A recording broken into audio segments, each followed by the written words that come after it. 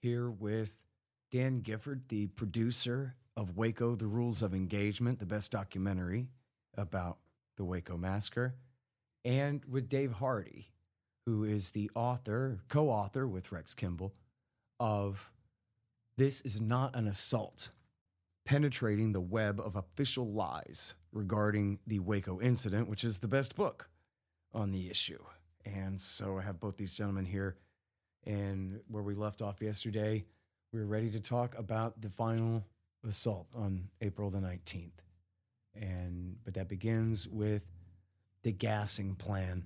Now, where we left off, negotiations were actually incredibly fruitful. And James Tabor and Philip Arnold had made this incredible breakthrough where they convinced Koresh, by applying his own teachings, that he should write down his sermons now for the first time, and that once he would write down his interpretation of the seven seals, then they would come out.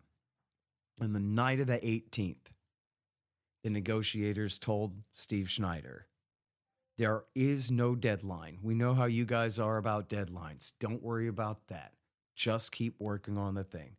And Schneider had promised that they would send out each seal as they were finished, as a show of good faith. And as we know, they, because of one of the women who survived the fire, brought the disc out with her.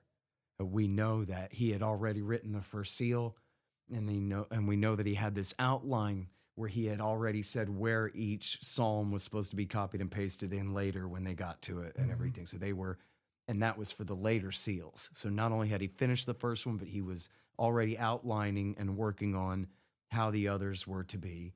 Mm-hmm. But the problem then is that the feds had already decided they were going to gas the place. Days and days ago, maybe weeks ago, they had begun this plan, convert these combat engineering vehicles to deploy this gas.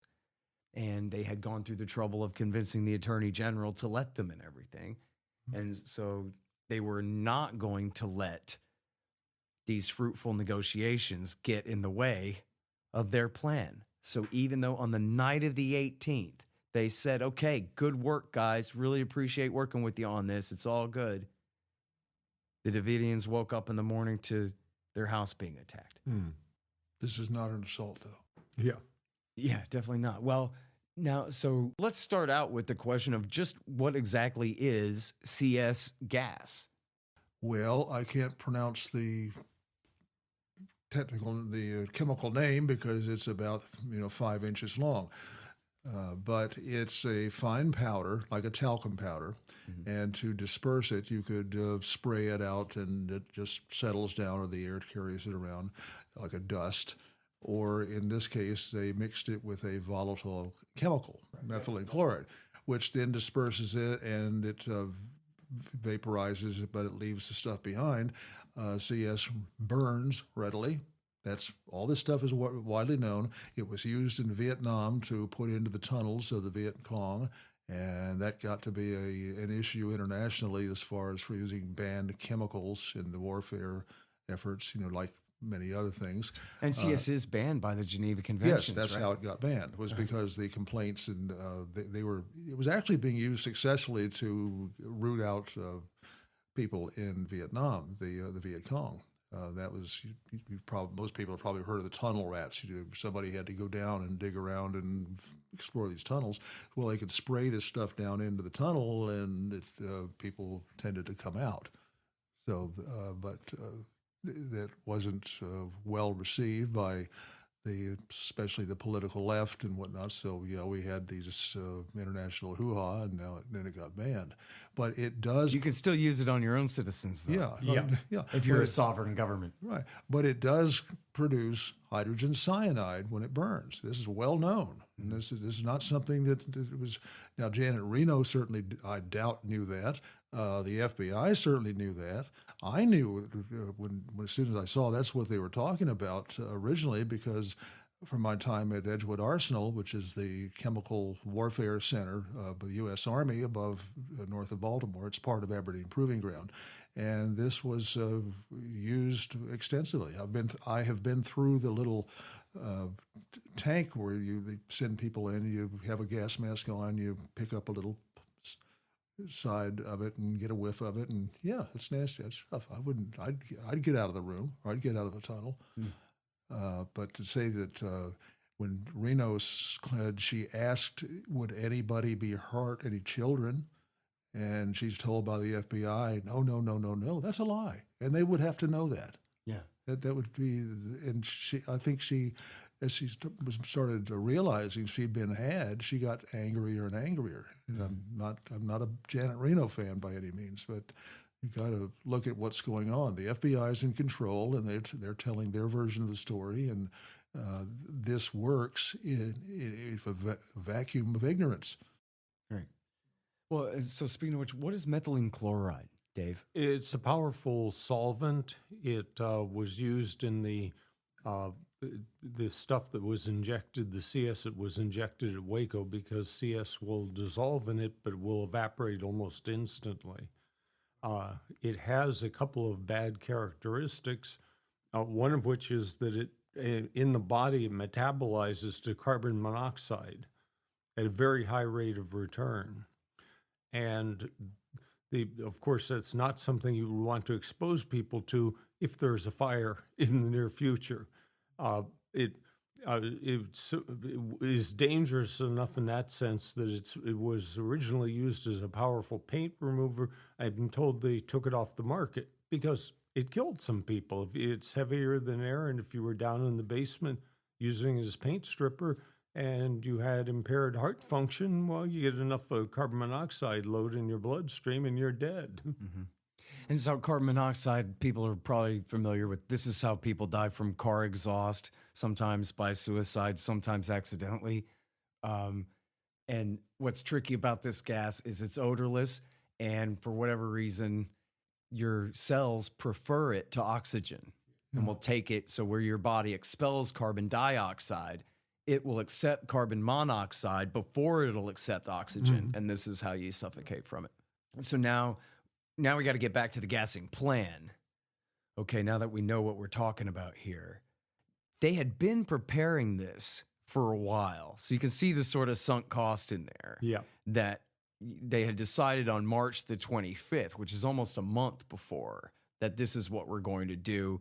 But it took a while to equip the combat engineering vehicles and rig the little boom and all the different things. And interestingly, right, to get approval from Janet Reno, but that only came at the very end. In fact, can either of you guys really nail down when she was sworn in? Because as we know, the first two appointees for Attorney General had to quit because of nanny scandals, right? And so she was the third choice. Yeah, they weren't paying income tax on their nannies. And so she was the third choice, and I forget exactly when she came in as Attorney General, but it was pretty late in the story, for sure. I think just a few days, as you said earlier. Yeah, she'd only been in office a day or so. That's right. You know what? I bet we could just look that up right now, couldn't we? Okay, so she was sworn in on March the 12th. So that's still, more than a month before the fire. So, but again, she only knows what the FBI is telling her. That's right. And she's believing them, which is foolish. And why wouldn't she believe the FBI? Yeah. And this is where we finally get to Delta Force too, because we know that when the HRT met with Reno on the 14th, which is the same day that they finally worked out this deal. It was the same day they're meeting with her, and the HRT brings Delta with them. They bring Colonel Boykin and Brigadier General, two-star General Peter J. Shoemaker, who was at that time the commander of Delta Force. And I believe both of them at that time are under Wesley Clark, commander of Fort Hood. And I think this is in your book, Dave, is that it was Webster Hubbell, who was a friend and associate of the Clintons who had come with them from Arkansas, who... Associate Attorney General. Okay, so he was number 2 to Janet Reno, and then he's the liaison too with the White House. Yeah. Is that right? Yep. Okay. And so he says he wants Delta there at this meeting to advise Reno. But do we know why? Do we have an indication of what Hubble hoped to accomplish with that? I'm unaware including of them? such. No. Well, this again is what Roger Stone told me, is that Hillary blew up at him. They were allegedly at one time lovers back in Arkansas. He was a big star, football star. At one time, he was drafted. People used to make fun of Chelsea saying she looked just like him, which is a Yeah. pretty bad insult. That's right. Yeah, he was drafted by Chicago Bears. I mean, he was a big time jock hero at Arkansas, and so they knew each other quite well. And she supposedly berated him and got, you go tell we want this going on. She wanted this stuff off the front page. And the purpose of Delta here is, right, these are the highest, considered the most specialized warriors, the top tier special operations. Them and SEAL Team 6 are not even the rest of the SEAL teams. But here's just 6. These are the very top tier special operations forces. So the idea is, I guess then we can infer that the reason that they're being included here is sort of like to oversee the HRT, which would be more like the second tier special operations forces. So whatever HRT is telling Reno, Hubble wants Delta there to be like the grown-ups in the room, maybe? Maybe, but I don't understand why bring in Delta. See, that's all wonderful. You've got a top tier combat unit, but are you going to use it against American citizens? Are you going to use it domestically? This is where the question that's not being asked. That's for use in foreign enemies. Mm-hmm. That's why the reference I put in the paper I wrote here, I was getting information at the House that confirmed many of the things that I at first didn't believe. And this was coming from the former head of the CIA, I thought, because I knew his son, who lived about 3 doors down from mine. Mm-hmm. And it was You're talking about William Colby. Yeah, William Colby. And the reason was that he didn't think all these things should be used against American civilians. This is what you do overseas someplace, but not here. This is interesting you bring up Colby because he's a big part of this story, but in a minute. So, let's get back to that in a minute because I got a lot of questions about him and his role in this. But so then, now, what do we know for sure about what Delta told Reno there? They did approve and recommend the gassing attack? Reading their record, it sounds more to me like they were trying to discourage it. I mean, they didn't have the power to say, don't do this, but they gave a whole lot of cautions. And if you're a bureaucrat and somebody's giving you a whole lot of cautions, what he's really saying is don't do it. Right. They warned that mothers may panic and flee and leave their children, things like that. Right. One thing about the involvement of Delta was, if we're asking ourselves, why did they ask Delta to come to the meeting? Isn't the answer rather obvious? They want to conduct against American citizens the type of operation that Delta is already conducting against foreign enemies. Mm-hmm. And so if you want to get advice on how to carry out such an operation against Americans, you go to the guys who've carried it out against other people. So in other words, perhaps HRT, or maybe we know, HRT were the ones who brought Delta along or asked Webb Hubble to insist that they be included because HRT wanted the help from Delta to do what they had in mind. Yeah, that I don't know. Okay. Might have been Webster Hubble's own idea. I see. Or HRT. But that makes sense, that if we're going to do this, we want not necessarily adult supervision to call it off, but adult supervision to make sure it's done well. Yes. Right. And now, so it's important, too, that we know about Boykin. He later made himself famous as an anti-Muslim demagogue during the terror war. Not that the terror war is over. But he was the one who said, my God is bigger than your God, and your God is Satan, and all of that in his private speeches, and was eventually demoted or at least, made to be quiet for talking like that. And so that's the same guy. And he had been involved in the Black Hawk Down incident in Mogadishu, lost 18 killed and 84 wounded during that. And that was just a few months later, right? And then, not to forget the optics of it too, with the bodies being dragged through the. right. So now let's go back to what you were saying about Janet Reno and the way that they lied to her. And they said to her, for one thing, we know that this won't lead to any permanent damage to children if we use it on children, which is an interesting way to phrase it, right? Because I don't think that's the law, that you can torture children as long as there's no permanent damage. But this is the same language that John Yoo later made up under W. Bush for when we get to torture people, that the pain would have to be equivalent to organ failure or would have to cause permanent damage. So if it doesn't cause permanent damage, then that makes it somehow okay. And maybe it was Bill Clinton and Janet Reno who had set the precedent for you at Waco. In fact, one of the questions that you was later asked was, you're saying that there's no law or treaty or constitutional provision that binds the president's power. Well, what if the president wanted to crush a child's testicles in order to get his father to cooperate? Are you saying that that would be legal, that there's no law that can stop George W. Bush from ordering that? And John Yoo said, well, there's no treaty, there's no law. It would be up to W. Bush to make that determination. So that's apparently the standard that we're dealing with here, right? You know, on that permanent damage thing, what they were relying on was a medical journal article about a small child who'd been exposed to pretty good doses of CS during a hostage situation. And if you read the medical article, caused no permanent damage is better read as almost killed him. I mean, it was, I believe they had to put the child on a ventilator, going into respiratory failure, that sort of thing. Yeah, they survived, but that's about all you can say for their experience. Yeah. And how old was the child in that? I forget now, but the toddler.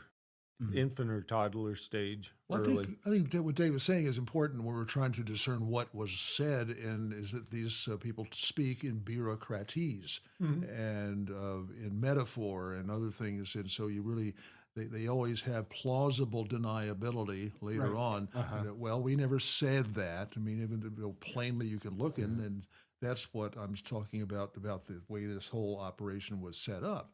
I mean, you look at it. I don't see how anybody comes to another conclusion. Right. It's very obvious. But it's gonna be hard to get them saying this is the best way to make it burn fast, right? You're never gonna quite get that. No. But now on the lie to Reno here, about the child, and the CS gas, the other part of the plan and coercing her essentially into approving the plan was, as you mentioned, Dan, the accusation of the beating of the babies. Yeah. And you talk about this in the book, that they told her, he is slapping these children around, and that essentially they set it up in a way where to Reno, she is now authorizing the beating up of babies if she is not authorizing the stopping of the beating up of babies. Right. And so that's her choice. Are you going to allow this assault on these infants to continue? Because baby means under 1 year old, right? You going to allow this to continue or not? Yeah. And of course, they knew that would be a trigger for her. Yeah, exactly. That was her, preventing child abuse was her big issue. You know, her big thing in Florida was she was used the anatomically correct dolls, which were later outlawed in terms of for child abuse and sexual molestation and all that. And, you show a child the doll and, you get a yes. Yeah. You get a conviction. Well, in fact, she was caught up in the whole satanic panic thing in the 1980s. Oh, yes, she's another one. Convicting innocent people on some crazy allegations. Yeah. So that was her whole reputation, was based on how she's the protector of the children and all of that. You know what? So I didn't realize this, but I learned this from your book, Dave, is that they admitted that they lied to Reno about that, or at least that wasn't true about the beating of the babies. Yep. Within 2 weeks of telling the lie. So I got a few footnotes here for people. We have a quote from the Justice Department report. There was no direct evidence indicating that Koresh engaged in any physical or sexual abuse of children, you could put in brackets here, at any time during the standoff. Given that Koresh had been shot and wounded on February 28th, he probably lacked the physical ability to continue his abuse, they say. And then they complain that, well, however, there was evidence that sanitary conditions inside the compound had worsened considerably. So it was unhealthy at best for the children to continue to live there. Fine, well, bring them a porta potty then. I mean, what are we talking about? Let them go outside. On Tuesday the 20th, William Sessions said that the FBI, quote, had no contemporaneous evidence, end quote, of child abuse or beatings to justify the assault. Then Reno eventually admitted herself during testimony to the House Judiciary Committee on April the 28th, 93. April the 28th, 93, 9 days later, there was no evidence of child abuse during the standoff. None. So there you go. And that's interesting that they, for whatever reason, decided to tell the truth about that pretty soon afterwards. I guess it really only mattered that she believed the lie for 10 minutes. Yeah. Right? Sure. During the meeting. Sure. Otherwise, it doesn't matter. Yep. You have to manipulate your superior. As an old bureaucrat, I'll tell you that's how you do it. They know what options are available. They're dependent upon you outlining them. And in this case, the options are perfectly obvious. And they're dependent upon you for information. Mm-hmm. So manipulate the information and make sure they get the result you want. Right. Okay. So do we think that actually went on with Reno? All right. So now to your point about the weather, because now we get to the actual attack that morning. It's the morning of April 19th. Jeff Jamar, special agent in charge, has permission now from the Attorney General. He orders the attack. Yeah. Well, he was asked at the hearings, why did you do the attack at this time on this day? And he said, the weather. Well, what about the weather? There was a 30-mile-per-hour wind blowing on one corner of the Davidian. I forget whether it's north, south, east, or west. Yeah, southwest corner. Okay, southwest corner. And it fit with the plan they were coming into. That's why I say this didn't just happen. This was carefully thought out. So they've already injected the CS into the building, and they poked holes in it so it can breathe.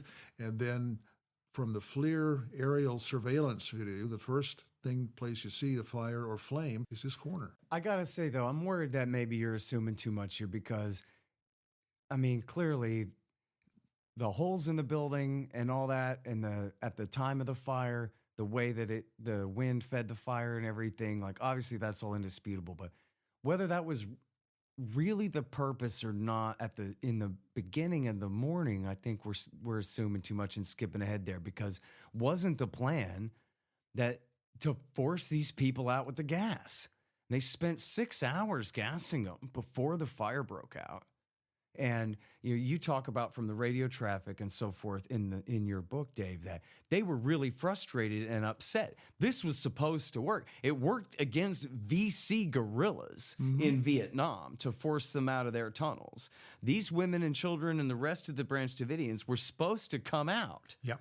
And then, so after 6 hours of this, they're still not coming out. And this is leading to this frustration. They don't really have a backup plan. No. So so to your question, I mean, is it really fair to say they deliberately were setting up a potbelly stove starting at 6 o'clock in the morning? Yes, they were, because they had pyrotechnic devices that would start a fire, which they lied about not having, and we didn't prove that until Dave and Michael McNulty got into the evidence locker, and I had a couple of ATF agents come see me on the sly with pictures of, said this is an incendiary device. Also, the flashbang, they also had fragmentation pieces there too. Well, let's get more to how this fire started later. Yeah. But just as in terms of like whether that was what they were going for from the very beginning. I mean, it seems like the plan was maybe even to kill him with the gas, but certainly to gas him. Well, you need to also tie this in with the nudges and the taunts about how much fire insurance do you have? How many fire extinguishers? This is an important point that's been brought up repeatedly, and it's in Rules of Engagement. But my producer and I went and tracked this down and looked through all the transcripts of the negotiations. And these are two totally separate conversations that are cut and pasted in an improper way. So one conversation is saying, David Koresh is saying that God could strike this whole place with lightning. He's basically like, God is Zeus. He's going to start throwing lightning bolts around. And the negotiator says, oh, come on, you're going to start throwing lightning bolts? And he goes, no, not me, God.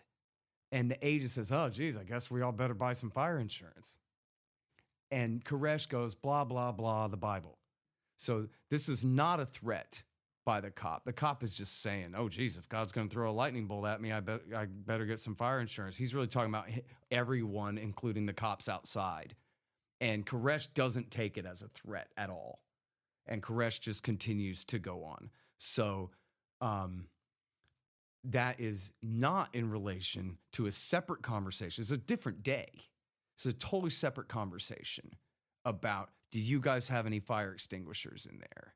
And Schneider sends someone to check and says, no, I think we only have one. And then they're concerned, but they don't threaten him. They don't make a joke about, oh, you don't have any fire extinguishers, homeboy, you better get some. That's just not in there. Well, I think it's in the subtext, but you're saying... Well, it's not in the subtext. But you're it's saying, really not. It's your two entirely separate conversations. So you're saying Dick misread the... I'm saying Dick misread it. And I asked him about it, and, you know, we went and tracked down through the transcripts, and we looked every or any possible reference to fire insurance or fire extinguishers through all those negotiations, and that's all we got. Okay, but you're still left with the physical setup with it, which was absolutely right. And look, I just want to be right. I don't really care who did what as much as just that we get what's true as best that we can. And I think that Revis is an honest journalist. I think he just made a mistake and got his notes conflated. He must have gotten his notes conflated on that particular point. Well, let's. Speaking of FBI state of mind on the day of the gassing, you've got to understand that Jeanette Reno left the Department of Justice headquarters to give a speech in Baltimore, about 30 miles away. Mm-hmm. And the whole plan was, I believe, to carry out the gassing while she's out of touch.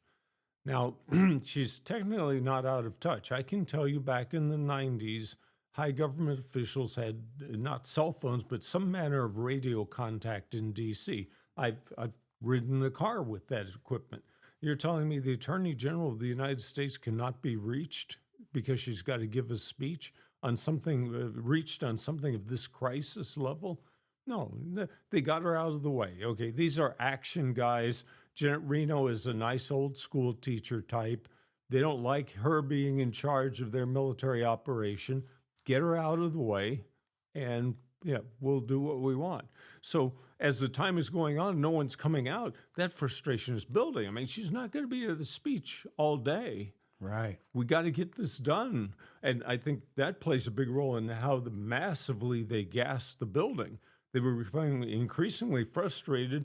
If the amount of CS we dumped in didn't work, double it, treble it. For Pete's sake, just get them out. Right. Okay, so headphones on because we've got a couple clips to play for you here. And this is from the very beginning of the raid. It's the title of your book, Dave. This is not an assault. This is not an assault. David, individuals inside the Branch Davidian compound. Exit the compound now. Submit to the proper authority, David. David, you have had your 15 minutes of fame. It's time to leave the building. So there you go. This is not an assault, they say. We're not entering the building. We're just spraying this methylene chloride CS powder mixture inside. And David, your 15 minutes of fame are up, pal.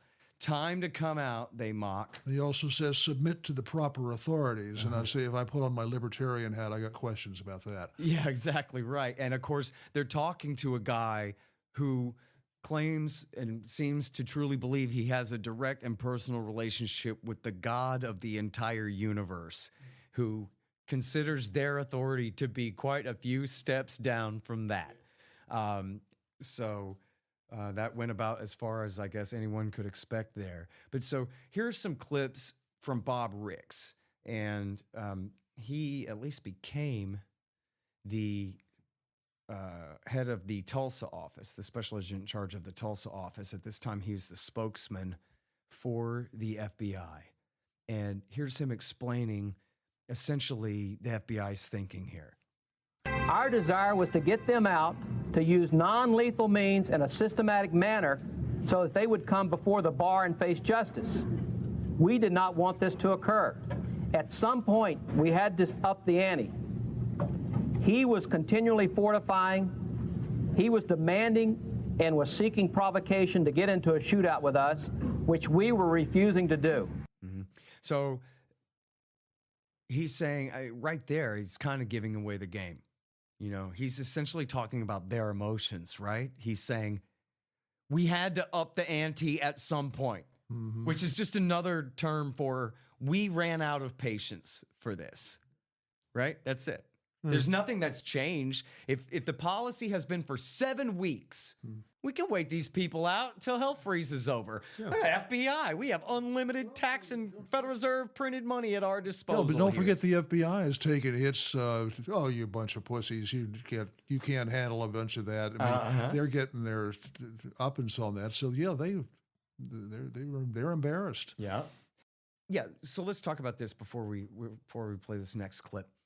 You allude to this, Dave, a second ago. There were 2 plans. The plan that they got Reno to endorse, someone might mistakenly think was near reasonable, but there was a clause in there. So tell us about what's going on with that. Well, they had the original plan that was presented to her was, we'll basically give them a dose of CS, enough to irritate them, and they'll come out eventually. And then they had a little clause in there that if any of the Davidians shoot at the tanks, then we can escalate. Well, who cares if you shoot at a tank? AR-15 does not do much damage to an M1. Well, they had an answer for that. Remember, as I remember, there is a slit somewhere on the side so the driver can see what's going on. And if by chance the bullet had hit that little place, the odds are infinitesimally small. Then you could have theoretically shot one of the guys at the tank. But that was it. Yeah. Well, and of course, they can just say, "Oh yeah, somebody shot at us," and doesn't even matter if it's true or not. Sure. Also, I found this interesting too. This was in the testimony, you remember. It was asked, well, what does the damage to the tanks show? And remember, I forget one of the congressmen, and nobody ever came up with the report on the damage to the tanks, which leads me to believe, well, there wasn't any damage to the tanks.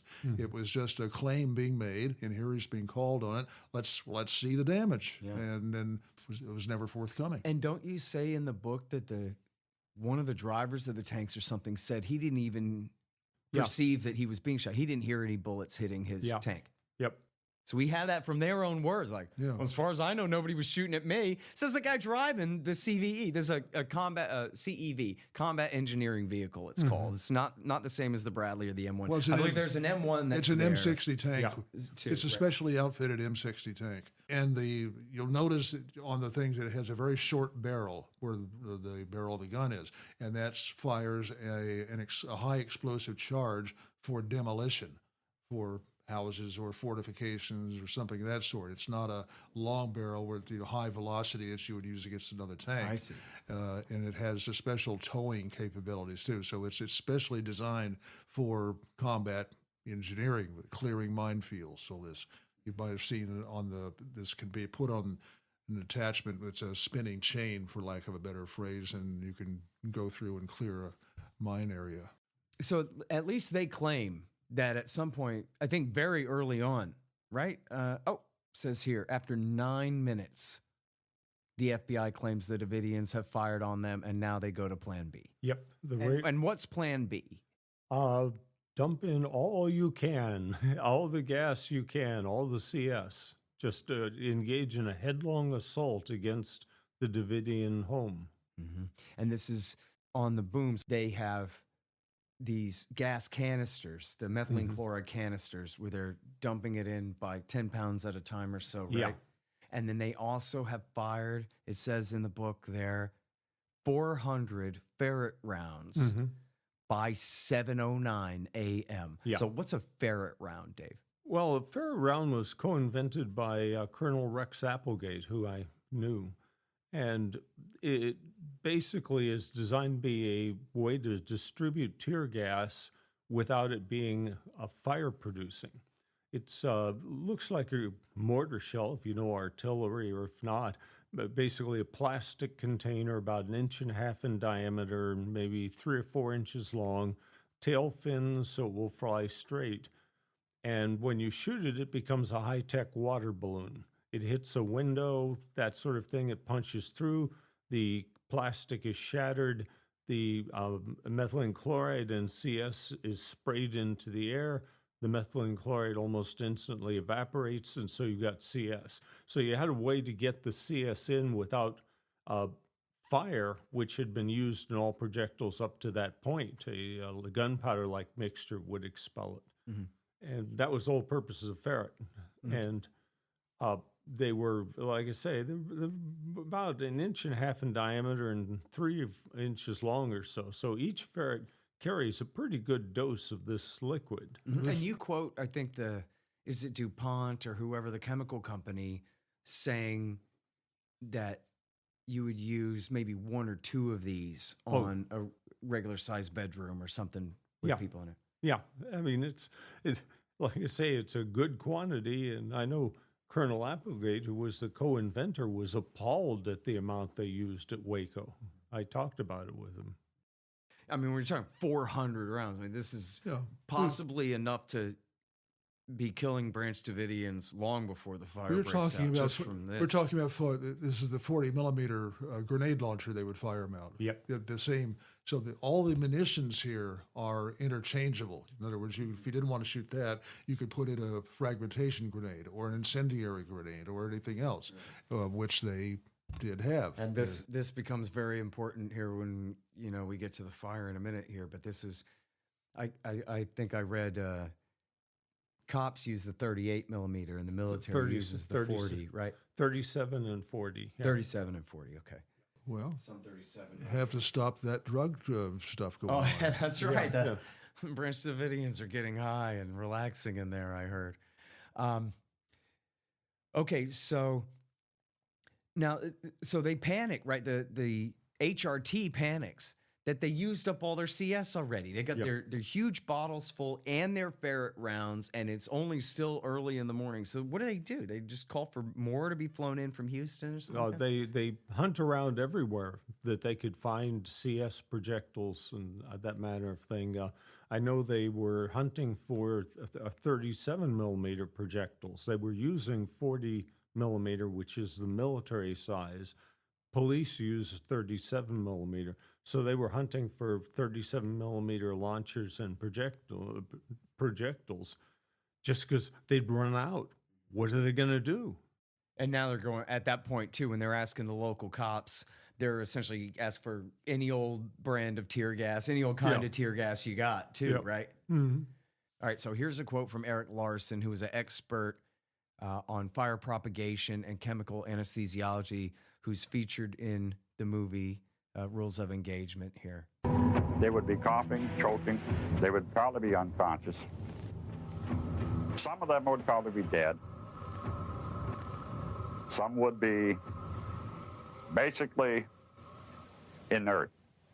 They may still be alive. They may still be breathing, but they're not going to be doing anything. All right, so now some of the I guess all the adults had gas masks. So there's, various degrees of, they get clogged up, over time, and they don't necessarily seal well. Of course, none of the children had gas masks that could fit them. So, he's mostly talking, I guess, about the children, but that would be some adults that applies to as well, that he's saying here. And this is, again, before the fire breaks out. And now, so this gets into the pyrotechnic rounds, but we don't necessarily need to go quite that far yet. But we need to talk about just the fact of the gassing of the buried buses at the north end of the building. Why are these buses buried there, Dan? And wouldn't that be an escape route that the feds are claiming that they're trying to force the Davidians to maybe use to get out? Well, that's my understanding. Is that was an escape, a safe house, if you will. It's like a storm shelter that they built. Yeah, you right? get to remember some horrible tornadoes through there. This is part of Tornado Texas Alley. Prairie out there. Yeah, so that's probably the origin of why you had it. Now, there's a section here that I did not put in the film because I received death threats from people. I received a lot of death threats. Remember, we had one person who was working on this project that was murdered. And it's an unsolved murder going back to 1999, and it happened right after I received a death threat. Her body was found in her home in a closet with one bullet in the back of the head. Who said that? This was Jan, one of the Warner Brothers people we were working with at the time for a follow-up movie, Janet Burrows. And this is... this ties in with this piece because there was a strip from the local TV station, WTX, in Waco, where the anchor or the reporter was doing on camera and pointing out what you're pointing out, that about this time, about the stuff that was coming out of the bus and out of the building, it didn't look like a gas, it didn't look like this, a number of things, and we don't know what it is. And the Texas Rangers, so he said, did not want to comment on it for fear of retaliation by the FBI. Now, there were two, so I kept, somebody didn't want that in. And having one person dead already, I didn't want to, I thought the threat was against my children. That's how I took it, but it was, she's the one that got it. And there are three stories about floating around about that. One is that her husband had her killed. Her husband was the producer of a crime show that was on TV at the time. Another was that she was copying down license plates of drug dealers around town. I don't know how realistic that is, but I can certainly vouch that I did receive a death threat about that if you put this in, somebody close to you is going to get whacked. And so I just figure, well, that's bigger than I can handle. This does end up in a new revelation, the sequel, after I guess you and McNulty had your breakup, and he went on and he does show where they gassed those buses. Yeah. And he eventually died of natural causes, right? Yeah, but in the meantime, let's not forget, he told me that agents visited the school where his children attended in Colorado. That's clearly a threat, clearly an intimidation. And for the longest time, the last episode, I guess, was about 5 months ago, primarily at coffee shops where I have a coffee clutches all over the place. Friendly people show up and they start asking leading questions, and it's very obvious they're not just random people and all this.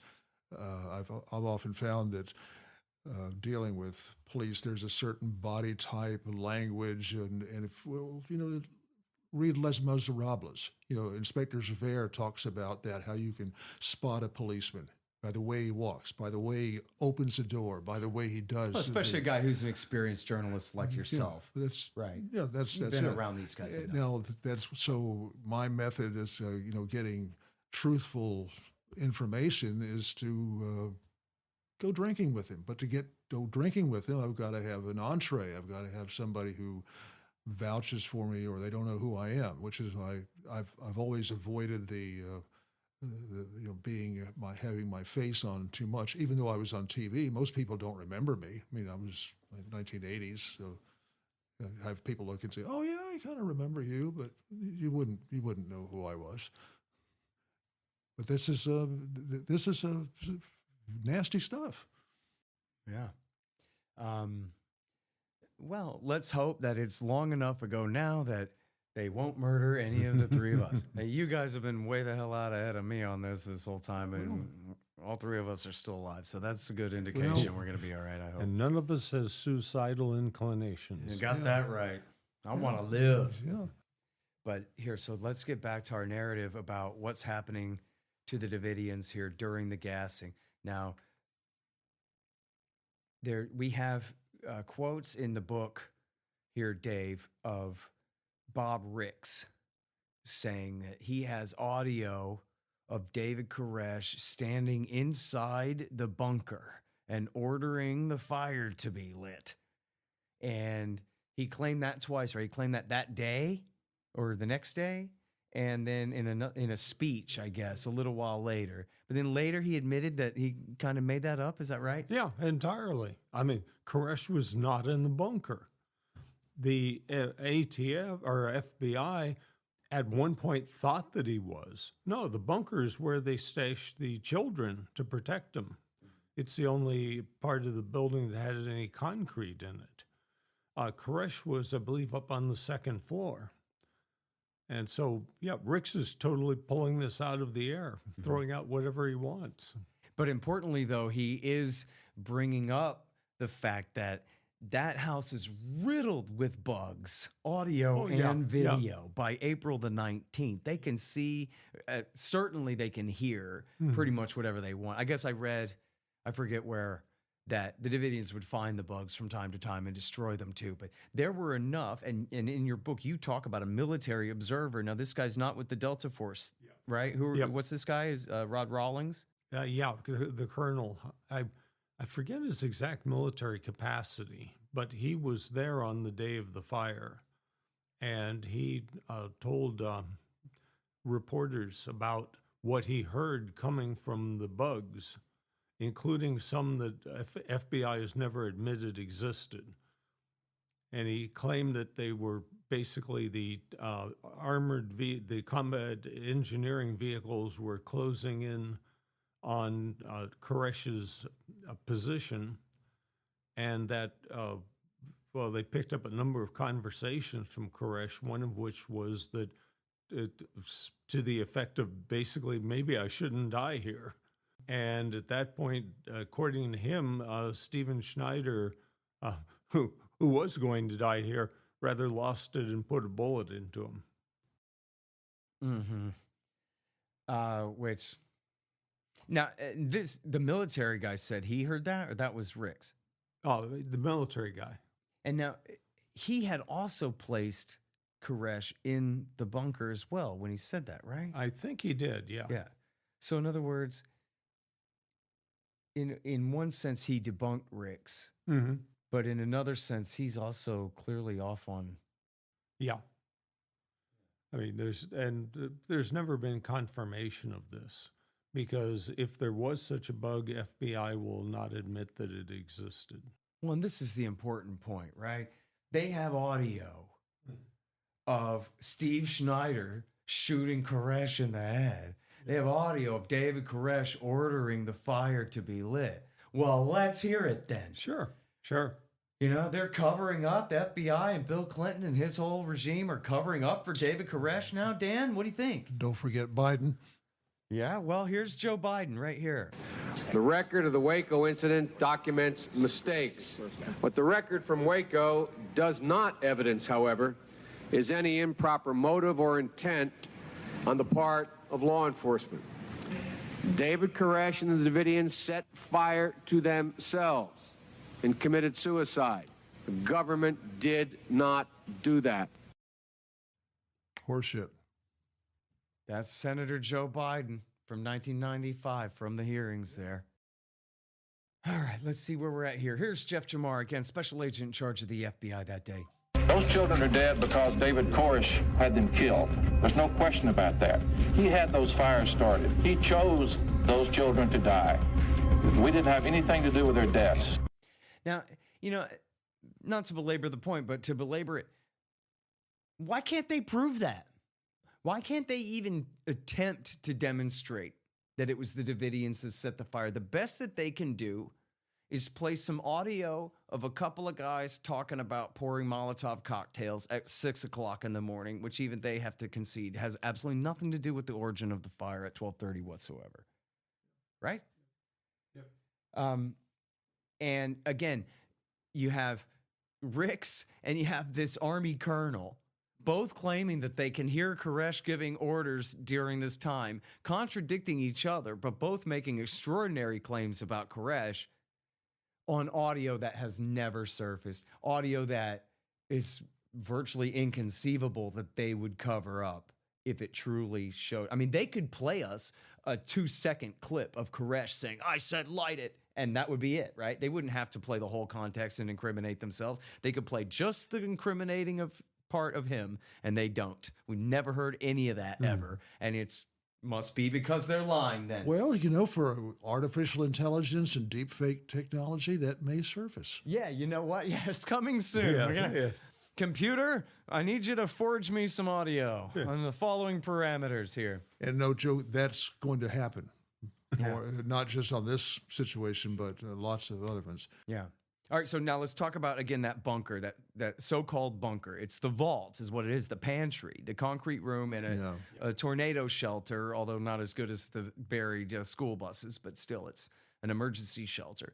And it's all women and children in there. There are no men found, no men's bodies found in there at all. Not a single man, no. All women and children. Okay, this is the important clip here, Ricks. We knew that protection was in there. We believe we finally were able to make entry into that compound and were able to insert gas inside that protective area. We put massive gas in there. Their gas mask by that time had to be failing. We thought that their instincts, the motherly instincts would take place and that they would want their children out of that environment. It appears they don't care that much about their children, which is unfortunate. It sets up, puts out a mythical story. People believe it. What's even amazing is, even if you take it at face value as true, that's really your plan? Mm-hmm. You're going to torture these babies until their moms finally give in to you? Mm-hmm.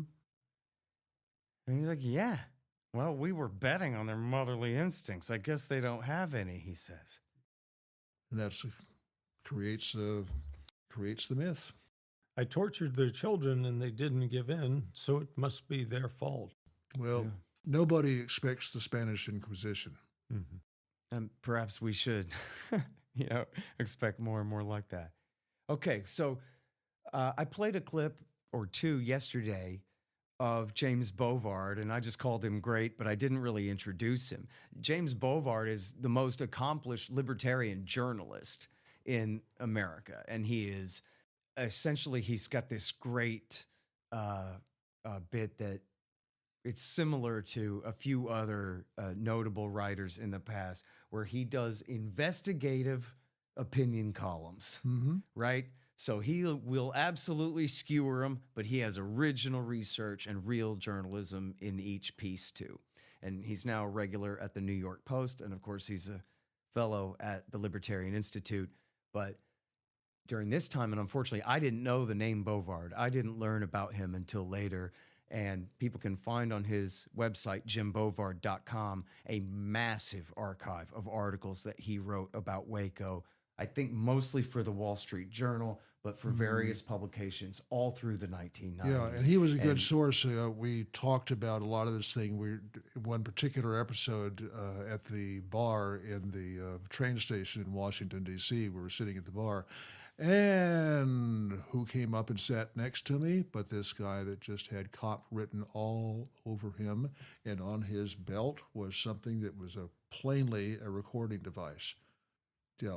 And did Bovard give him a Well, Jim says he doesn't remember it. He says that was a lot of beers ago, which is true. So fair enough. But this we're talking. Jim loves to drink pilsners. I know.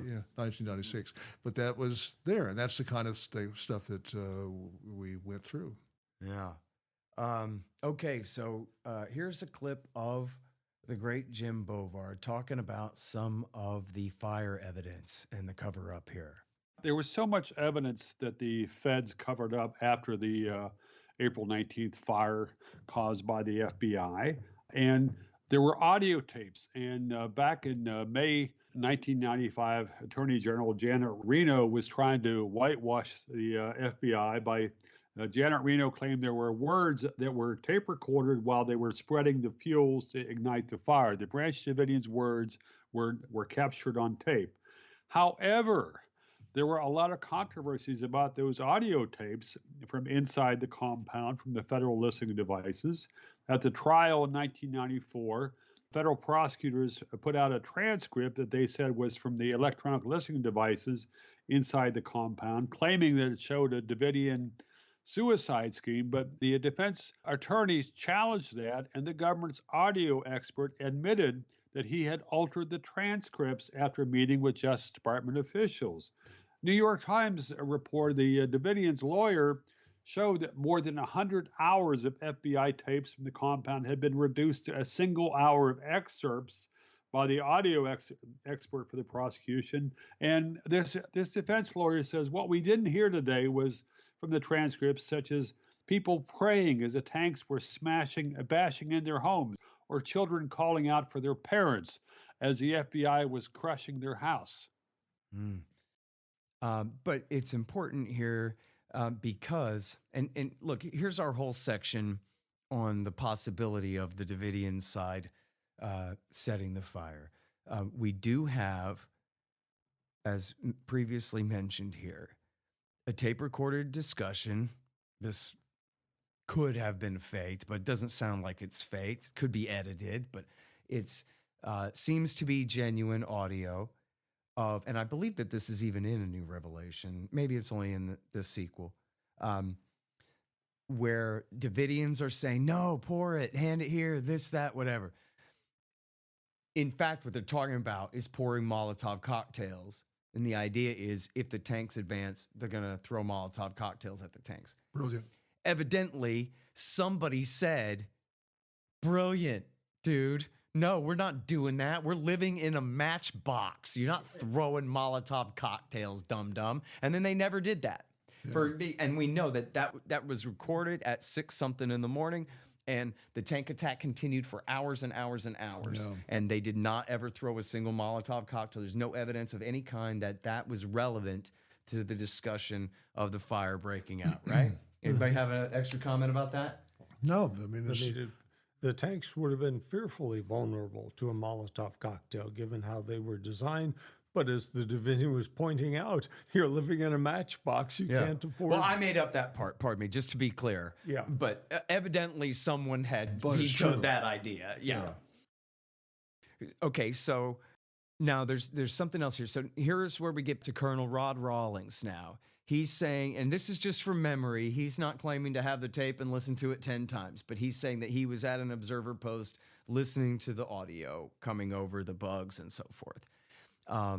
And he makes 3 major points. The FBI, and he has been critical of the FBI here. He's saying that they expected that the CS gas would work and that went to force everyone out of the building. And when it didn't, they were completely at a loss. And in fact, as you point out in the book, from their point of view, they're being made fools of, that their brilliant gas plan is not working here. And they have no other, secondary plan, basically. Then he also said that earlier in the attack, the FBI bugs overheard the women and children being told to go to the vault.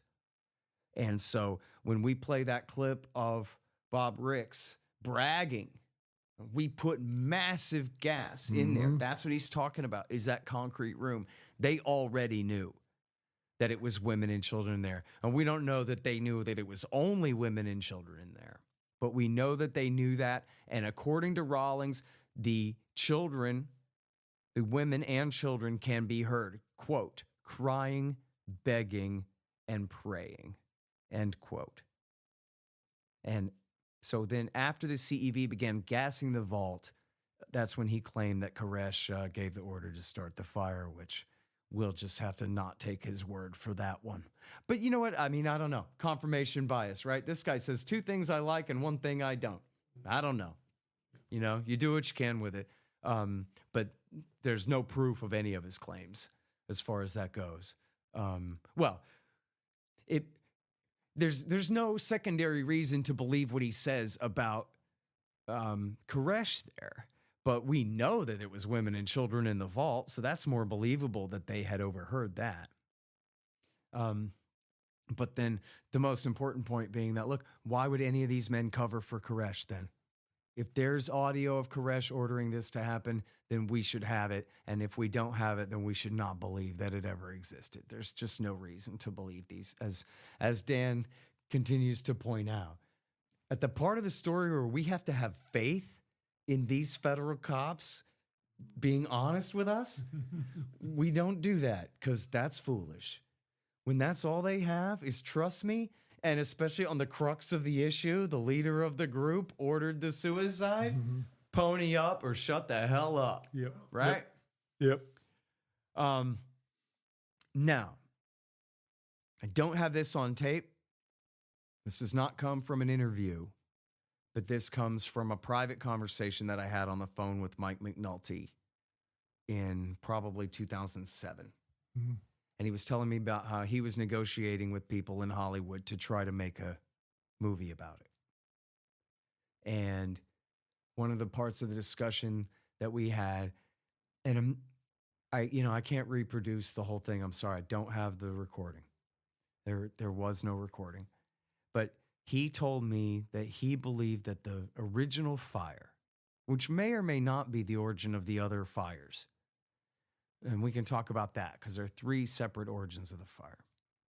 But McNulty told me that he had come to believe that the first fire broke out at that southwest corner of the house from the muzzle flash from a Davidian's rifle. That in that footage, the tank dumps a ton of methylene chloride and CS gas. They'd just been, I guess, rearmed with, more tanks full.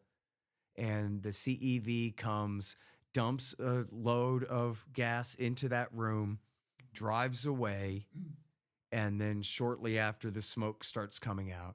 And McNulty said, I guess, that he had done tests where a muzzle flash would ignite, or he knew of tests others had done, I guess. A muzzle flash could ignite that methylene chloride CS mixture. So it could be that the Davidian was firing a defensive round at the tank attacking him and accidentally started the fire. He said it would have been like an alcohol fire that blew sort of. That's the corner I'm talking about, because you see there's an injection, the tank tears that piece off. Now, this is pretty late though, right? Yeah, but there's no reason that I can see why you would have to tear that whole large piece off. Just gone right in the window, right? Yeah, a large piece off. That's because you have the vents already in the rest of the building, and that's where the wind is focused, is coming right in. That's the only reason I can see that you would.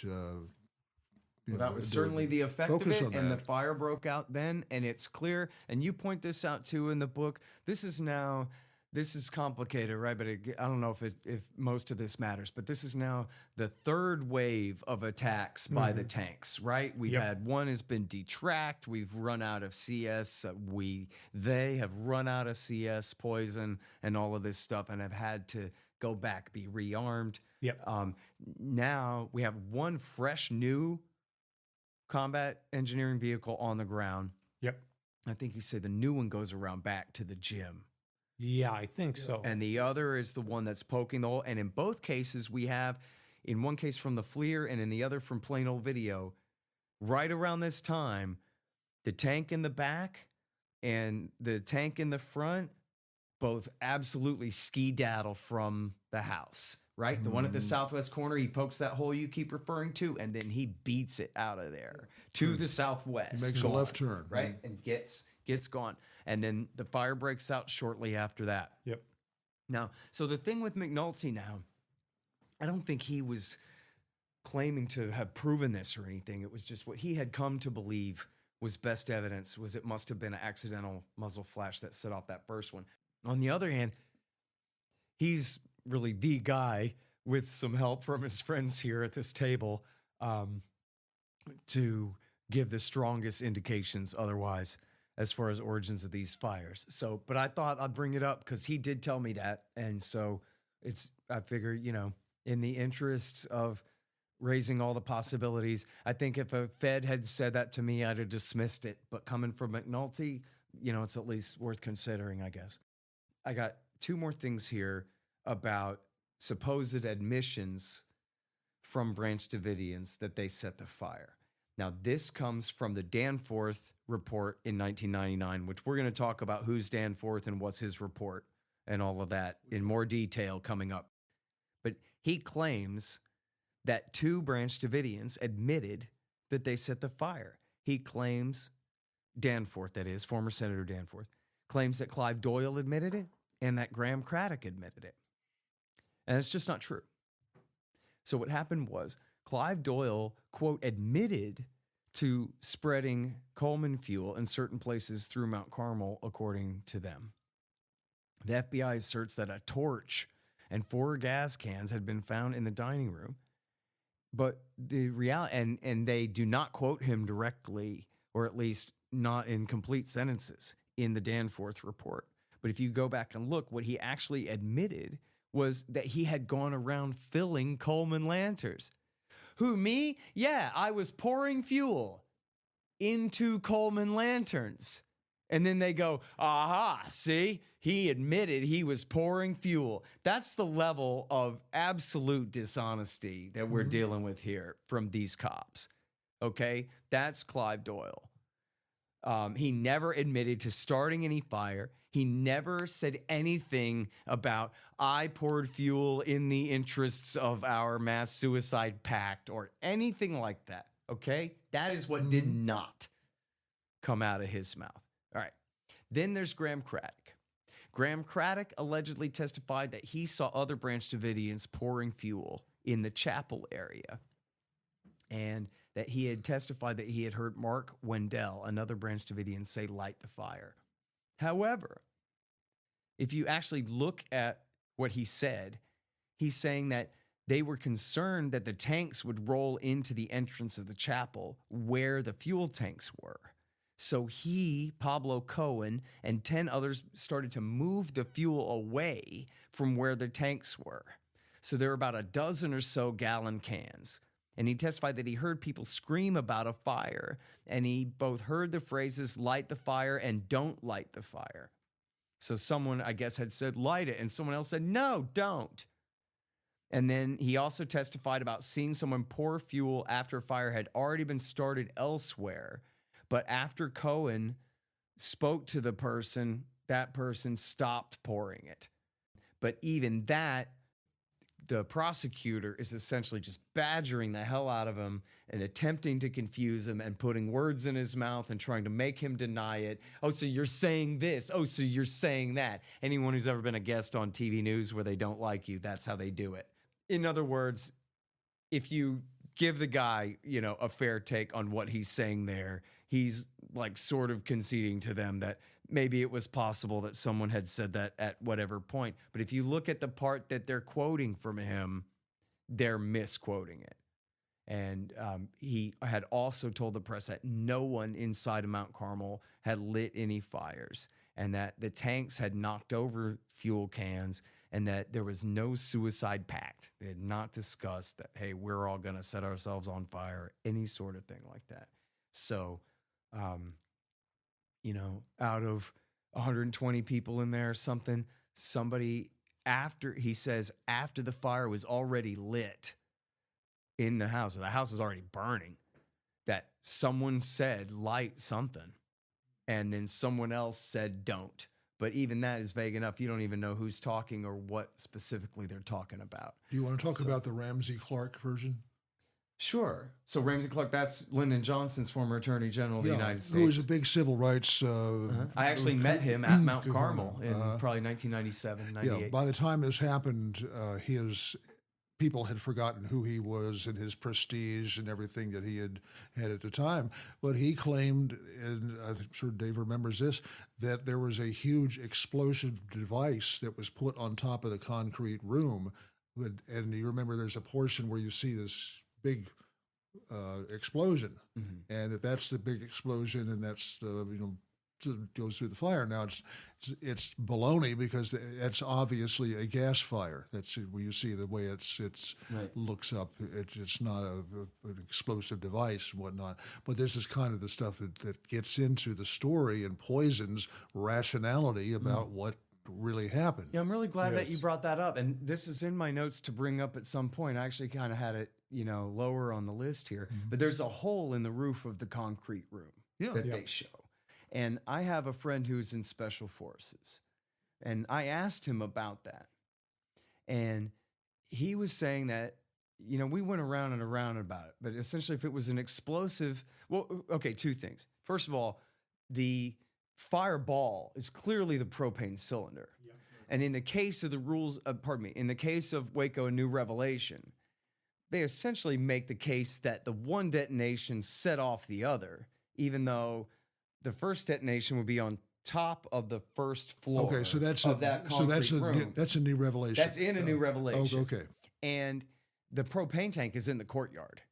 So whether this explosion set off that one seems, iffy. But, I'm not a video expert, but there does seem to be possibly a high explosive charge going off, possibly in that room. No. But the thing is, if you look at the hole, the rebar is not severed. Yeah. The rebar it seems to be indented down. And I guess what my buddy was saying was, perhaps if you had some explosives in that room that had some weight on top of them, that just from the fire they exploded, that could have caused that. But like an actual shaped charge that would have been meant to blast into that room would have severed the rebar, unless it just got so lucky that it went perfectly through. But a lot of heat will do that to concrete. If you've got it supporting, that's a lot of weight. And if it gets heated enough, you're going to have something fall off of it. It's very... so you didn't need anything to explode to make that circular hole. Not at all. From concrete failure from the heat of the fire. And this is part of the problem. These things are lingering out there. And Michael and I had arguments about this, that you cannot put this stuff in there if you don't have any basis of rationality or any proof about it. And it doesn't have to be proof beyond a reasonable doubt, but it's not even possible. I mean, we looked at this. All right, but now, so let's rewind, because we do got some really good, we have some high quality McNulty here for people as well, and some points of clarification I'm going to need. But before we get into the evidence lockers and all of that, I want to play this clip of David Thibodeau talking about his experiences on April the 19th. Now, this is still 6 hours goes by before the fire. So at this time, it's understandable that people would be thinking, that you might be thinking, all right, enough of this, man. I got to get outside and get some fresh air. And if a cop arrests me, I guess I'm under arrest. But my gas mask is jammed and this sucks. And no, but instead, you guys don't come out still after 6 hours of this. They're going to shoot me. That was... Yeah, I absolutely thought they were going to shoot me if I exited that building. The only reason I left is because when someone yelled from the upstairs, they said, "There's a fire up here."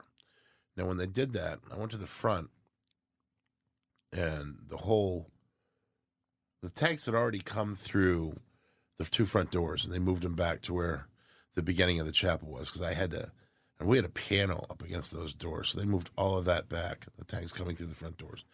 When they did that, they also took out the staircase that led to the second story. So that was destroyed. And I remember looking down the hallway and seeing, all you could see was just like plywood and beams all over the place. I mean, it was completely blocked off. No way to get down that hallway. So I went to the back to where the stairwell was that led up to where David Koresh's office was. And then I walked over the beams that led to the second story hallway. And, I wanted to get to Serenity. I wanted to make sure she's being put in the underground bus. So I was hoping to get there. And there was a blanket over the doorway. And when I opened the blanket, a big gust of smoke came at me. And I had to dodge back until it dissipated. And then I went to go into that hallway, and just this wall of flame from the left to the right shot in front of me. Just whooshed down the hallway. It was like this huge wall. Big ball of flame. I'm sorry, no getting in there. I never had this clear in my head. This is the fireball is going from which direction to which direction now? It's going from if I'm looking at the surveillance house from left to the right, so from that corner tower all the way down the hallway. All the way across the front of the house, Yeah. from essentially from south to From the north. second story, yeah. Okay. So it engulfed that whole second story hallway. It makes sense. winds In other words, it essentially ignited everything as it The traveled winds down were the hall. 33 miles an hour too. So I think one of the holes when they made So at that when point, one of the tanks made the holes in the second story, they made it right there where that hallway was. no, but if I remember right, you eventually escaped out of a hole in the chapel wall, right? So Yeah, you when turned around and went back to the chapel? Let me explain. When I knew that I couldn't get back into the second story, I went back the way I came. And then I got down to that hallway, which is between the chapel and between the gym. We had heard these scraping sounds all morning, and that was from the tanks going in and literally, and you have pictures of this. I know you've seen these pictures. They just totally destroyed the gymnasium area in the back. Everything Right. was on the ground. And in the FLIR tape, we see, that plane's flying overhead, and you see the two explosions in that window that's right near where the tanks are. And then after that, you can see fully automatic weapons fire. So that's happening near the tank, And, that's, I didn't hear any of that at the time. The tanks coming through the gym were so loud, it would just like shake the building. Well, that was one of my questions for you. Is we see in the FLIR that there's all these shots, and Dr. Allard counted 60, but Gigliotti, 68. he counted 130 shots. So I was wondering if, and by the way, and we see in the FLIR that they're shooting long before the fire breaks out. I'm not exactly sure all the timestamps, but there is ample footage of them shooting before the fire, and I guess into essentially the cafeteria area there. So, but you weren't aware of any of that. You're in your position, you're essentially on the southwest part of the building and then back to the chapel, and all that is happening to your north, basically, and behind you, and you're not hearing any of this. No, see, that's the thing. That's what I believe you that the tanks were loud. Well, it's what was so powerful to me about the FLIR tape. Two things were. After the fact, I remember reading the autopsy reports, and I just was like, how come this person died with a bullet wound to the center of his head? How come this person has a bullet wound to the center of their chest? That's not how you kill yourself. And there were like 10 or 11 autopsy reports. I don't know the number off the top of my head right now, but several that had this, center of the head, center of the chest. And it never made sense to me. And I didn't get it. Mm-hmm. Right. I didn't want to get it. I had no idea why that would be. And then when they were making the rules of engagement, I was invited over to the studio to see the FLIR tape for the first time. And when I saw the flashes and I realized people were being shot, it changed everything for me. All of a sudden, the autopsy reports made perfect sense. People were trying to escape out the back and they were being gunned down. Right. Or there was a gun battle going on between the two. But I don't see any flashes coming from the building. You can only see it from the outside. So I don't know what to think. All I know is I believe to this day, and I will always believe, that people were shot at the back of that building, that the government shot them. Let me get back to the cafeteria. So you go from the cafeteria to the front of the building. Everything's blocked. The stairs are broken. Yeah. There's fire now in that whole front hallway. So you turn back to the chapel. Yeah. But did you and Clive? I guess Clive got out the front of the building. Did anybody else get out the same place as you? Oh, yeah, four. 4 different people came out, got out of the 4 altogether. Yeah, okay. 3 other than me. So here's what happened. So I get back down there into that area, and someone talks about going out, and I said, they're probably going to shoot us if we go out. So we're just kind of waiting there. People are praying to God. I look over to Wayne Martin, who's to my left. And Wayne is he's leaning against the wall. And I see the smoke start to come and surround him, and he takes his gas mask off. He leans against the wall, and he just kind of scoots down the wall to where he's resting on his feet. And by the time he gets down to the bottom of the wall, and he's like holding his nose like this, he's got his gas mask off, the smoke totally engulfs him, and I can't see him anymore. And then the second after that happened, I hear the wall ignite next to where I'm leaning against, and my hair starts to crackle. And when that happened, I looked out to the tank had come into where one of the windows was, and would spray gas through there, and they made this huge hole in that window. And I looked over and I saw Jamie Castillo and Derek Lovelock go out of that hole, and I just said, okay, I'd rather be shot than to burn to death, period. And I went out of the hole after them. There's a Red Cross sign. I could hear the speaker systems at this point saying, come to the Red Cross sign. Don't anyone, if you have a weapon, if you shoot us, we're going to shoot at you. Come to the Red Cross sign. You're under arrest. So we're all walking up to the Red Cross sign. I turn around in time to see Clive come out. I didn't think anyone was going to make it out after me. I thought there was no way someone could make it after me. And of course, there's Clive coming up, but he's patting his arms out. They were on fire. He had a jacket on. And I think his jacket caught fire. And so then I just kept going to the Red Cross sign. I know Clive's out. I've fallen. We all have our hands up. I get about halfway up the road. I turn around. I see this huge explosion, this big firebomb that you see, the big explosion. And I can remember I was probably about 50 yards away, half a football field. And I could feel the heat from that thing, man. That fireball was like, it was like a sun on my face. It was crazy how hot it was. And it was like surreal. Everything's on fire. There's that explosion. I turn back around to the Red Cross sign. I just follow it up. And at this point, it's like I'm seeing in tunnel vision. I'm just seeing directly in front of me. And he's in shock or something like that. He's going into shock. They get us to where the tanks are, and they put us all down on our faces. And they put our arms behind our back, little plastic straps. And there's two FBI guys. One was a blonde guy and one was a brunette guy. And the blonde guy had the piece of paper and the pencil, and the other guy had an AR, and he was pointing at us. And they're like, where are the kids? You got to live with us for the rest of your life. Where are the children? And I said, they should be in the underground bus. You guys know all about it. Because I didn't even know at that point they were in the cafeteria. This is all stuff I put together later because I could never get down to where that area was. It was just destroyed. And then the other guy said, well, we tear gassed that bus. And I was just like, oh my God, I can't believe you guys did that. I was thinking to myself. And so the one guy looked at the other guy and he said, I knew this wasn't going to work. We should have gone with plan A or plan B. He said one of them, I can't remember off the top of my head. And he says, do you think they set the fire? And the other guy says, you're goddamn right to set the fire. There wasn't one pyrotechnic in that building. And they couldn't believe what was happening. The FBI guys, the two guys that I was talking to, they were stunned. When he said, I have to live with this for the rest of my life, I'm thinking, well, so do you. That's exactly what I was thinking. And I don't think that guy realized. But I know that the FBI guy on the ground really felt that.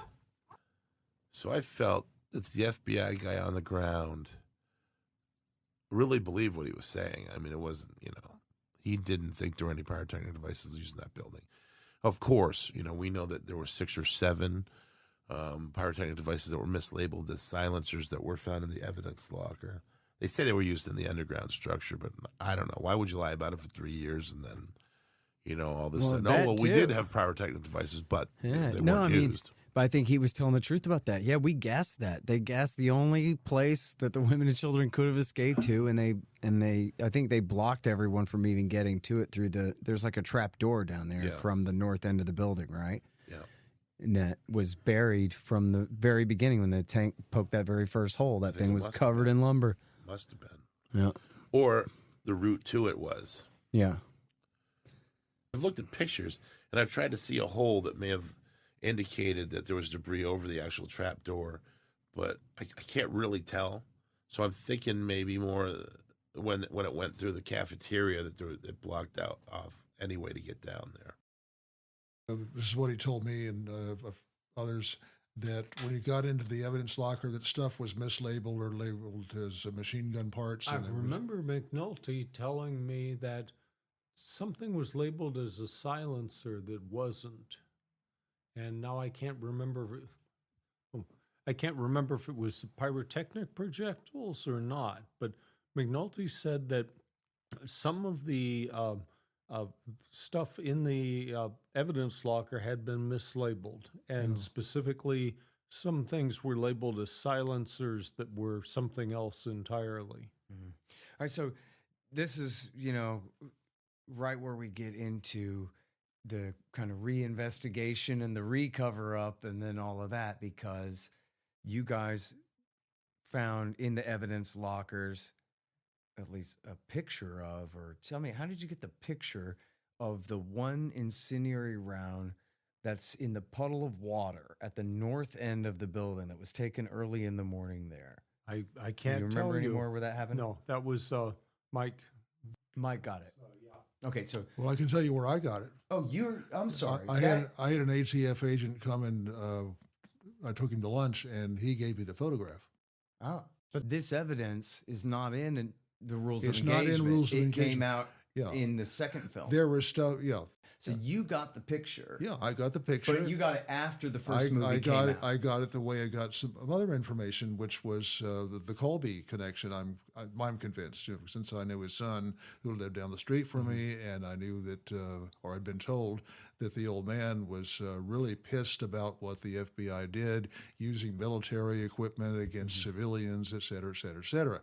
And Now, because you got a Colby story too. You Oh, had an investigative partner in all your work on this, who I don't know if you ever met Colby, but he said that he was working with Colby to Yes. get a lot of this information, Yes. including the second generation, or the first generation FLIR footage that makes it into the second movie, A New Revelation, correct? Yeah, well, that was Gordon Novell, and he was, in fact, at the core of the idea of the gunshots being on the FLIR tape.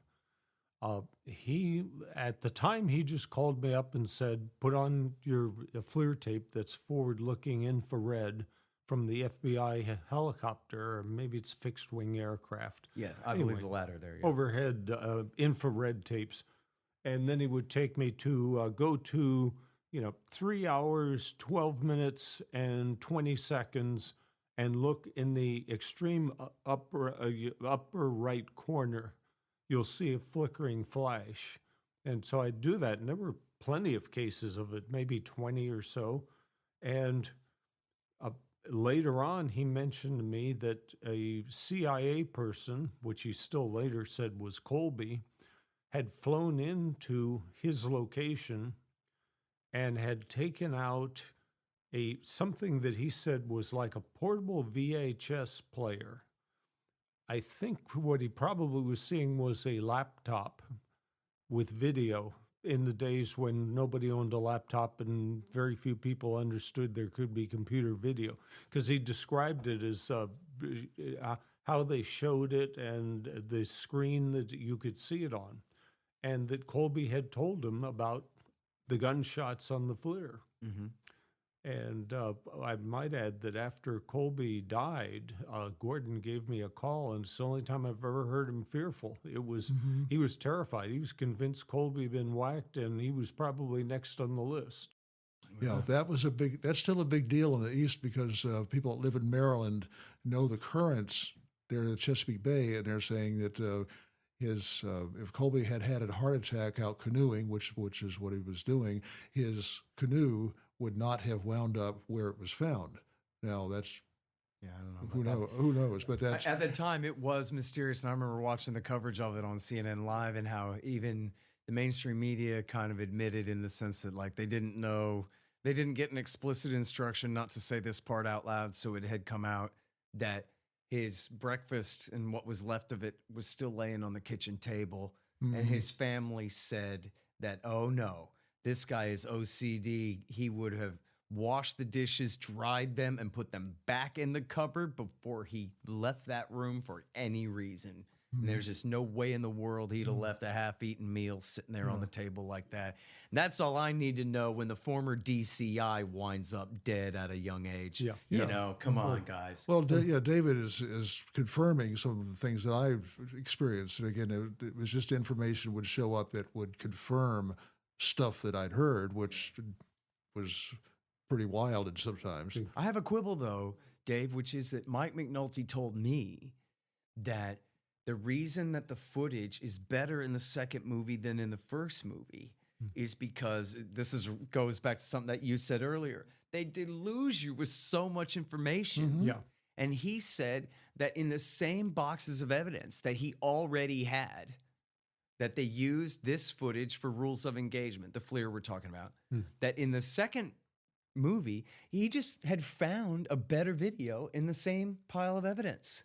It was just they didn't have a chance to get to it until later. So does that conflict with what Gordon Novell told you in the No. See, at that point, we had only a very crude copy of the FLIR. Oh, I see. And Gordon is talking about, the head of the CIA playing it, so I assume he had a very good copy on his laptop. But that wasn't the origin of what made it into the second film. That was just something that Colby had showed Novell. Yeah. And then Novell knew that you had a FLIR copy from the first generation that he's telling you to go look at. Yeah. And like I say, he was very precise. Here is the second where you will see the event. Here's where you look. We'd all been looking at those tapes for months. I mean, this wasn't just Gordon having some insight. In other words, this was Colby's analysts had given him a piece of paper with some numbers on it that he had given to Novell. Sounds like. I'll give you another interesting. Now, there's something for the FOIA, too, is what does the CIA have on the Waco FLIR? Let's see it all. See if they'll answer that. Well, this is just to make everybody angry. Now, maybe the government, the FBI, the ATF did some wrong things, but they didn't light the fire. They didn't start the fire. That is not one of these questions. That is very debatable. Yeah. I like how he added very in there, too. He had to add that extra quibble. Yeah. Now, here's from my interview. Oh, go ahead. No, he's protecting the Clinton administration, clearly. Yeah, of course. That's what he's doing. And if you've seen Schumer in action enough, you know what a partisan he truly is. Yeah. Along the same lines of Colby and the CIA. Yeah. During the civil lawsuit for damages, I was sitting second chair, that is deputy to Ramsey Clark, for a particular group of Davidians. There were 4 attorneys. Anyway, at one point I talked to Gordon Novell, and I said, Gordon, all these expert witnesses are coming out of woodwork, guys I've never heard of, all very well qualified, giving opinions that help us. They're all from the intelligence community. Tell me what's going on.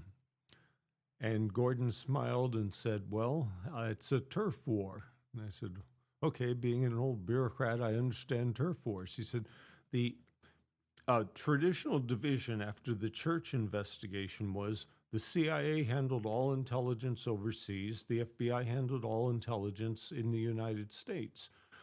Well, lately, the FBI has established something called a foreign attaché program, which has FBI agents assigned to American consulates overseas gathering foreign intelligence. The CIA does not like this trespassing upon their turf, and so they are mightily inclined to help you if you're going up against the FBI. That starts to go a long way to explaining this stuff I experienced.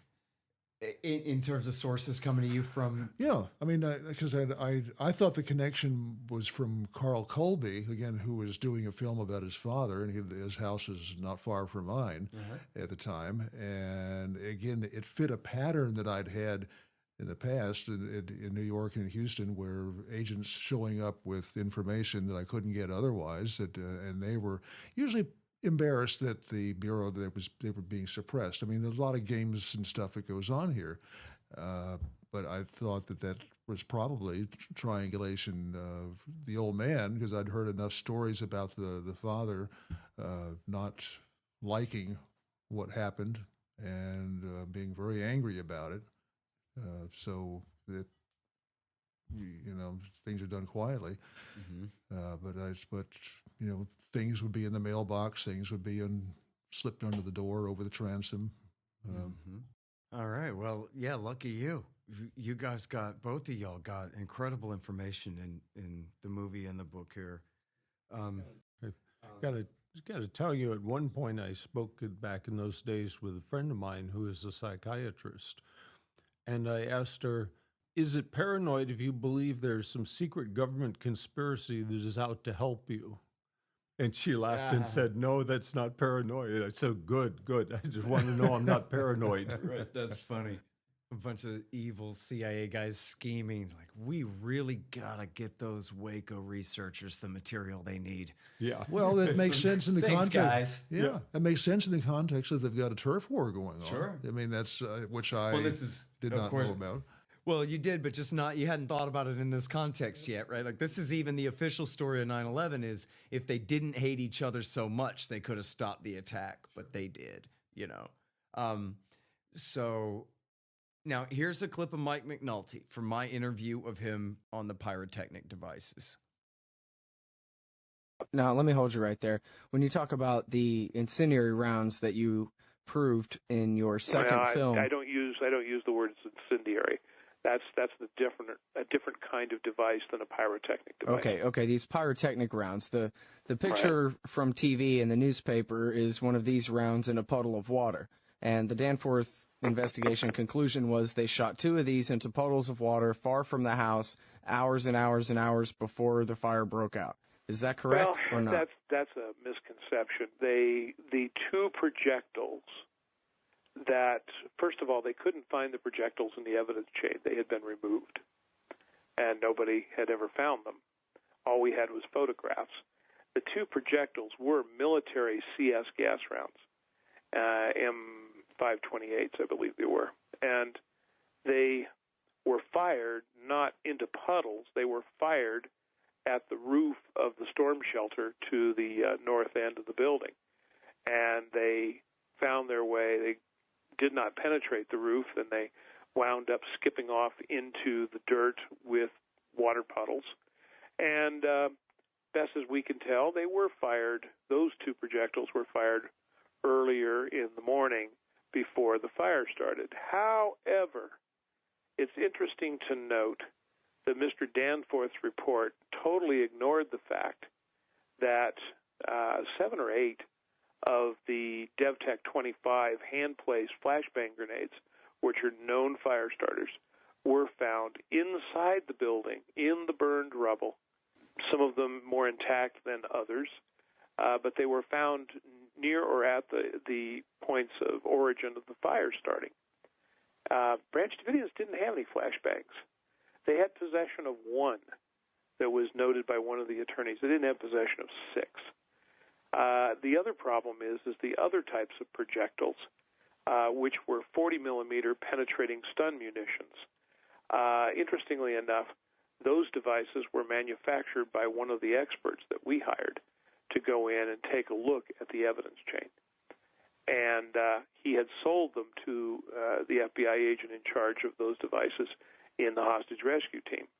And when he examined them in the aftermath, he noted that they had been tampered with and that apparently the charges that had been carried by them in order to cause a detonation and a flash and a bang had been increased substantially, so that they became even more dangerous than they already were, because a penetrating stun munition is something you fire through a wall.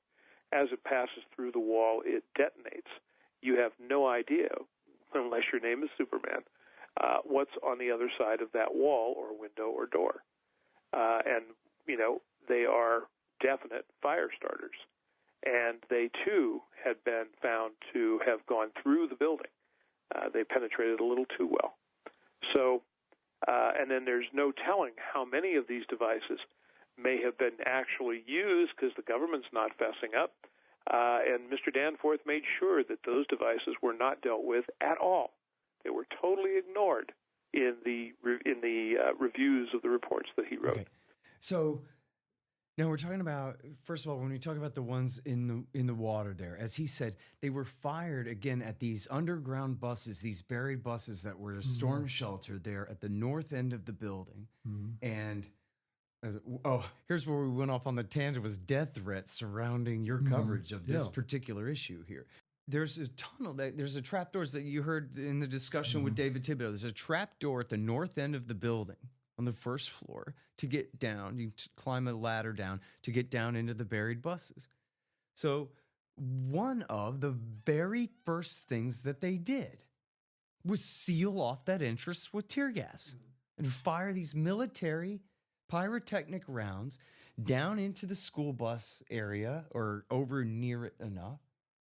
Their first priority was sealing off what any decent human would think, that even if you accepted the premise for the sake of argument of gassing the people in the building, you would want the mothers and children to do what? To possibly run to the shelter, and then you can get out from there, you know, or they could have gotten them out from there.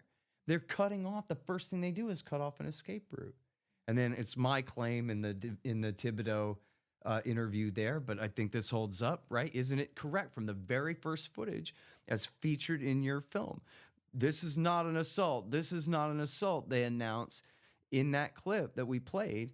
As they're doing that, they are smashing through the ceiling of the first floor into the second floor, right at the very north end of the building, collapsing all of that area directly onto that trapdoor into the escape route to the bus. So this is like our segue into whether these pyrotechnic rounds lit the house on fire or not, is that their plan is to not let anyone leave the building from the north, no matter what. Someone signed off on that, gave that order, others followed it. Yep. And the means was using these 40 millimeter military pyrotechnic rounds. And then how does this, again, explain a little bit, if you could, Dave, about, and I'm sorry, say whatever you were going to say too, about how these pyrotechnic rounds work to deliver the CS, et cetera, so people understand here. That's exactly what I wanted to talk about. There are mainly two ways of delivering CS to a target. One of them, the original one, was pyrotechnic rounds, which are essentially they burn a gunpowder-like mixture and then expel the CS powder from that. Right. And they have the advantage on open ground that they heat up, so you can't just grab one and throw it back. But they have the disadvantage that they can start fires, and every now and then they malfunction, actually shoot out active flames, and then in particular, they start fires. So the ferret rounds were designed to get around that. There's sort of a high-tech water balloon with CS gas dissolved in methylene chloride. So the whole purpose of the pyrotechnic is to deliver the gas, but do not use it against a building. The projectiles have that standard labeling because, yes, it will start a fire if you use it against a building. And the first time the difference came to my attention was I was listening to the first set of House hearings on Waco, and Clive Doyle was testifying. And he said there in the chapel, they could see the ferret rounds coming in, and he shouted and hissing, and he shouted to throw them out of the building, and someone said they're too hot. I heard that and said, wait a second, ferret rounds do not get hot, and they don't hiss. Those weren't ferret rounds going into the building. Yeah, in the film, I have an example of the shooting, how it goes through the wall, the 40 millimeters. Now, that's because that was a question that was being asked that at the time, that how would they penetrate the wall? How would they do? Well, obviously they do. Yeah. Right. So now, I hope that you guys can help me solve all of this. In y'all's film, the first one, Rules of Engagement, you showed two 40 millimeter rounds with a green stripe on them. They're identified as pyrotechnic rounds that were found inside the building. But the ones that are pictured, there's one in the pictured in the puddle that the other one is missing forever, I guess, but they admit existed. that is different, has a yellow stripe on it. And I have two discrepancies I'm trying to resolve, guys. The first one is it fair to say that the green ones featured in the first film are also Mark 651, Mark 651 CS projectiles, like are identified in the second film as the one that caused the scandal and the whole Danforth investigation to be appointed and everything when the second film came out? They both are identified separately as pyrotechnic military rounds, 40 millimeter rounds. And then the second discrepancy is that in the second film, which it's clear that you disavow responsibility for its conclusions here. That's on the record, but just to make sure that we're all talking about the same thing. I know you've seen it. In the second film, and I believe in that clip that I played of McNulty there, right? Now we're not talking about those two green striped 40 millimeter rounds anymore from your first film. Now we're talking about they found flashbang grenades, two at each origin of the fire, mislabeled as silencers in the evidence locker. Yeah. So now you two experts hash this out. Well, we knew they have flashbangs. In fact, some of the testimony that was asked, well, why didn't you leave? And I forget who said it, but, well, every time you'd step outside, somebody'd shoot a flashbang at you. Yeah. So we know they had them, and that's... and y'all... somewhere in here, you can go ahead and add your story if you want about how y'all got access to the evidence lockers finally, because I know they gave you the runaround. Yeah. But you finally got in there. And what exactly was it that you found there? Was it all in Austin? At the DPS headquarters in Austin? I forget now the location. And I myself never visited the locker. Mike did. You did the legal work that got it done, though, right? Yes. Okay. So go ahead and tell us that story for a minute. Mike and I were discussing the locker and that he had information, I assume through the prosecutor Johnston, about it, but only in generalities. And so I said, let's do some Freedom of Information Act work. And I sent to, I guess it was probably the FBI, maybe the Marshal Service, maybe both, a request, Freedom of Information Act request for access to that locker. And they sent back and said, it's not within our control. It's within control of the Texas Rangers. So I wrote a state Freedom of Information Act request to the Texas Rangers, and they wrote back and said, no, it's not under our control. It's within control of the FBI. And it kept on, and then it became the U.S. Attorney controls this. Right. And finally, ultimately, we got access. And, and ability to take pictures, that sort of thing. And now this is a side story, but it's something that you brought up before. I think now's the time we finally get to it, was the U.S. Attorney Bill Johnson got in trouble for helping you on this. Yep. So when you say it finally worked out, it was he finally said, go ahead and let McNulty in there. Yeah. And then he was prosecuted for that. Yeah, and he's the only guy that got in trouble for the whole thing. Well, just think of the absurdity of that scenario. The government prosecuting the prosecutor that prosecuted the Davidians. For, and what was the charge on that? How do they get They him? call it, it's misprision. That's the term, and Dave's the lawyer. So, but I think it basically means knowing that some evidence is being withheld. It's allied to Brady material, as I understand, but it's not the same. Yeah, it's the charge against him was that he was called in front of the grand jury and he deleted a page from his notes. And the page had reference to incendiary projectiles, which pyrotechnics aren't, but they're sort of similar. So that was a reference to it. And he omitted that page. And for that, they went after him on a felony charge.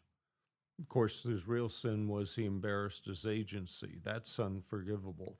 But that was the real problem. And they tried and this is the same guy who put them all in prison, by the way, that we're talking about here, right? We're just talking about years later. Well, he didn't put him in prison. The judge put him in prison. And that's we'll get to that whole story. That's a real travesty. Sure. Yeah. No, that's part of our narrative too. But But I'm just identifying the character that we're talking about. This same Bill Johnson is Yeah, the Bill same guy Johnson. who led the prosecution. Yeah. We're agreed, I think, that, and you're saying that when McNulty got evidence, got his hands on the evidence finally, that was what he found was flashbangs mislabeled. He didn't find 40 millimeter rounds in there. He found flashbangs that were mislabeled as silencers. Is that correct? He found something that was mislabeled as silencers. Now I'm not clear. He did find some 40 millimeter flashbang projectiles. Oh, I see. And they were a special type of projectile that was a regular flashbang is like a grenade. Well, this was a 40 millimeter projectile, about 1.5 inches in diameter, and it had a steel casing and was designed to go through a wall and on the inside shoot out a core filler that was like a giant firecracker. So it was a smaller projectile than the standard hand grenade, but it was designed to penetrate a wall. Right. And we tracked them down, and they were manufactured, I think, originally for the military. And it would have been logical for Delta Force to lay their hands on them because, I mean, who else in the military needs to penetrate a wall and stun people on the inside? You're out to kill people, not to stun them. Mm-hmm. And then was it also in that same time that who was it that identified that there was a magnesium parachute flare found in there somewhere? I remember that, but I don't remember who first identified it. Okay. And now, so if you remember, Dan, can you please take us back to, you guys never actually got your hands on them. You got your hands on a picture. Yeah. Is that correct? Of these two 40 millimeter rounds with the green stripe. Yeah, and they had the little measuring device around, just like they do for evidence. In fact, the agent at ATF was from Tucson, and I think maybe you probably know him, and said he used to date Linda Ronstadt when he was in high school there. Yeah. No, I don't know him, but she is a local girl. Yeah. So, okay. but he was clearly upset about the misrepresentation, the lies, and all that. And that's just like the FBI. A couple of them that would show up at my house with stuff. You do have some people who break ranks on the things when it just gets to be absurd. But do we know where those two were found? No, I don't know exactly where they were found. It's been 25 years now since. I'm trying to remember from the film if there's more detail about where they were alleged to have been found then. I believe that the assertion in the film is that they were found inside the house. Oh yeah, they were definitely inside the house because that's where the fire started. In fact, I think there were some that were there on that corner that we were talking about earlier, in that vicinity anyway. So, but remember, the FBI denied they had any munitions that would kill people. They never fired a single shot, and yada, yada, yada. And not a single pyrotechnic. Yeah. See, I suspect word games on... What did Gordon Novell die from? I don't think I ever heard. I was on a Zoom meeting for his funeral, but I didn't hear. Yeah. Here, we can fill time while I'm control Fing this thing with, let me ask you this side point. Who was this Gordon Novell guy that he was so connected and able to get you all this stuff? Both Dan and I are laughing. Do you know? Let's just put it this way, that he was a fellow who, the more improbable the tale he told you, the more you could be sure it was absolutely true. He was connected in everything, including Watergate, where he came up with a plan for erasing Nixon's tapes from outside the building. And I know enough about electronics to know, yes, he spotted the problems with that and solved them. What else? John DeLorean, the car designer, he was critical in getting him acquitted. And I think Dick Rivas looked him up and said what Gordon was telling him was so incredible he couldn't believe it. And he managed to get through to DeLorean, and DeLorean said essentially, yeah, he saved my butt. Mm-hmm. Was convicted of bugging a meeting His big claim was that he had rigged some device that recorded Clyde Tolson and J. Edgar Hoover in bed together. Okay, yeah. Now, never seen that, never heard that. My reaction was, oh, yeah, sure. Yeah. Well, he was quoted in the story about that, and I think in Time magazine. And the site he was looking into UFOs, and in the Kennedy assassination had Jim Garrison pursuing him on the grounds that he was probably involved. And you can verify all this. This all really happened. Wow. All right, so through the magic of Control F on the transcript here, I was able to pull up this short clip from Rules of Engagement. So let's see what we have here. FBI made it clear from the beginning it used nothing that could have started a fire. Non-pyrotechnic delivery systems were utilized to insert CS gas. Pyrotechnic devices actually burn, and as they do, tear gas is dispersed.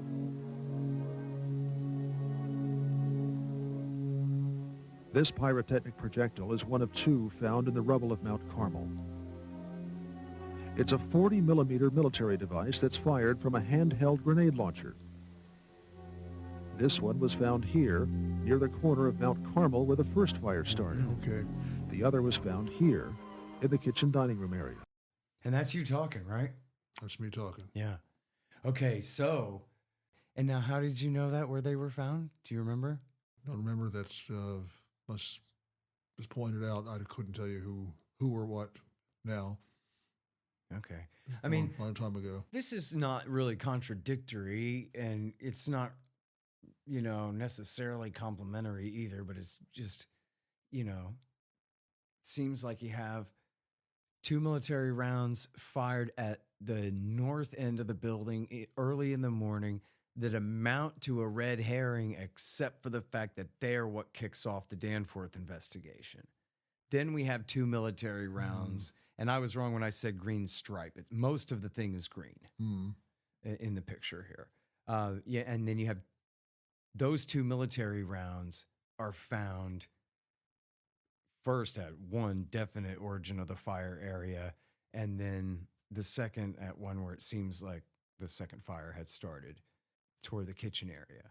So, and then the third fire origin was in the back in the gymnasium.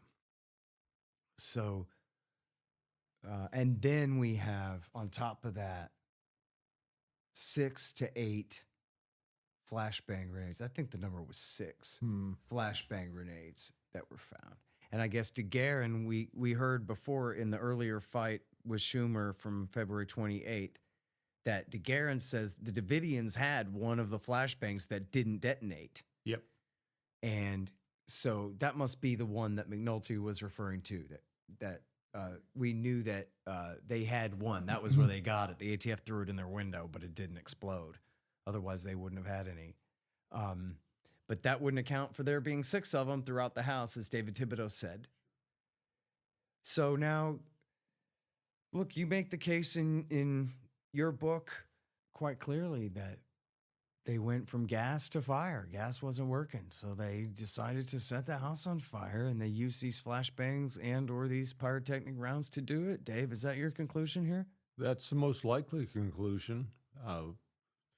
They were getting really, really desperate.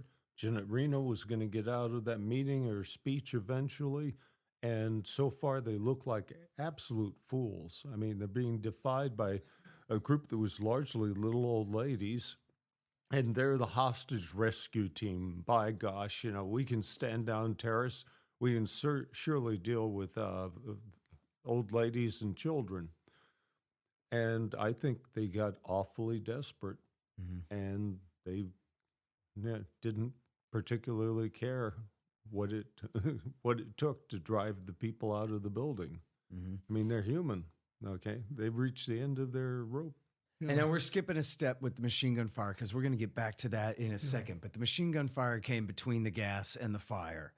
But there's going to be plenty of talk about the FLIR in a moment here. Now we get back to your position is you're convinced that they had decided very early, maybe even before the sun came up. Oh, yeah. That they are not just gassing the place. They're gassing the place, maybe even to fill it, maybe even to make it extra flammable, and then they are going to burn this house down. Yeah, I think so. And I can't, it's hard to argue with anything Dave said, but, did they make the decision as Janet Reno's going to get out of the thing and we got to get this thing wrapped up? I think this was the plan all along. I mean, don't forget, Dick Rogers, I was told by one of my sources, wanted to rake the building with machine gun fire. And that, fits the personality of a guy in that kind of unit. And you got these guys in the hostage rescue team out waving their dicks around and mooning people. And that's all macho stuff. I mean, they were there to. What's interesting, quite contradictory and interesting to me is from your book, Dave, you have from the radio transmissions, which I'm not sure if you heard this yourself or if there's just transcripts of this or what, but you have Dick Rogers yelling at Jeff Jamar, send the fire trucks, and Jeff Jamar is holding them back. Yes. Which seems to be a bit of a role reversal there, right? You guys want to talk about that? Well, Jamar's testimony on that, as I recall, was that they weren't going to send the fire trucks because they'd run into gunfire. Now, he doesn't say whose gunfire, but I suspect we're talking about FBI gunfire. Unless the Davidians were shooting back, it's because that's the thing at the back of the building. Or he's just lying. Yeah, or that. Right. But the back of the building, you can, and this is the thing that disgusts our expert on the FLIR, said this is the most disgusting thing you've seen was, and also the other FLIR expert, is you can see the muzzle flashes from the government side directed inside the building. Probably there's a fire going there, so people are trying to get out. I mean, that's what Thibodeau was saying. This is pretty heinous stuff. And of course, they want to. The best way to get rid of that, if you want to practical, I guess, is you just burn the building down. All the evidence is gone. Yeah, sure makes sense. I mean, one severe contraindication of that. I mean, it's true that they are, as we talked about, they're blocking off the north end exit. I guess you could read the whole destruction of the building as sort of like a backwards way of, making it look like they're trying to force everyone out of the building when really they're blocking all the escape routes out. Yeah. They're knocking down the stairs. They're, blocking the exit to the trapdoor. But then again, it's a big building. And I guess you got to admit, Dan, right, that like you put a bunch of gas in a building, you expect people to come out like the VC. You expect them to come out and arrest them. It seems like the idea that like we're going to turn this thing into a pot-bellied stove and all that.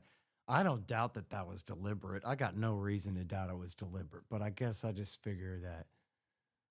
Well, you know what? It's a matter of doublethink for me because I've actually long believed too that the house itself was Defense Exhibit A, and it was going to show that they had fired from the helicopters. It was going to show that they had all the bullets in the door and all the walls, and that were going to prove. And the Texas Rangers were going to take control of it all, and it was going to prove how innocent they were, at least how guilty the ATF was. But the fire didn't break out at 6. The fire broke out at noon. So it's just, you got to imagine. And I guess we have in the radio transcripts, right, or in the radio audio itself that you've heard, where the cops are saying, we have David Thibodeau in the clip I just played, where the cops can't believe that the people didn't come out. Oh, yeah. Right? They really thought it was going to work. That was also afterward in the investigations. It made it perfectly clear, as far as they were concerned, they had just escalated the plan they'd given to Janet Reno. And now they're dumping in probably 10 times as much CS as they expected. And as Dan can tell you, CS is really wicked stuff. It's hard to decide to hold out when your eyes are on fire and your nose and throat are on fire and, all of that. And you feel like you're suffocating. But somehow the Davidians held out. Well, see, that's something I don't get given this is a combat unit, essentially. These guys. Does anybody remember, let's say, Japanese who would not come out of a cave and you had to go in and flamethrower them all? Does anybody remember the Germans who did the same thing and all throughout history? If you've got somebody who believes in whatever it is they believe in, now you might make fun of it and say, well, that's stupid or whatever it is, but they believe it and they're willing to die for it. Well, look, and the that's fact is something- the adults all had gas masks, and the children, at least for a time, were protected in that center building under wet blankets and towels and with the door closed, right? So, and they may have thought that if the children die, they go to heaven. I mean that's crazy to me, but that's what they believed, and we've heard crazier belief systems. yeah. Okay, so before we get to the gunfire, I want to make sure that we're all wrapped up here on the origins of the fire, the probable origins of the fire. Oh, it is worthy of note that I guess, I'm not sure why I don't have this audio, but I do have the quote that when the second film came out and it showed these military rounds, although, again, there were military rounds showed in the first film too. Yeah. But when these ones were shown in the second film, that kicked off the scandal that led to more media coverage and then Reno appointing Danforth and all that. And Bob Ricks, the spokesman, massive gas guy, said on September 1st on Ted Koppel's Nightline, he said, I was shocked to find out they used pyrotechnic rounds because the plan and then the tape is kind of messed up. Was he also shocked to find gambling going on in the back room?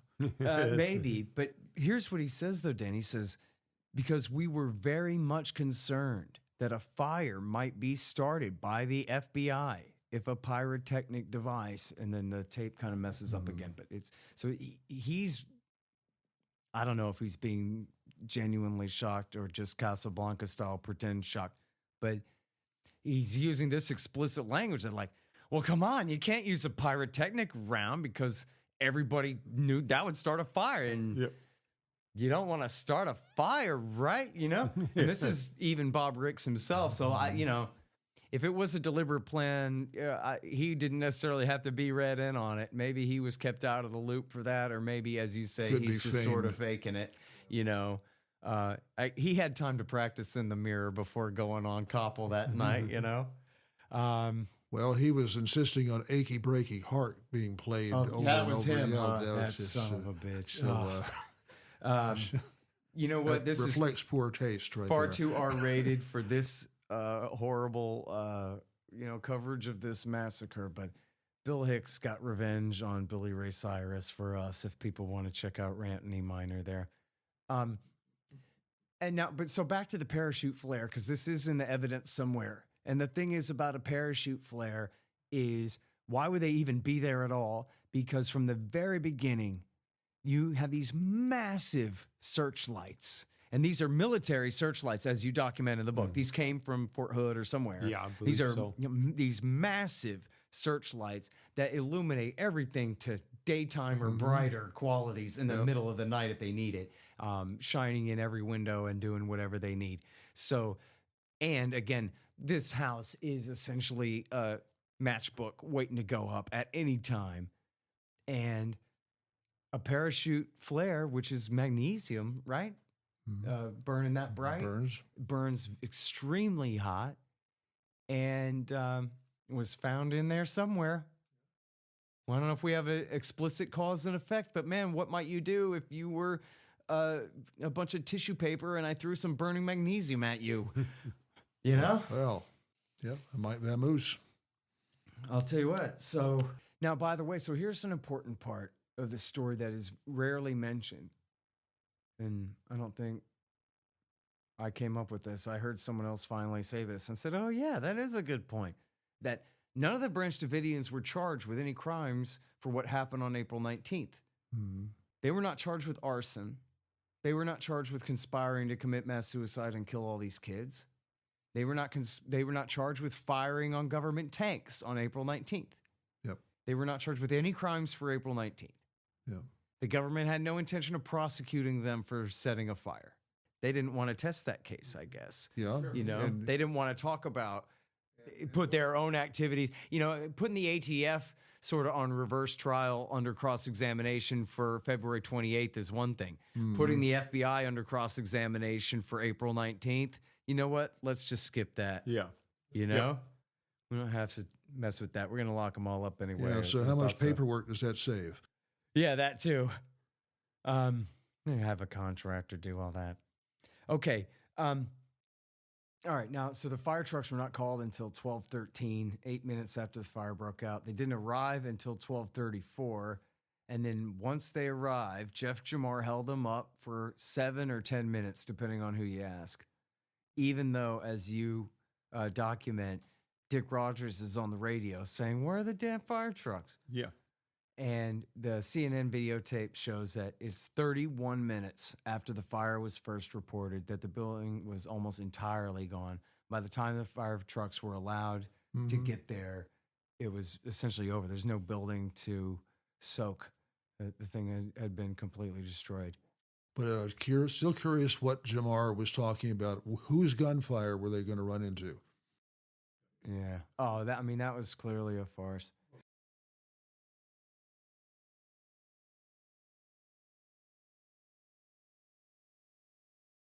Okay. Will you be able to pull off the audio from the helicopter or aircraft FLIR tape where you have that conversation between Jamar and... No, but if you have any audio that you want me to splice in anywhere, we'll sure as hell put it in. Okay, sure. Yeah. You have it? Yeah, I got it.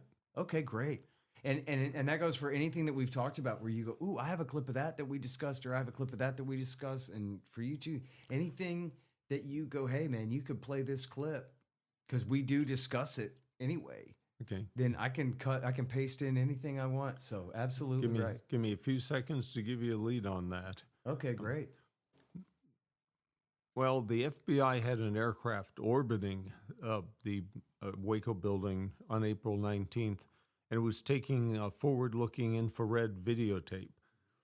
The tape also has a soundtrack, and at certain points, the crew in the plane turns it off because it's recording everything that's going on in the cockpit. They think it's safe to turn it on at one point, and they're wrong. Because on the tape you can hear SA-1, which is Special Agent 1, that's Jeff Jamar, the overall commander, and HR-1, the HRT commander, Dick Rogers. And they're talking, and the conversation is remarkable. Because Rogers, who is on the scene, is calling, almost begging for fire engines. And Jamar is... just dodging the question of there's calls out, there's no fire engines at the Y, which was an intersection nearby. And finally, Jamar says something to the effect of the fire engines would concentrate on the school bus area for the kids. And Rogers says, that's what we're trying to do. And Jamar says, no one else, I hope. So I think that... Oh, that's a good one. That gave a very this audio gives a very interesting insight into the state of mind of FBI. That's completely consistent with everything I've heard about Rogers. I mean, his attitude, rake the building with a machine gun fire, would have killed everybody. Okay, so first of all, let's play that audio here then. One. All people focus on the bus area for the SA-1, HR-1. Go ahead, SA-1. All people focus on the bus area for the kids. Is that what we're doing? That's what we're trying to do. No one else, I hope. What's the ETA on the fire engines, SA-1? Should be there momentarily. There's no question where that wind's coming from.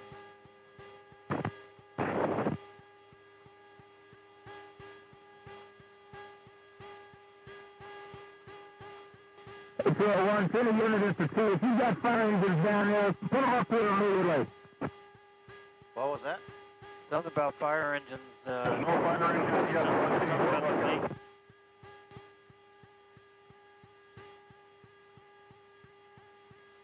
Repeat, no fire engines at the T. So despite, we talked earlier about they had all this hype about the Branch Davidians having M60s and how that wasn't true. But you say in the book that on April 19th, I guess the sniper posts and whatever surrounding the building, the FBI did have M60s, and they even had a SAW, what is a SAW? It's a squad automatic weapon, a light machine gun, lighter than an M60. Yeah. Okay, lighter than an M60. Yeah. And question you have to ask is why? I mean, what would you do with those guns? Mm-hmm. I can see snipers, but what do you need belt-fed machine guns for when you're holding a bunch of civilians, largely little old ladies, in this plywood house? Well, boys like their toys. Yeah. Well, and remember, I mean, the whole pretension was, come on, everybody, we're pretending that these people are dangerous, because remember, they ambushed us and all of the thing, right? We're living in a narrative. Right. It's just people, and this goes back to our friend Alan Stone from our first segment yesterday, right? Mm-hmm. Is that the FBI are a bunch of raving lunatic cult members too, and they believe their narrative. And we can be as critical as we want of the Branch Davidians for seeing every single thing through the eyes of biblical end times prophecy.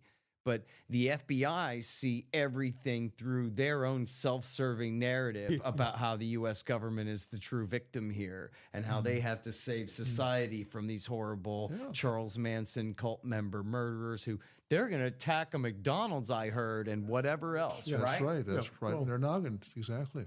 These people are living through their belief system first, right? Well, as a former bureaucrat, GS-14, Washington, D.C., thank you, I had a phenomenon that I referred to as institutional psychosis, which is basically there is the truth, there is falsity, and there is our position.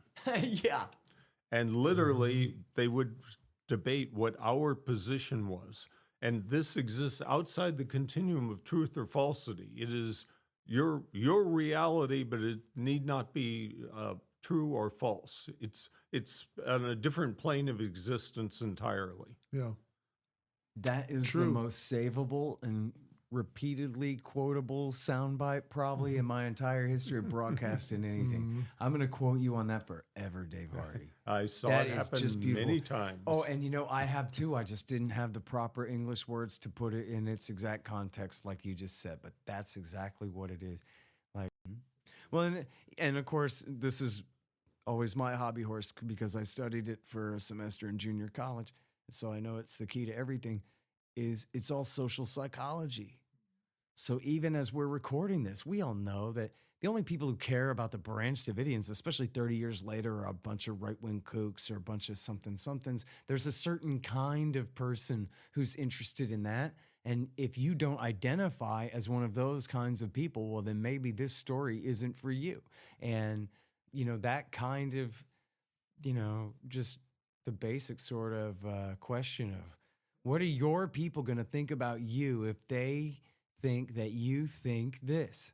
And that's a very high priority. And you know what? Those Branch Davidians were a bunch of mullet-headed, redneck, cultist, gun nut weirdos who were just so different from me and the people in my neighborhood that we just don't talk about that, or we don't have a particular interest in what happened there. Why would we? There's a lot of truth in that, and it really did weigh on my marriage at the time because my then wife was all gung-ho, loves the awards, loved the attention and all that, but she felt excluded, and probably was, from the inner circle in Hollywood because this was not something that you could do. Remember, we got the top award of the International Documentary Association. We were booed, just like the person that won the award for Panama Deception at the Academy.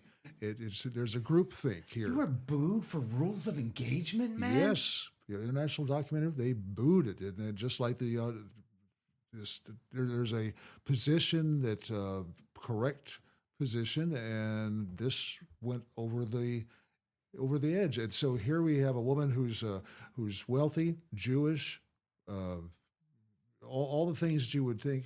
All her friends are wealthy and Jewish, and yet, but you guys got tainted. nominated for an Academy Award, right?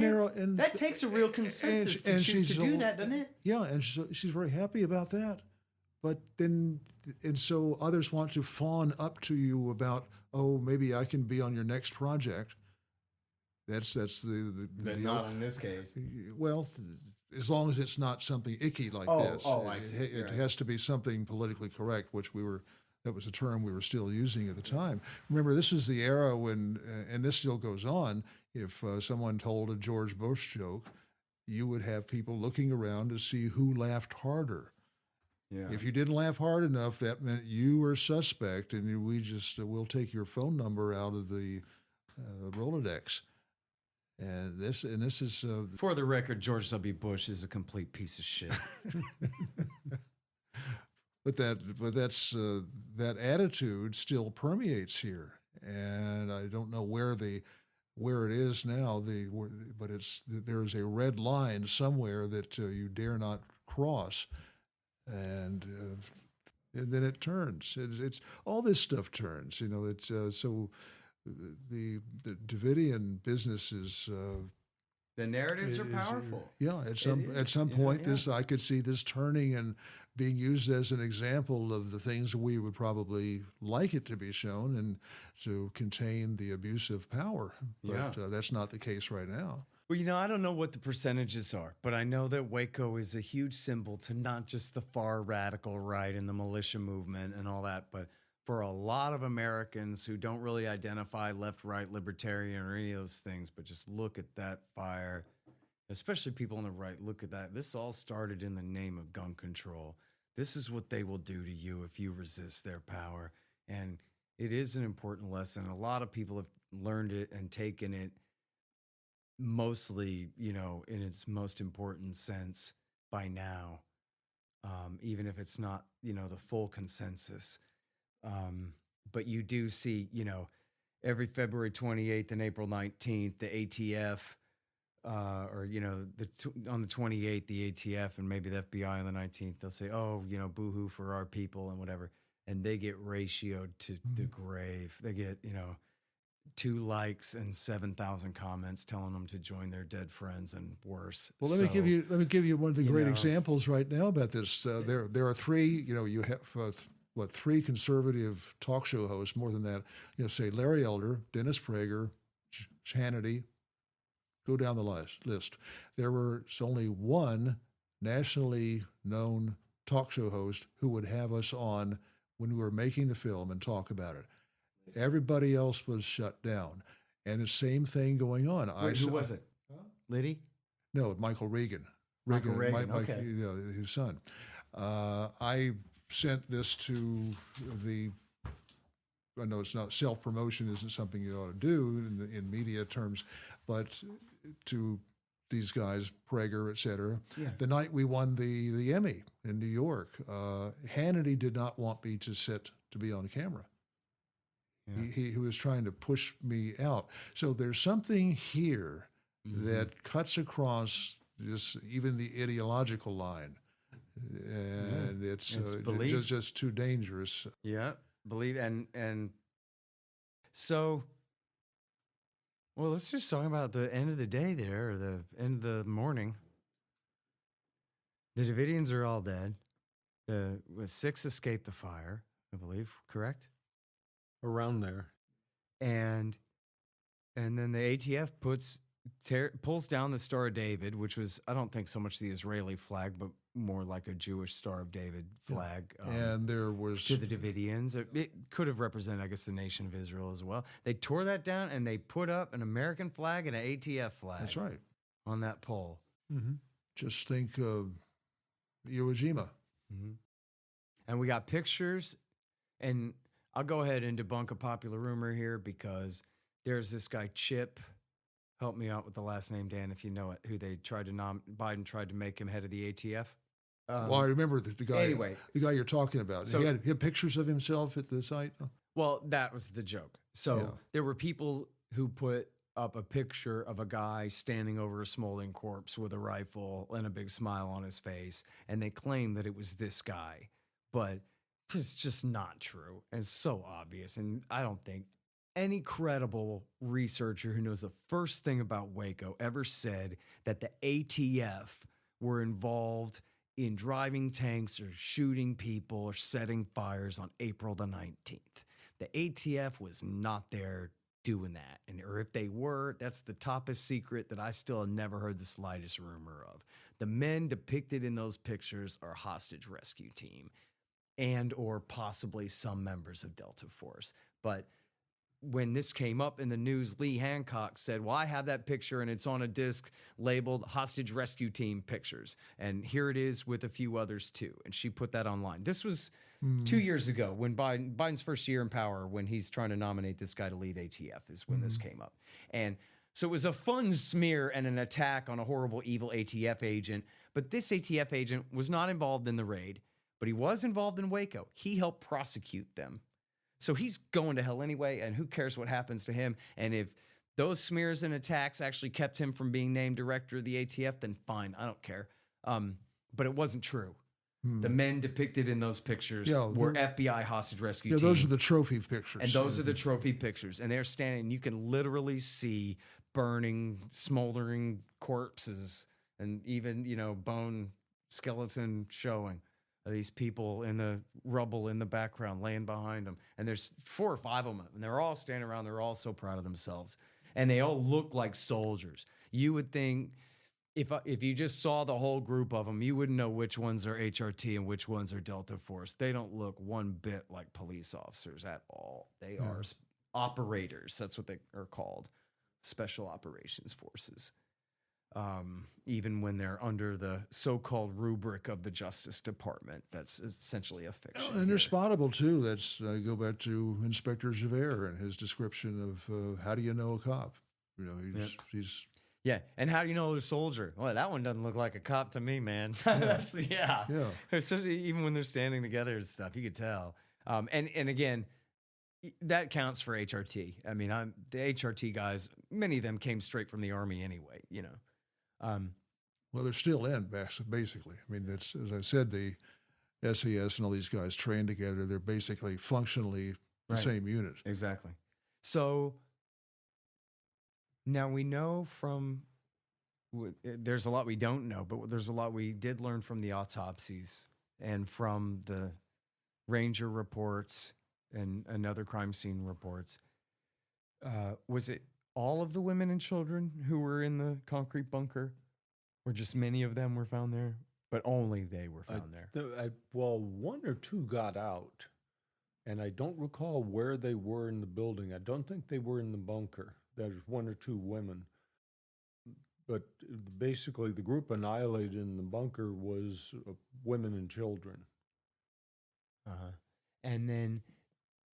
And I think this is probably in the movie and in the book here, guys, that some of those children were shown to have died before the fire had broken out. There was no evidence of smoke inhalation, only of poison gas inhalation or suffocation from trying to remember. There were right?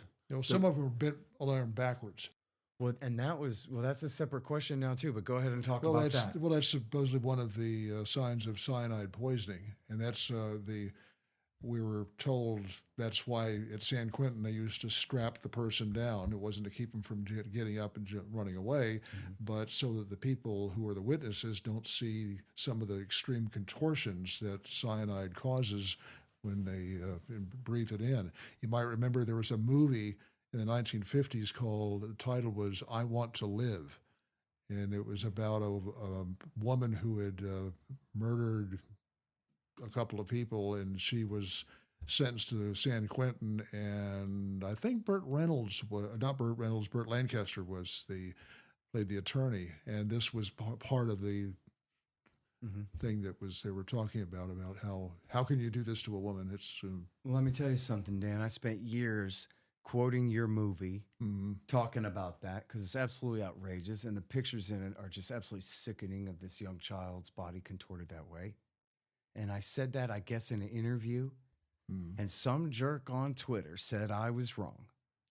And I emailed you, and you said, no, that's right. And in fact, I have the documents where from the autopsy reports where in their words, the people had received a lethal dose of cyanide. And then there was every reason to believe that that was what had killed them, was that they had died of cyanide poisoning from inhaling the effects of the burning CS. Yeah. But now I got this for you here. This is from the CDC, hydrogen cyanide, systemic agent. Effects of short-term, less than 8 hours exposure. Early symptoms of cyanide poisoning include lightheadedness, giddiness, rapid breathing, nausea, vomiting, emesis, feeling of neck constriction and suffocation, confusion and restlessness and anxiety. Accumulation of fluid in the lungs, pulmonary edema, may complicate severe intoxications. Rapid breathing is soon followed by respiratory depression, respiratory arrest, cessation of breathing. Severe cyanide poisoning progresses to stupor, coma, muscle spasms in which head, neck, and spine are arched backwards, convulsions, seizures, fixed and dilated pupils, and death. So, yes, essentially that is as solid as confirmation as you could get, Dan Gifford, that young girl whose picture you show in Waco, The Rules of Engagement, that's how she died, was the muscle spasms shattered her spine. Yeah, twisted her around backwards. Yeah, horrible way. And so that guy on Twitter can go to hell too. I recall researching the point, and in ordinary house fires, you do get some cyanide smoke, chiefly from burning plastics.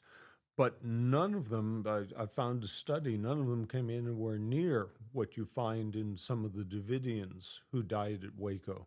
So they were exposed to something that makes a uniquely high proportion of cyanide gas when burned, which CS satisfies that. All right, so... Yeah, the movie I was referring to is I Want to Live. Susan Hayward won the Academy Award for Best Actress that year, and she portrays Barbara Graham, who was a multiple murderer here in California. But the whole thing about using cyanide, which they used at the time for executions, in there if you ever want to look up the movie. There you go. Okay, so... according to my clips and according to my outline, it's time to talk about gunfire on April the 19th. Let's start with Captain Burns from the Texas Rangers. The information that we've always been given was that there was no federal gunfire on the day of April 19th. Well, in reviewing the photographs and the 302s, the statements in them, I would say there are some questions that need to be answered. Some questions that need to be answered. That's a good start. And based on what? Based on evidence that he'd already seen. So we'll get to some of those. See, this is one area that pissed me off because I think told you I have four, maybe five Texas Rangers in the ancestrally.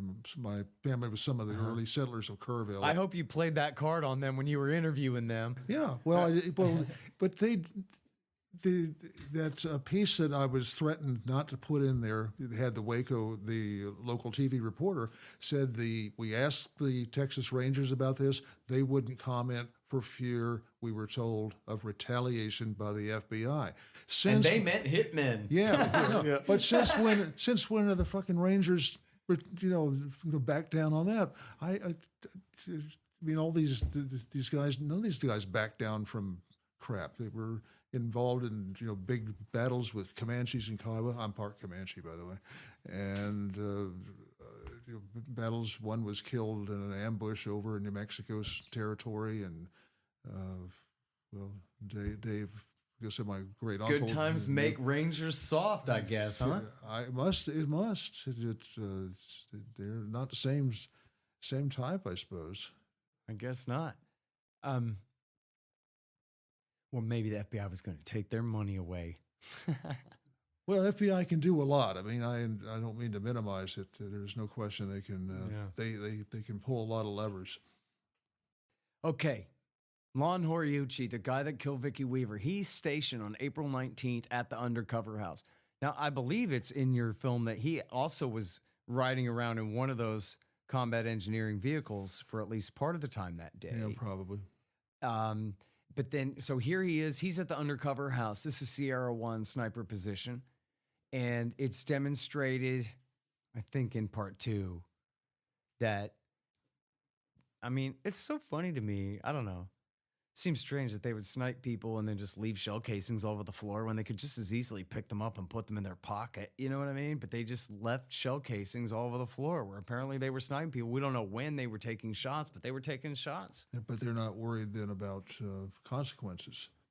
I guess not. In fact, I think they said, "Oh, that's left over from the 28th. We didn't even clean up our mess from the 28th. We just left." But them here's on the floor here's the since then." game that I thought I've detected there is the FBI is playing. You remember you heard Rick say that not a single shot was fired by the FBI on the last day. Plenty of groups of shots, though. Yes. Does that mean no shots at all? Does that mean a whole bunch of shots? Does that mean? I mean, this can be a. Or does it mean, hey, look, we took off our badges and did this as privateers? You know, but we were all honorary members of the Delta Force that day. That's all. But this really does hit to that whole plausible deniability about, That's well, you got to dig in deeper. What do you really mean? And it's plain that on the video, the FLIR, there's gunfire from the government side. And you heard Thibodeau earlier talk about the people trying to get out and the gunfire coming in and people being shot in the chest. I mean, that's consistent. Yeah. Well, you know what? How about this for the dog that didn't bark? Dave, you report in your book that the government claims having no audio of any radio transmissions on their side from April 19th at all? Yep. Is that correct? No, it was a lie. But I'm correct that that's their lie? Yeah. Because that's unbelievable that they would even pretend to say that. That's actually their position. Audio from the 19th, we have none. Yep. That was their position. And when they first produced the infrared videotapes, the FLIR tapes to me, they had no records that had the soundtrack deleted in copying. Mm-hmm. So basically, they didn't want anyone listening to their radio traffic that day. The problem with FLIR tapes was their audio did pick up some radio traffic, and they didn't want that getting out. So officially, yes, they never recorded any of their radio traffic on April 19th, and they also had no closed-circuit TV cameras operating on April 19th. Mm-hmm. And in the initial version, they didn't even make an infrared videotape prior to halfway through the operation. This was lies, under oath. And do we know how many cameras they had encircling the building at any point during the siege? Because it must have been a dozen or more, right? I would imagine. But we don't know because they weren't there, of course. They just straight lie about that they had. Sure. Yeah. Didn't happen. But no, wait a minute. I mean, even if they don't name the exact digits there, they do admit that they had closed-circuit TV cameras surrounding the building throughout the siege, don't they? I believe they did. And the defense was that, well, we didn't record it. We just watched it. You know? Oh, I see. Plausible deniability again. Yeah. And not that plausible, but yeah. Let's just leave it at a denial again. Maybe that's better. It raises the question: do oaths mean anything? No, to somebody not anymore? much. Not for these guys. I mean, right now you could go down today to the South Tucson Police Department. It's all of a square mile, and get all of their radio traffic for the last month. But FBI on the April 19th didn't record any of it. Yeah, sure. Okay, now in our story, we're now jumping back in time because there is gunfire during the fire, but there's also gunfire long before it. So we kind of covered the fire and the pyrotechnic rounds and the possible origins and all of that. But now we're skipping back in time to earlier in the morning when there's gunfire, you know, at least as far as we know, the first instances of gunfire recorded by the FLIR. And now, even as a prelude to that is, well, I mentioned the casings. I have the note here. There are 308 Winchester casings that are found, bullet shells found at the undercover house across the street. But then there's also a question of Jimmy Riddle, who was found, his body was found in the back of the house and had apparently been run over by a tank in the back of the house. Was that the red lining of the jacket you mentioned? Yep. That you Yep. yes, because Dave spotted that. That was and I have a very clip much. here of Dr. Wayne Allard, and I'm going to have you introduce him to us in a moment, Dan. But this is not FLIR. This is regular video that he's commenting on, and it's possibly, I think quite possibly, he's referencing to fire from a helicopter killing Jimmy Riddle, and then the tank would have run over his corpse later. On the other hand, since this is on a helicopter, and people might say that it's reflections from the windshield, it's impossible for these shots that you're seeing with your own eyes to be solar reflections, because if it were so, the helicopter would have to be violently moving back and forth like a mirror in your hands, and this is impossible. So it's in our opinion, it's clearly machine gun fire from the helicopter. Okay, so now in that footage that Allard's referring to in that clip, Dave, the helicopter's in the back of the house. This is from the morning of the 19th. And I guess the implication in the second movie, in A New Revelation, is that this is how Jimmy Riddle died. Here, he was shot by that helicopter. What do you know about that?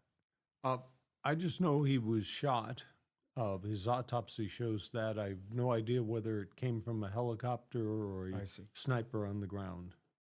I see. But then he was also, his body was totally torn apart or half torn apart by a tank, evidently. Is that right? I can tell you that story because it was the first time I met Mike McNulty. Yeah.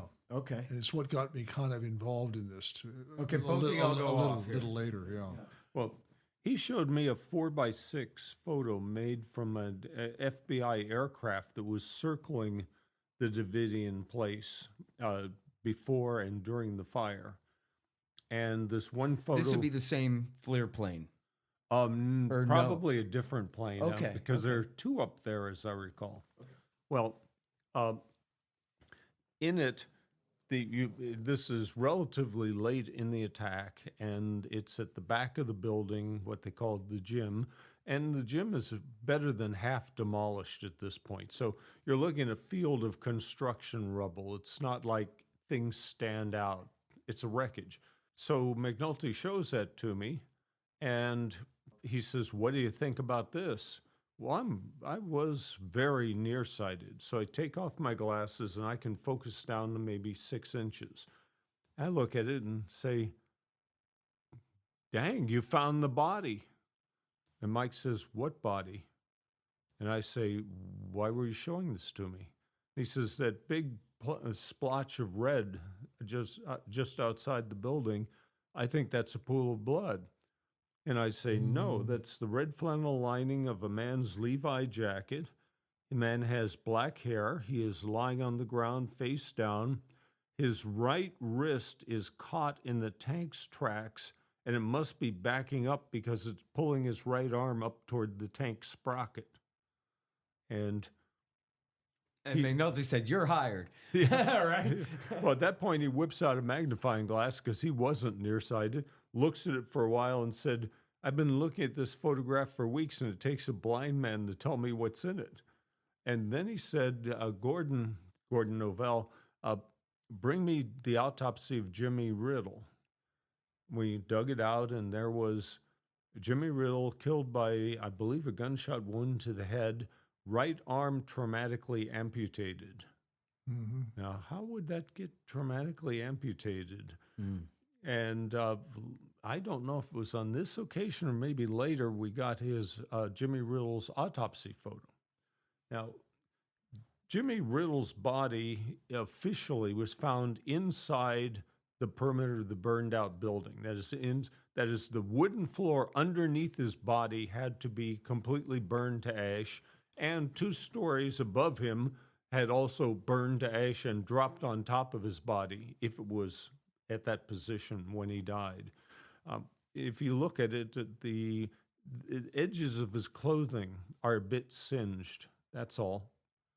Now tell me this man had a wooden floor burned under him and 2 wooden floors drop on top of him? No, his body did not start out where he did not die where his body was found. He died outside the burning building, and someone put it back inside after the fire died down. Mm. Well, but that does raise the question about men who we can see in even the second or third or whatever, the poorer generation. I keep calling it the first generation, but it's not the first generation. It's the poorer generation, the first version we've seen of the FLIR footage. You can plainly see air-conditioned black dots that are men get out of the back of the Bradleys, which that's where the door in the Bradley is, a big door in the back. And you can see them get out and then fire machine guns at the house. And it raises the question, I'm not sure if this comes up in either of the documentaries, but it does come up in your book, Dave. It's the question of whether these men went inside the house and shot the Davidians at close range and finished them off. Yeah, I don't know. But you do see them advance into the gymnasium. Yeah, the wreckage, yeah. And Carlos Gigliotti, he was an infrared expert retained by the House... the Government Oversight Committee, right? Yeah. And he produced a report on this. And was there gunfire outside the building on April 19th?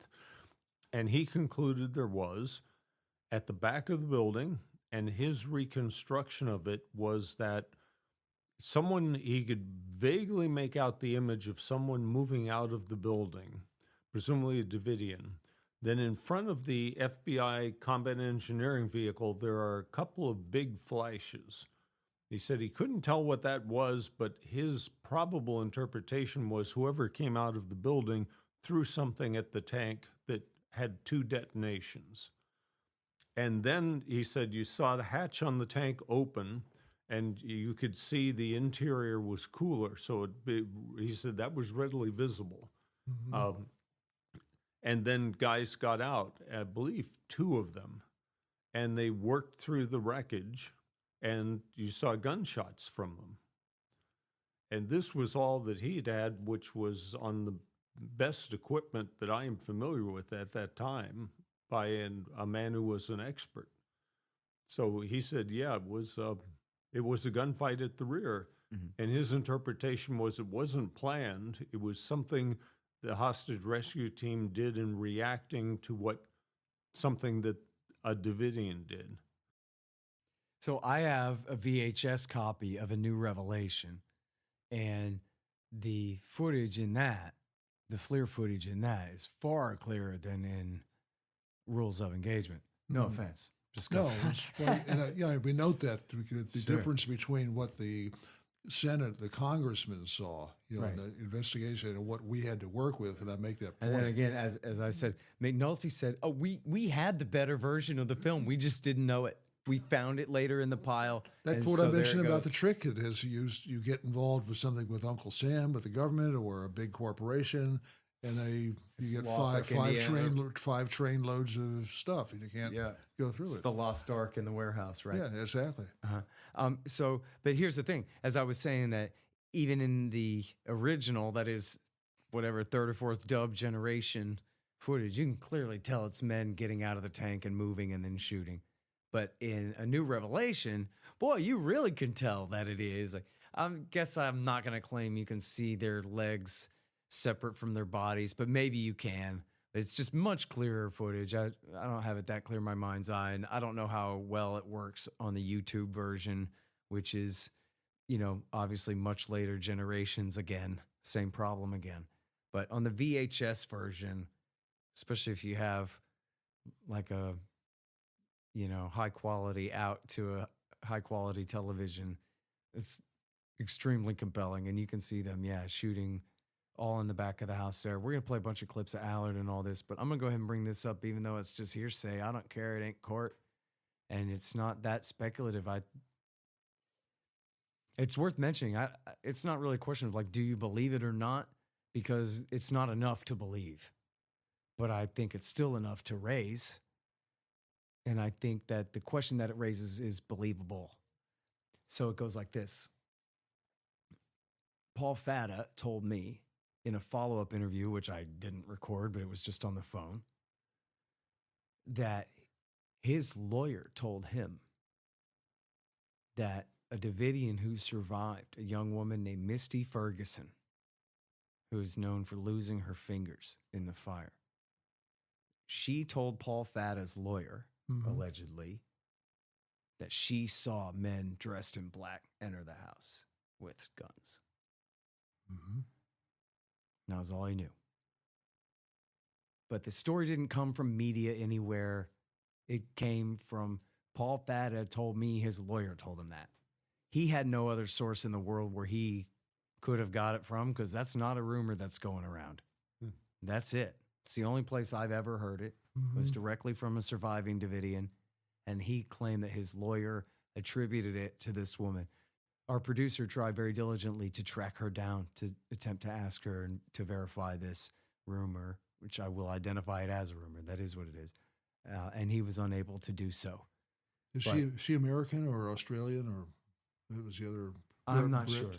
My information was that she lived in the United States, but I won't be more specific than that. But she appeared during the civil trial, so that might be some way to find out if she was subpoenaed for that, or of course that'd be a location 20 years ago. I wouldn't doubt it. I mean, it's completely within the mentality, the mindset of the guys who want to kill. Yeah, I mean, you're sort of talking about you remember Arlo Guthrie on the when he got drafted. He says, "Yeah, I want to kill," and these guys. That's what these guys are like, and that's what the Harvard professor said. So that that's the mentality that is conducive to this kind of situation. I mean, I saw it in my old man. And isn't it right that they said, all these Branch Davidians, they didn't die from fire. They died from all close gunshot wounds to the head. And then the idea was, well, they all obviously shot each other. Dave, I mean, you're telling this story earlier about from this soldier, observer, at least from the audio, that he claimed that Schneider got mad and shot Koresh because Koresh was wimping out and running away, and that Schneider pulled rank on him and murdered him. That doesn't sound right. Does it? It sounds like, I guess I would believe that somebody shot Koresh in the head at close range. It doesn't really sound like probably Steve Schneider would have done that. Yeah, but, I mean, clearly Koresh got shot in the front of the head at some range anyway. After the body was sort of semi-incinerated, there wasn't much left to determine. But yeah, I mean, plainly he was shot and not by himself. And it's interesting that they would even need to get out of the tanks and fire from such close range right there adjacent to the pool in that back courtyard area when Sierra 2 is right behind them. And, it wouldn't make sense to just rake the place with machine gun fire, but it would make sense to pick people off one at a time with those sniper rifles. Instead, they're back there with M4s, it looks like, or M16s. Yeah, M4s, I guess. But Rogers wanting to rake the building was way earlier. Yeah, right. But so here they're using like probably 3-shot burst, right, on like rifles that can go on full auto fire, but they're on like 3-shot burst mode. M4 kind of mini M16 rifles is what they are, right? The M4 carbines, that they used in Iraq War II and so forth, right? And so anyway, it just seems excessive since they already had a sniper team right behind them anyway. But snipers, take a coffee break. I guess we're just going to do this. We're going to go inside, or we're just going to machine gun them from the yard. Yeah. Well, if Carlos's reconstruction is correct, this wasn't something planned. It just happened. Davidians threw something at one of the tanks, and the tank crew got hacked off and decided to settle these things. That's interesting. Okay, so introduce us to Dr. Edward Allard. Well, Dr. Allard is, I'm told, the inventor of forward-looking infrared, and what that is a camera that records the infrared range off of objects, which we all have. Humans give it off. And did he develop it working directly for the Army or as an Army I don't know if contractor? It was the directly for the- military. I don't know if it was directly for the Army, but he was certainly was a military contractor. That's what it was designed. That's where it comes from. Yeah, This that's is all what it was designed to do.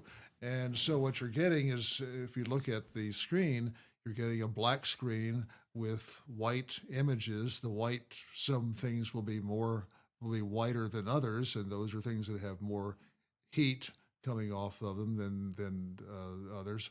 And so these cameras were on planes during the whole process here. And from those, you can see muzzle flashes from the guns on the government side shooting into the building. And of course, as the building starts to burn, it produces a lot of infrared heat, and eventually it just obliterates. You can't see anything. But prior to that, you can see, let's say, if anybody sneaking around, walking around, what have you. Mm-hmm. The first thing I saw that Michael showed me, McNulty, was, and I didn't believe it. He said, well, he was telling me to look at this picture you were just told Dave was describing, or a similar one, and he claimed that this tank was running over somebody at the building. This was after everything happened. And I said, sure. Now, somewhere along that way, he made me a believer when I started looking at the thing and saying, damn, that is what that is. That's a tank and this thing is being running over people or somebody's body. So this is his same story, but just a week later or something, I'm right? not sure if You're it'd the be- one who showed it to... Yeah, I'm not sure if it would be the same. What year are we time. talking about here? 95? Yeah, the year of the first House hearings, I think those Yeah, were 95. Yeah, Summer 95. Yeah, 95. Okay. And I just, because we almost didn't do the story. Almost didn't do it. Because I just thought it was too crazy. 'Cause Wait, and what story? This was a story that you did for TV? No, we almost didn't do this Waco film. Oh, the movie itself. Yeah, because I just thought initially, like everybody, so many others, I believed the official story. I thought it was true. And then I started getting bits and pieces. Things showed up at the front, in the mailbox or over the transom. And So look, this is McNulty's story too. I forget if we talked about this a little bit. I think you and I talked about this off the air before we started yesterday, which we should never do that. It is that McNulty got started because this woman, Linda Thompson, had made a movie called The Waco, the Big Lie.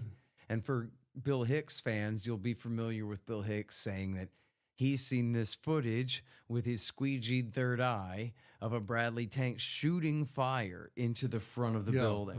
And what that is it's just a piece of drapes or some big piece of cloth hanging off the nozzle of this combat engineering vehicle, which is not even a Bradley tank and is not, armed with, flamethrowers.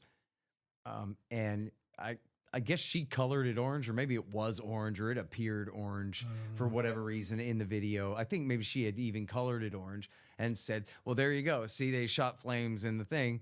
And I give her a little bit of credit that it got a lot of people interested in it, but it was a red herring and it was wrong. And it ruined it didn't really ruin, but it tainted a really great Bill Hicks bit about Waco, that's sort of the premise for the whole bit is this thing that's wrong. But so then Mike McNulty sees that and says, that's not right. Give me a break, lady. And he decides he's going to go and he's going to debunk Waco, the Big Lie, and show that this lady, Linda Thompson, is a fraud. And then he finds out XYZ, I don't know exactly what, and goes, holy crap, never mind how full of it she is. How full of it they are. Oh my goodness, look what I'm onto now. And then this is where he runs into you and runs into you and off to the races from there. I believe that's the origin story. Yeah, well, it has certainly been percolating within the, I don't know what to call it, the Progon, in the Patriot movement at the time, whatever it's called. The only thing I remember about Thompson, I've never met her or talked to her, but she posted something on the website of the film at the time, and that I was a government disinformation person. And so... Boy, talk about not doing the limited hangout well. You're going to get in real trouble there, Gifford. Yeah. It's supposed to be a limited hangout, Dan, not an unlimited hangout. Yeah, but that business with the flame-throwing tank has been around. Well, there again, we're talking about lack of military service. How few people have actually seen or even have any concept of just the 200-yard sheet of flame that comes out of one of these suckers. Dave, what did Mike McNulty die of? A heart attack. From what I understand, was at home. He lay down on the bed to rest, and was found with basically his heart stopped, and he just never made it from there. Wow. And how long ago was that? Must have been 10, 12 years or more. Not that many. Was it that far back? No. Oh. I was thinking more like 5. 5 or less. I hadn't talked to him for so long, so I guess. Time flies when you're getting older, though. I know that. Yeah. Yeah, it goes faster. Yeah. I really regret that I had probably a longer conversation with him off the air than on the air, which is one of those things where I should have just turned on the mic and told him, hey, I'm recording this phone call, by the way, or something, and just gone ahead. But he was a decent guy, man, that's for sure. And a hero of this story. Oh, yeah. Never would have done it if it hadn't met him and gotten mixed up in it. I just thought, like I said, I thought he was feeding me a lot of bullshit at first, and then started looking at this, and Dad just doesn't look right, Yeah. Well, so that's a great segue into our next topic, which is some of the good guys on this, including the two at this table with me here, of course, Dan Gifford and Dave Hardy, but also we have Dr. Allard, and we have Carlos Gigliotti, and my new acquaintance and this great expert, Barbara Grant, is another one. And I mean, you, Dave, didn't just write the book about this. You also were, as we were speaking of before, very involved in the lawsuits and helping McNulty get the evidence out of the lockers. And then, obviously, you play a big role in the FLIR project and all of that. So we're going to talk all about that. Sure. Because, hey, in all this horror, you do have a lot of good people stepping up to the plate. And then through telling their story, y'all's stories, we find out about what really happened to the Branch Davidians, too. So how about this, Dan? Tell us how you met Dr. Edward Allard. And was he really, I guess, the first real expert that you guys consulted about the FLIR? Or, in fact, hell, tell me the story about when you first got the FLIR. Well, the FLIR was forward-looking infrared camera stuff. Were you guys the first one? Oh, I guess they had at the congressional hearings. Was that the first? Yeah, that's first. I was really, and I don't know who located him at first, but he and his brother are both geeks of some sort, and we contacted him. How did that happen? Was that McNulty? Did he get a hold of him? I don't know. He was the first major expert that you guys brought in. Again, we talked about a minute ago that he was a military contractor, or worked with whatever exactly the name of the Night Vision Laboratory, I believe it was. He may have contacted us. I just don't remember. But that was, we had questions about the FLIR, about what we were seeing. But was it real? Were these reflections off of swamp gas in Venus or something? And it was, nope, turned out to be real stuff. and that was a revelation to me. I'll tell you.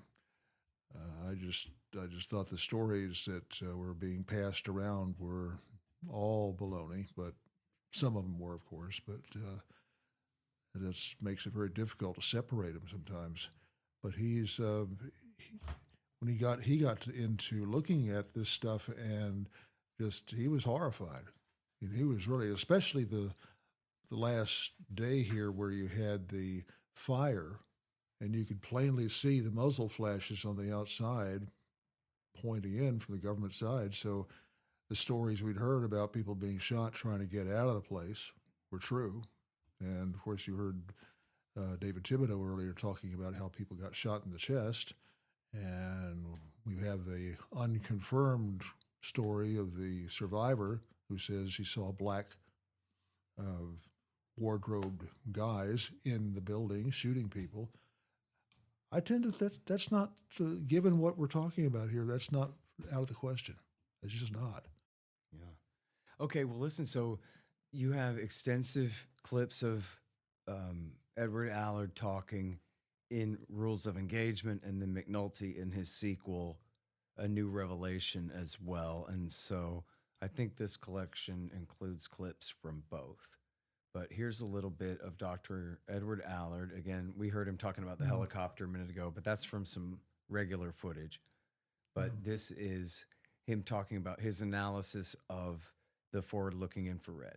What we have is men firing automatic weapons, and they're firing into the burning building.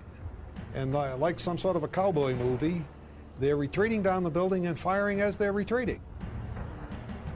I cannot remember something more sickening that I had to do to witness this. I stopped counting after about 62 individual shots. They open up with automatic gunfire. We've measured the actual time of the individual flashes, and they occur at a fraction of a second, in some cases a 30th of a second. There is absolutely nothing in nature that can cause thermal flashes to occur in a 30th of a second.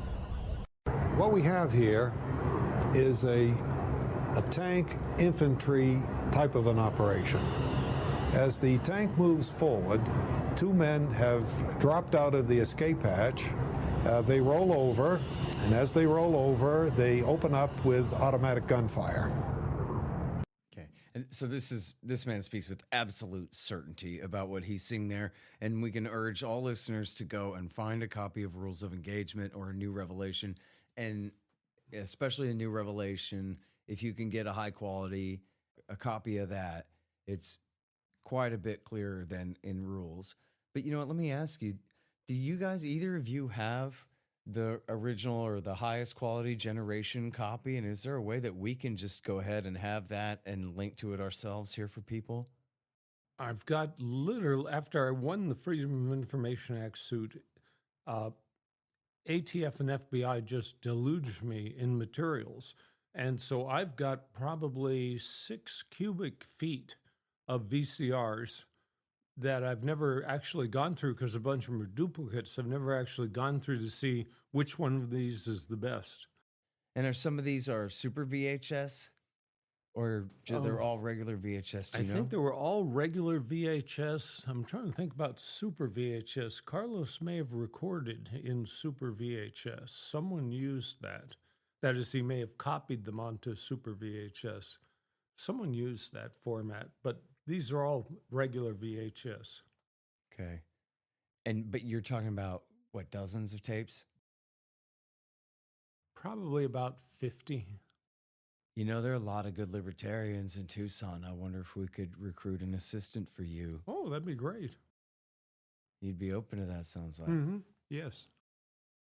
Well, word up, Tucson libertarians that get this far into the podcast. Let's see where you're at. You know how to contact me. And then if not, if I don't hear from anybody, I'm going to go ahead and try. Remind me about that if I let that go. But I think that'd be really great if we could get the highest quality version that we can get our hands on and go ahead and upload it ourselves in the highest quality rip that we can get. If we can rip it at 4K or whatever with, you know, as lossless as possible, right? And then get it online where people can see. Because clearly, even in the regular VHS version of Rules, especially of New Revelation, man, you can see men get out of those tanks and shoot. And there are times where they sort of turn invisible for a bit due to camouflage or due to, varying heat patterns or whatever. There are times where it is absolutely clear these are men with machine guns firing into that building. And any expert like Edward Allard could tell you, an idiot and his mama could tell you too. There's no mistaking what you're looking at there. Yeah, that's what Paul Beaver, the British Army guy, said. His job was to spot IRA snipers when they had the Troubles in Ireland, and he has some great quotes here. So this is no question whatsoever. He said, "This is a guy shooting down here. This is not reflections off of pieces of glass or something of that sort." Dave, would the committee, would there be someplace in Washington where things like the tape he's talking about be preserved? Probably have to preserve them with National Archives eventually. I'm not sure of how the justice regulations work in with National Archives regulations. Well, that might be the place to look, because when they played that on for the Congress, it was just crystal clear. Okay, Congress would be under their own rules, and I'm not sure what those are. I can find out. Yeah, because even we pointed that out, but even just looking at, they're showing it to the congressman on television, and that's what we're looking at, where we took it from a screen, and wow, it's night and day different. Mm-hmm. And now, so I'm sorry, because I should have paged further down my outline. I do have the actual job description here. Dr. Allard, Edward Allard, worked directly for DOD as a civilian employee at the DOD Night Vision Laboratory, is what it was called. I think I said that right, but that was just from memory. But so that's what it was. He was just extremely cooperative and helpful. Importantly, as we were discussing before, this is going on, and I don't know exactly all the different time scales. I think you probably did the best job, Dave, of going through and trying to figure this out in terms of where exactly on the timeline throughout the day all these different events are going on. But in most of the FLIR footage that we can see in Rules and in Revelation, there's no fire going on. This machine gunning of the people is happening long before the fire breaks out. And in fact, you sort of have a little syllogism in the book, Dave, where you say, okay, lethal doses of gas, plus shooting, plus eventually fire, and then eventually holding back the fire trucks. That's murder. Yep. With or without the fire insurance quip, that's murder. Yeah. The way that they escalated this. And for all the Davidians who are victims of gunshots inside, any other time, if someone said, no, yeah, that's some of them shooting each other to put them out of their misery or to save them from the pain of dying in a fire, or like even suicide in their own desperation or whatever, I'd believe that, except for all this. And now I'm thinking, no, the cops did all those gunshots until proven otherwise. There's no real reason to believe that they're innocent of any of those gunshot wounds, really, right? Not to mention Jimmy Riddle's body and the fact that someone wanted to relocate it from outside the building where he was killed to inside. Yeah. They don't believe in resurrection that quickly. Well, and you know what you point out too in the book, that these are Christians who believe that they are banned from suicide. And there's in the do I have this right? This is from during the siege, that at some point Koresh starts yelling, "Stop bringing up suicide." Nobody said anything about suicide. This is the third time I got you guys talking about suicide. I guess they got Jim Jones on the brain or whatever. Yeah. But Koresh is saying, look, we're Christians. We don't kill ourselves. It's part of the deal. Yeah. You know, you sacrifice your whole covenant if you kill yourself. That's breaking the deal there. So, and this is a guy who would take that very seriously. And now maybe, look, burning to death sucks, so maybe he would shoot himself then. But, hey, he's got a gunshot wound to the head. I got no reason to presume his guilt and the FBI or the Delta Force's innocence at that point on that. Sure. You know? Well, I can just see the guys in these units chomping at the bits. They wanted to get in there and get back at these guys. And I think that we had only children in that concrete room, right? Was that women and children? Yep. Yeah, I mean, I'm sure that they were more than happy to get through and plug a lot of the Davidians. Oh yeah, we heard Bob Ricks boasting about it. Yeah, they were getting ribbed. Yep. So, all right, now here comes a clip of Danforth, and I know this is going to try everybody's patience. I should have deleted a lot more of the silence out of this. The guy talks so slow, but and it's also infuriating in other ways. But this is Senator Danforth, which after Dave Hardy here and Mike McNulty succeeded in prying loose further evidence of pyrotechnic Mark 561 military rounds being fired there, they had to launch a new investigation. It made the news, and so Janet Reno was very upset, she said.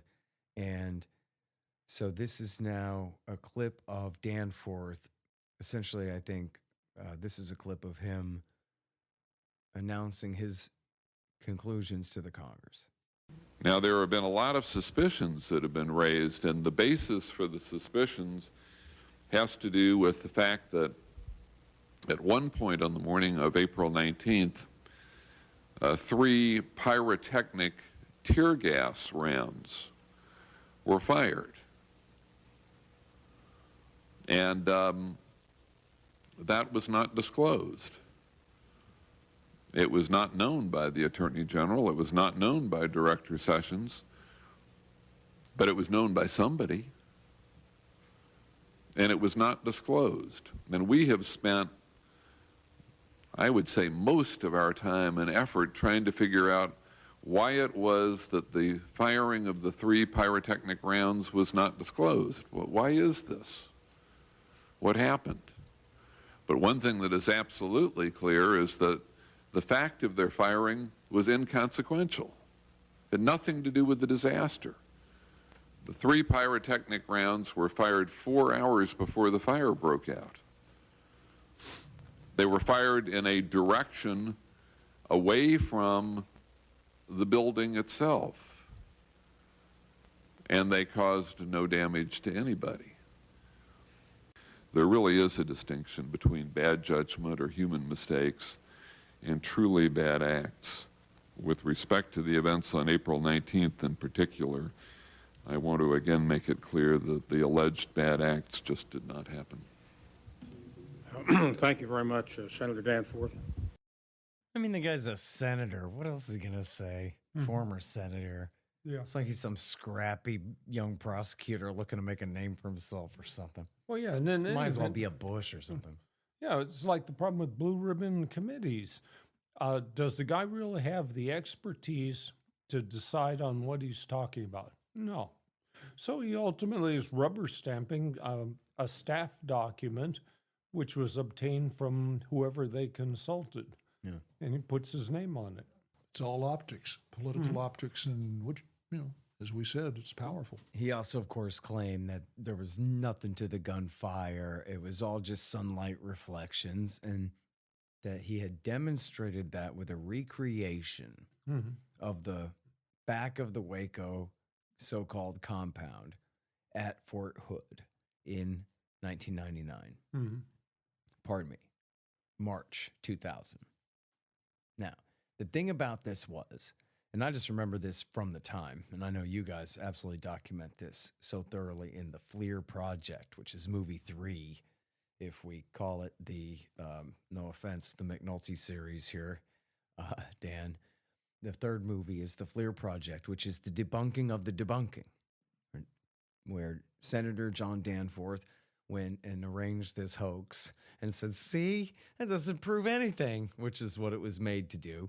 And then, but you guys went and debunked that. So I guess, first of all, before we get to you guys' tests and what you were able to demonstrate, which is half the movie or more, can you please explain to us the basic parameters of the Danforth test at Fort Hood? It's been so long, I've forgotten most of them. I know that they used an infrared imaging system, the same as FBI used, and they may have had it in the original FBI plane. And then they had some soldiers down there to fire under different conditions. And as I recall, they said, well, it's not gunshots because I think gunshots were briefer in terms of time than the muzzle flash was briefer in terms of time than the images seen on the tape. And so that was basically what they said to rule things out. And what Mike did was he got an infrared imager. It may have been the same model as the FBI. Elevated it quite a bit. Wait, hold that part about y'all's recreation for a second, because let's talk about their recreation first. Because I remember just watching this on the local news at the time. It wasn't a secret you'd think it might be. But they just openly talked about what they were doing. Sure. One of the things was they took water trucks, you know, that sprinkle out, spray out. That I guess you'd use, I don't know what you use those for. Suppress dust. Well, yeah, in this case, for sure. And that is what they did, is they went and drove around, and they got all the dirt wet. And then they covered it with tarps to make sure that nothing would even evaporate overnight. And it's only the spring in Texas. It's not that hot yet. It's March, you know? Guess you can have a warm March day, but they want to make sure that essentially none of that dried out. Yep. Which is clue number one that these guys are being dishonest. And now I'm not sure who's the narrator here, but this is a short clip from the FLIR project. The government contends that flashes on April 19th could not be gunfire because they were seen so often and appeared to be of such long duration. Again, the Fort Hood test was supposed to use the same weapons and ammunition that the FBI used at Mount Carmel on April 19th. As seen on this April 19th image, a certain brand of ammunition was employed by the agents. This ammunition has been found in many FBI photos of the scene at Mount Carmel on April 19th. The cartridges used by the FBI hostage rescue team are manufactured by the Federal Cartridge Company. This was to be the ammunition used at the Fort Hood recreation. Instead, the government used standard military ball ammunition. This ammunition uses a chemical coating on the gunpowder that reduces or eliminates muzzle flash when used in combination with a weapon that has an optimum barrel length. The effect of this combination of gunpowder and barrel length reduces or eliminates muzzle flash and prevents the detection of American troops in a combat situation. The commercial federal ammunition used by the FBI at Mount Carmel was not charged with this flash suppressant powder. Besides ammunition, the weapons used at the Fort Hood test were to have been identical to those used on April 19th. In fact, the weapon used at Fort Hood was a standard M16A2 with an optimum barrel length of 20 inches. The weapons actually used by the FBI on April 19th were short-barreled CAR-16s, or M4 carbines, with 14.5-inch barrels. In this FLIR project footage, a standard M16A2 with a 20-inch barrel firing standard ball ammunition is visible. There is very little muzzle flash recorded by the FLIR sensor. However, when using an M4 short-barreled carbine and federal brand ammunition, as carried by the FBI on April 19th, the FLIR registers muzzle flashes that are more prominent and longer in duration. So there you go right there. This is a deliberate fraud, Dan. They, at Waco on April 19th, they were firing M4s with 14-inch barrels, firing federal brand ammunition 223 or 556, which is almost exactly the same thing, I guess. Yeah. Right? Different names for essentially Well, the same. 5.56 by So 223. And then for the recreation, they're firing M16s, which is the older, if you think Vietnam War footage, this is the rifle. This has a 20-inch barrel, and they're using different ammunition. And now, let me ask you about that. Can you verify that part of the detail about what the military ammunition that they were using at the Fort Hood test? Did they outright say, this is the ammunition we were using? And you could just say, oh, well, that's, you know, right there. I don't know. I don't remember. I mean, it's been a while. But they show it in the movie. it's called the FLIR Project, and you can find online. My buddy Will Porter from the Institute has it on his YouTube channel right now, and we'll have that in the links. And they show that, and so this is again just like they sprayed down the area with water. Mm-hmm. They gave them different ammo and different rifles. Yep. So, like, you know, some lady senator or TV host might mistake an M4 for an M16, but they're different. Yep. The major difference being the length of the barrel, right? Yep. And so it makes all the difference, and that was the purpose, clearly, this was a fraud. They set up this so-called replication of the situation at Waco, and they made it fail deliberately, right? They must have experimented beforehand, because dust would become critical. And like you say, they wet the ground down, they put tarps over it. Obviously, they'd done something that told them that keeping the dust to a minimum was very important if you want to pass the test. Which anyone could have guessed that, right? Even like a little kid. I'm imagining me at 9. Hey, do you think a dusty day makes a difference for muzzle flash? Yeah. You know what I mean? Anybody could tell you that, right? Yeah, sure. Anybody would say that makes sense. Of course, that would, and this is what you guys found. Yeah. So this is where we get to the FLIR Project. So this is you and Mike McNulty, and out in Arizona. Yep. Right? And so I guess the first question is, how close was the FLIR equipment that you had to what they had? Do you know? I believe it was the same. That is not physically the same camera, but the same image, Yes. Same make and model. Right. And then, so tell us, because you must have done all different experiments out there to get what you got. So what did you do and what did you get? Well, he elevated the imaging thing on a, what do you call him, a cherry picker. Got the longest one he could. And I think I know Barbara Grant went up in it, and maybe he did. And then they took images, and we shot different weapons down there. We were on a shooting range. And then we started experimenting with different conditions to see if those would make... The argument was that the flashes on the tape were too short to be muzzle flashes, and we started experimenting to see does anything change the duration of the muzzle flash. And eventually we found, yes, one thing that does is dust. Now, Like, say if you had a tank driving around behind a church that they'd been demolishing, something like that. On a 30-mile-per-hour wind day, yeah. And spraying powdered poison everywhere, that kind of thing. And now, Mike had to throw dirt up in the air, because obviously we don't have a scientific testing laboratory. We have to improvise.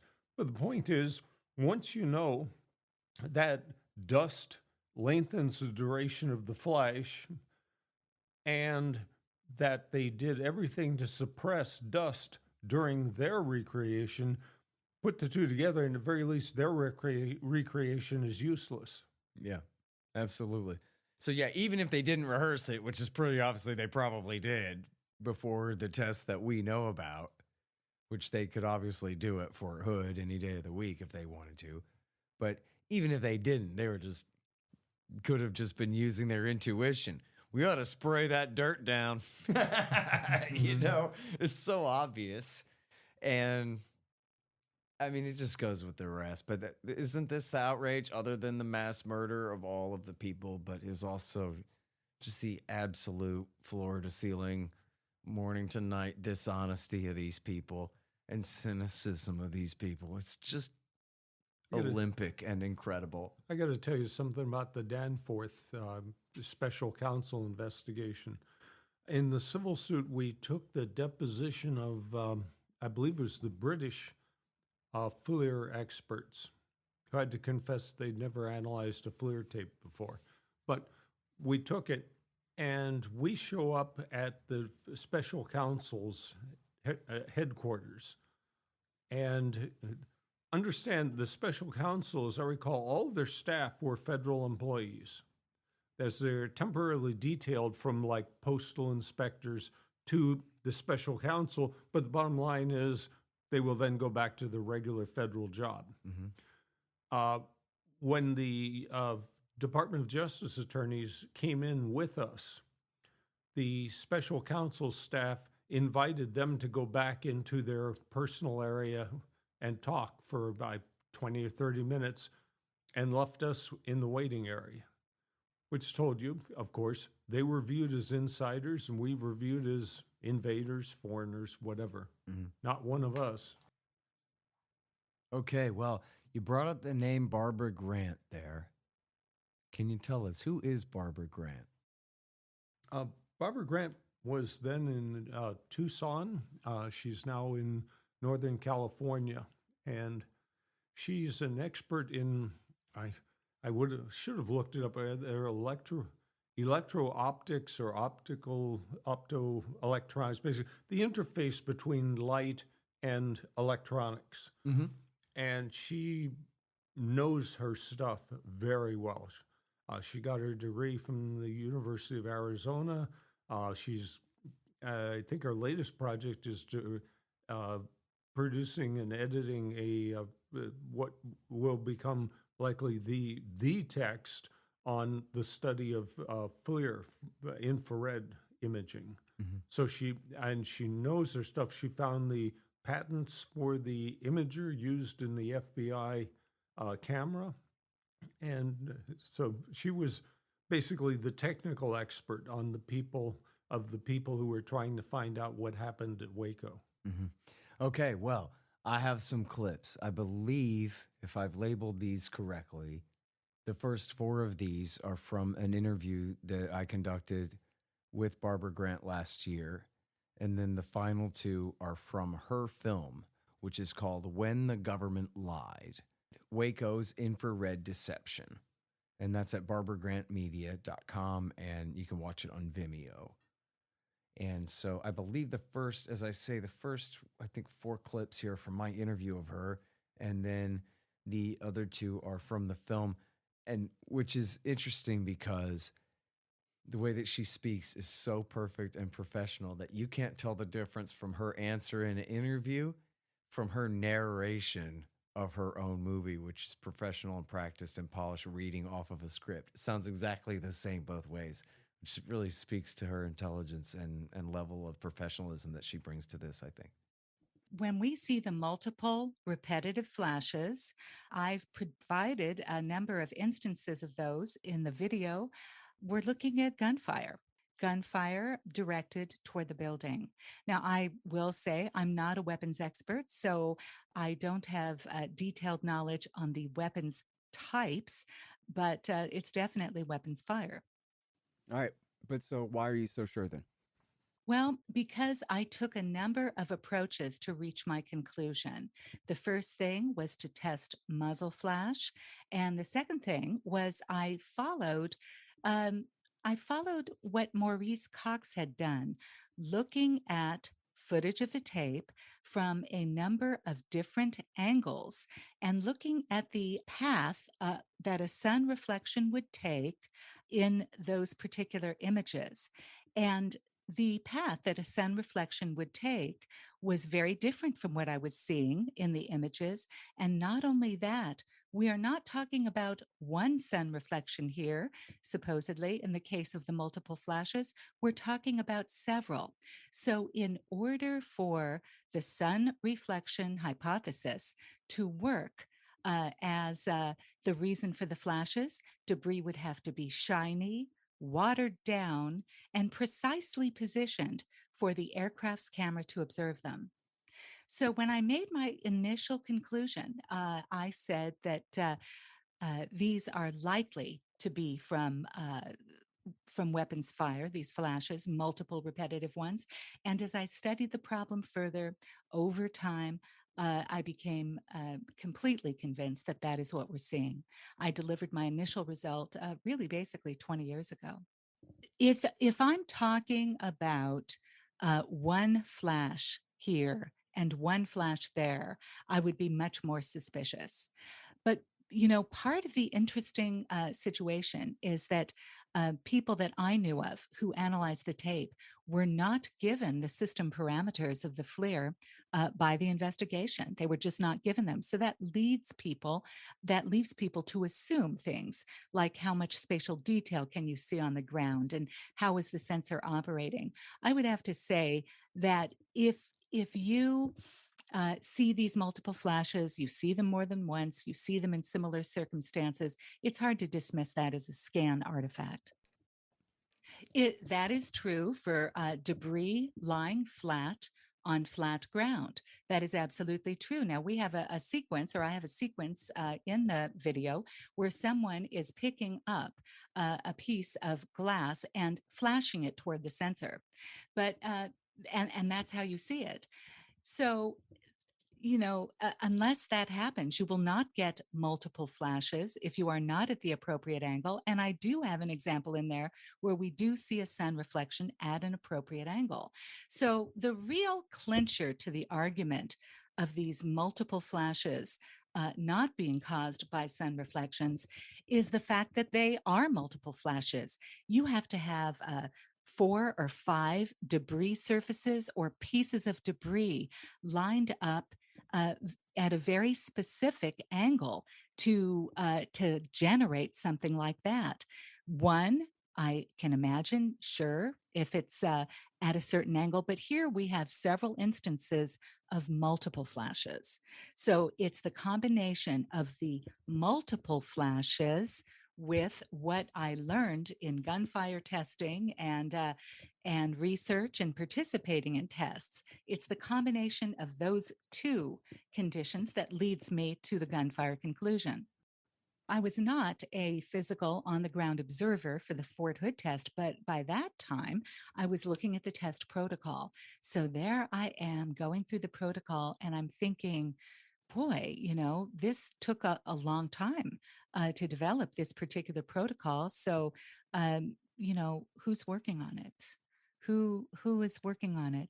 Because we were only told, I guess, publicly about vectors experts. There were 3 experts, I suppose, but they were backed up by people who I believe had significant infrared experience. Now, I've always heard from, I guess it was Carlos's opinion and maybe Ferdinand Zegel's opinion, oh, these people weren't experts. They did a lousy job at the test. It was just terrible. They're incompetent. And at the end of the test, a civil trial was going on. Attorneys for both sides in the civil trial were saying, the test proves our point of view. No, the test proves our point of view. So some were attributing this to vector's incompetence. I see it differently. I think there's a fair amount of intelligence in the test.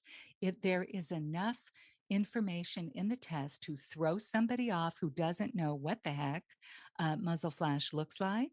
And this is the thing that really got me. They picked specific pieces of debris, aluminum, glass, curved aluminum, and they lined them up in kind of a hopscotch pattern of 8-foot squares. So the aluminum is here, and the glass is here, and the tin foil is here, and the crushed glass is over here. And they were very careful with this debris, which doesn't at all mimic the conditions at Mount Carmel on that very windy, dusty morning. But they were very careful. They watered down the field and covered it with tarps the night before. And so when you had the test instrument, the FLIR, looking at that, I'd have to believe that the results at those specific angles for that specific altitude probably were already known. Known by whom? Whatever technical people with vast expertise laid out the debris field. And see, as an analyst, I look at things like organization versus randomness. I mean, when things are falling in the middle of this tank assault on April the 19th, they don't fall in specific patterns, but the debris tested was specifically patterned. Mm-hmm. And I think that there was a lot of preliminary research and measurement going on at Fort Hood by the test conductors. Mm-hmm. In other words, they did the whole test before announcing it, and they had people in communication with their plane and figured out how to make it look like that. Then they did it again and called it the test, sounds like. Well, go ahead. they knew the proper imaging angles, Yeah. and it was just very. There was a lot of intelligence behind that test. In the next segment, we'll consider a multiple flash sequence. Special counsel experts believed that these multiple flashes were reflections from debris, while others averred that they were the infrared signatures of weapons fire.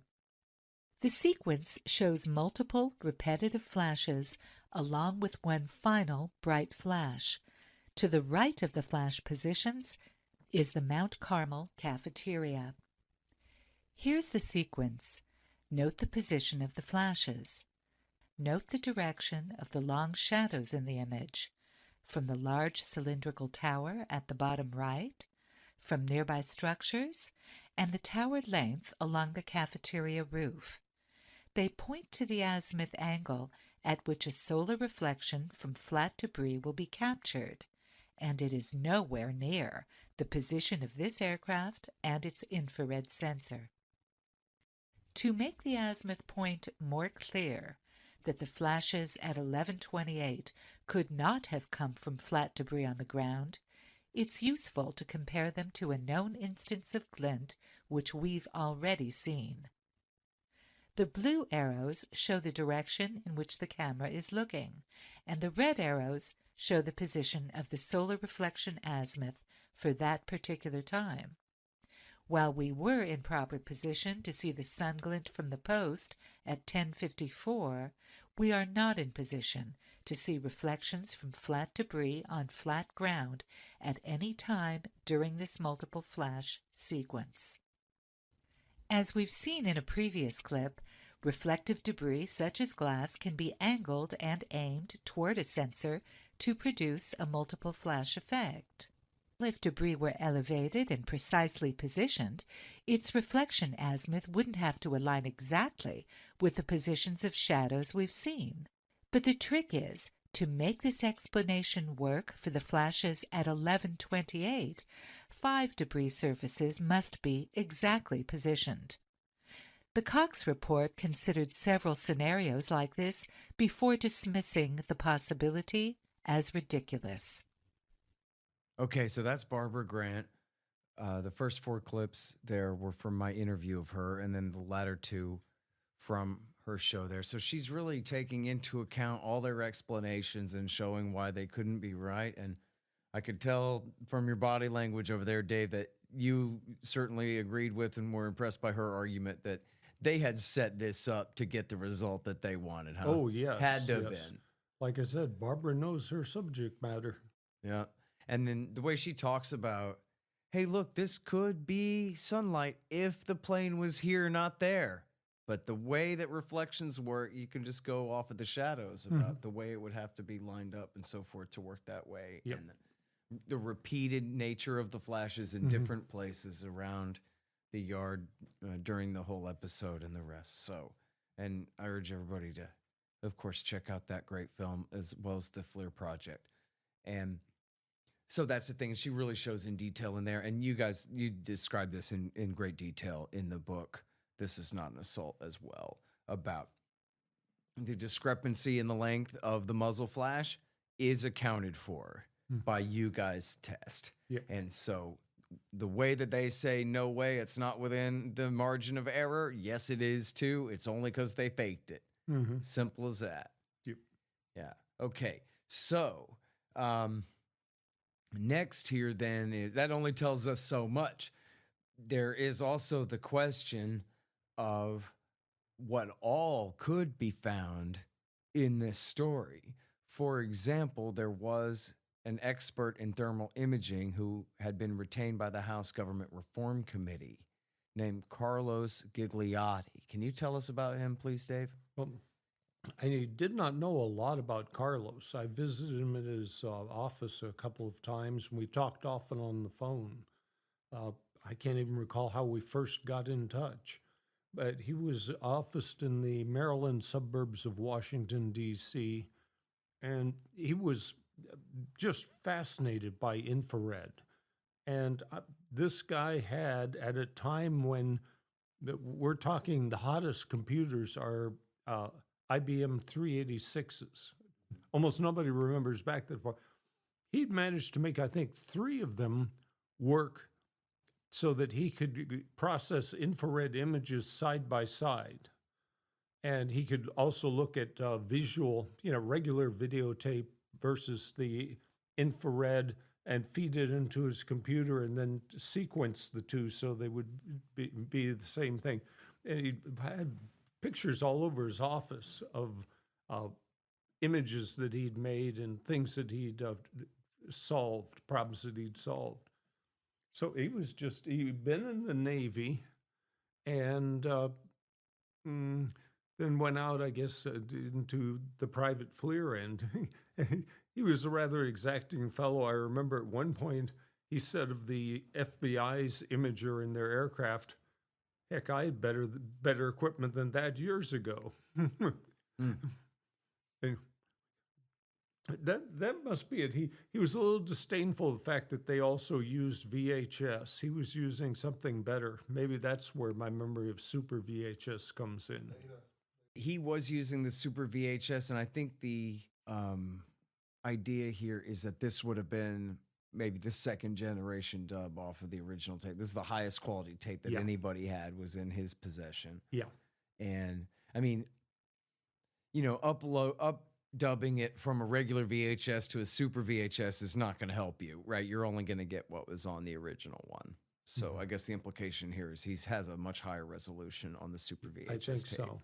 And then, so all I really know about the guy is that he disputed Edward Allard and said, no, you're wrong. It's at least twice as many gunshots as you've counted here. Yeah. Allard said it was 62 and Gigliotti was at 130 and counting. Something, yeah. And then what happened to Gigliotti? Well, Allard said he stopped counting.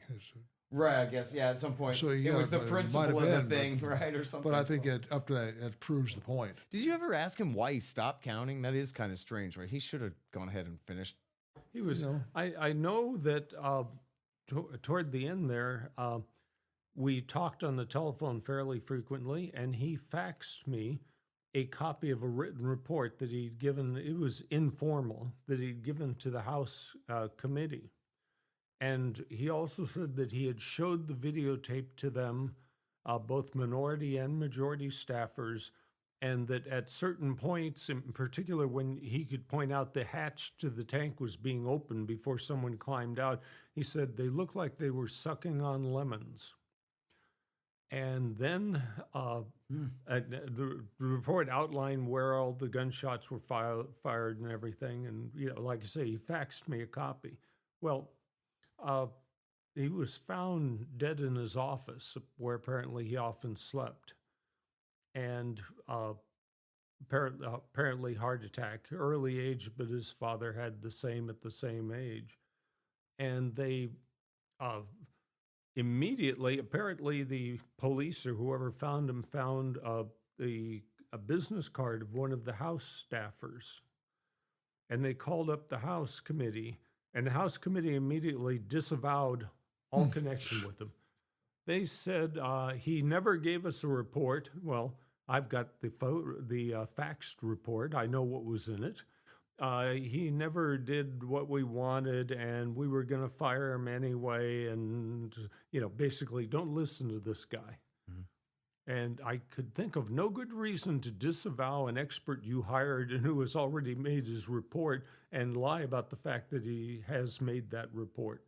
Obviously, the stuff he wanted, nobody wanted to hear about.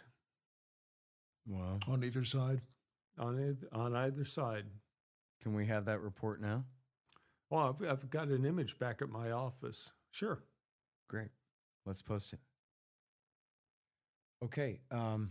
That's an interesting question, is if you got to deal with it, where does this go if it gets out in the public and gets publicized? And, of course, it's got to have the media get friendly and start or get honest to put this stuff out.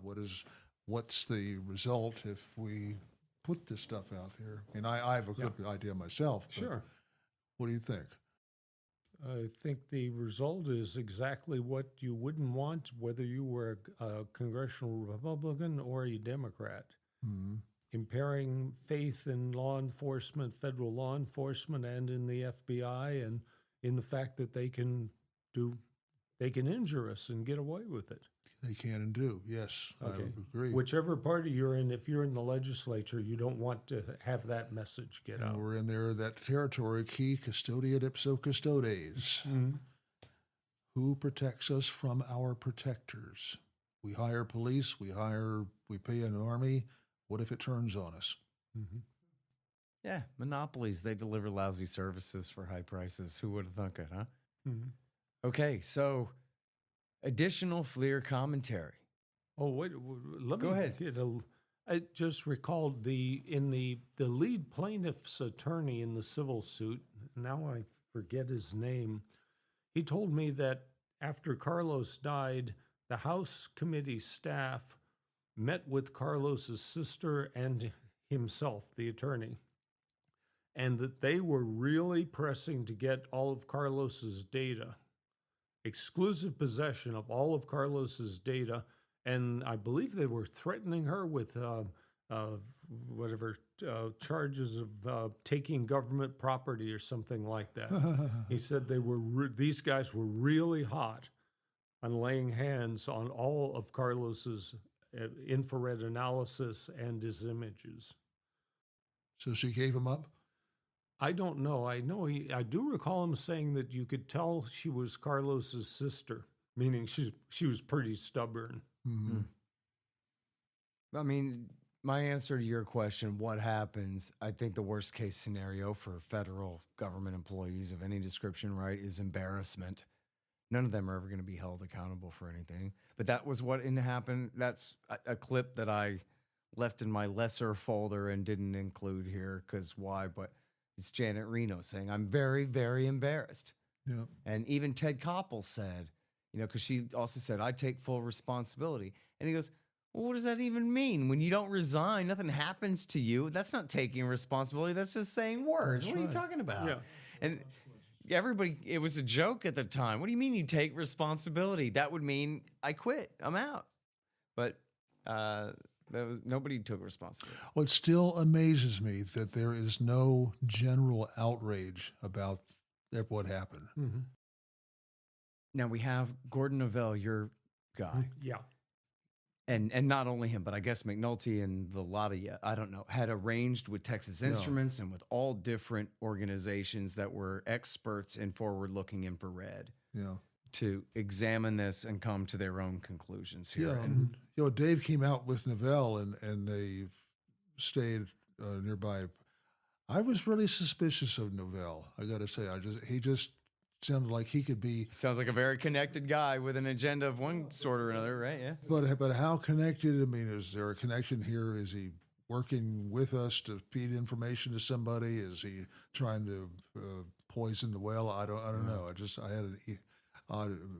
As long as it's true, you got to make sure it's true. But yeah, it very well could. Obviously, it comes with some agenda or another. Well, I mean, here's your introduction.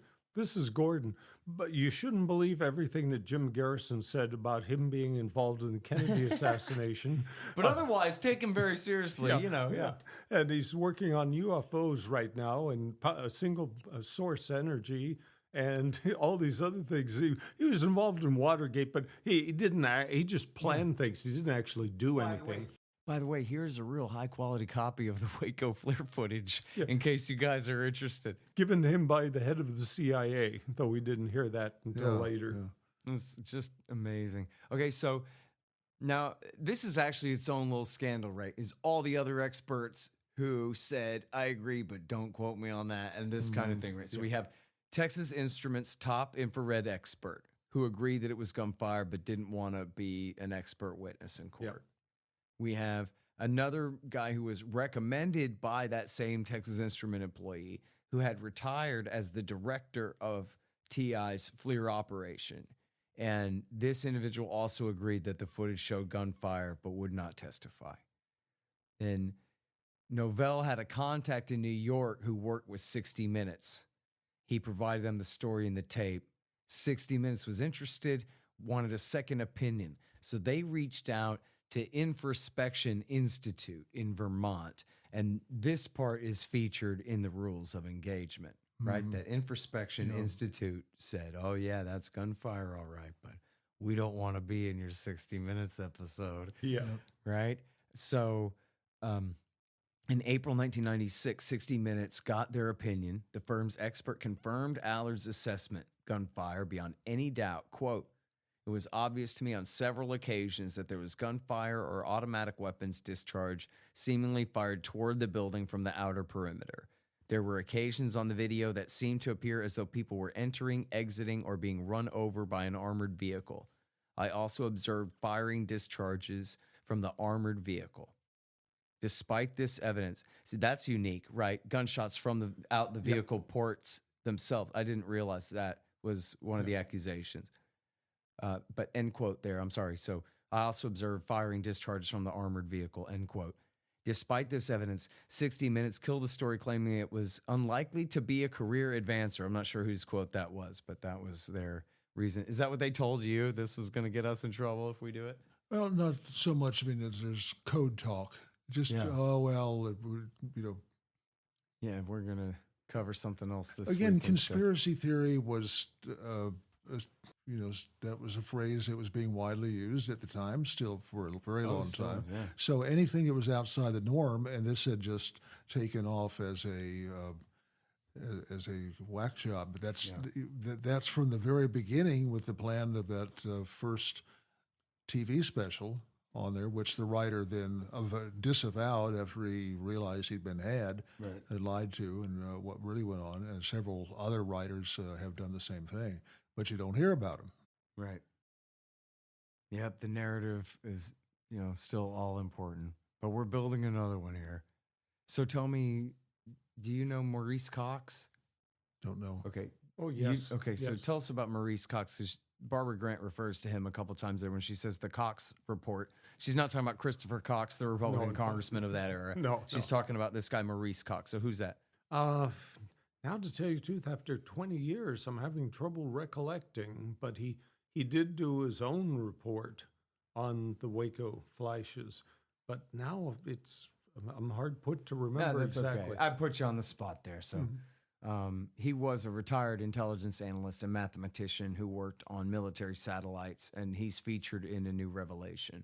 Oh, he had written a report. Was he the one? There was a gentleman who gave us an analysis of the aerial photos, and specifically was finding in that jumbled wreckage images of human beings moving around. Mm-hmm. That is not on the FLIR tape, but the aerial photos. Mm-hmm. That may have been the same fellow. I don't know. He worked with the National Reconnaissance Office. All right. So I think if you go through the whole list, there are a couple of, well, this would be the case with almost all of these organizations, that they're all going to be very close to governments. But you have, I think it's something like 7 out of 10 agree that there's gunfire, and then 3 say, I don't know what you're talking about. No, that's very important, because that is one of the things that Stone from Harvard said.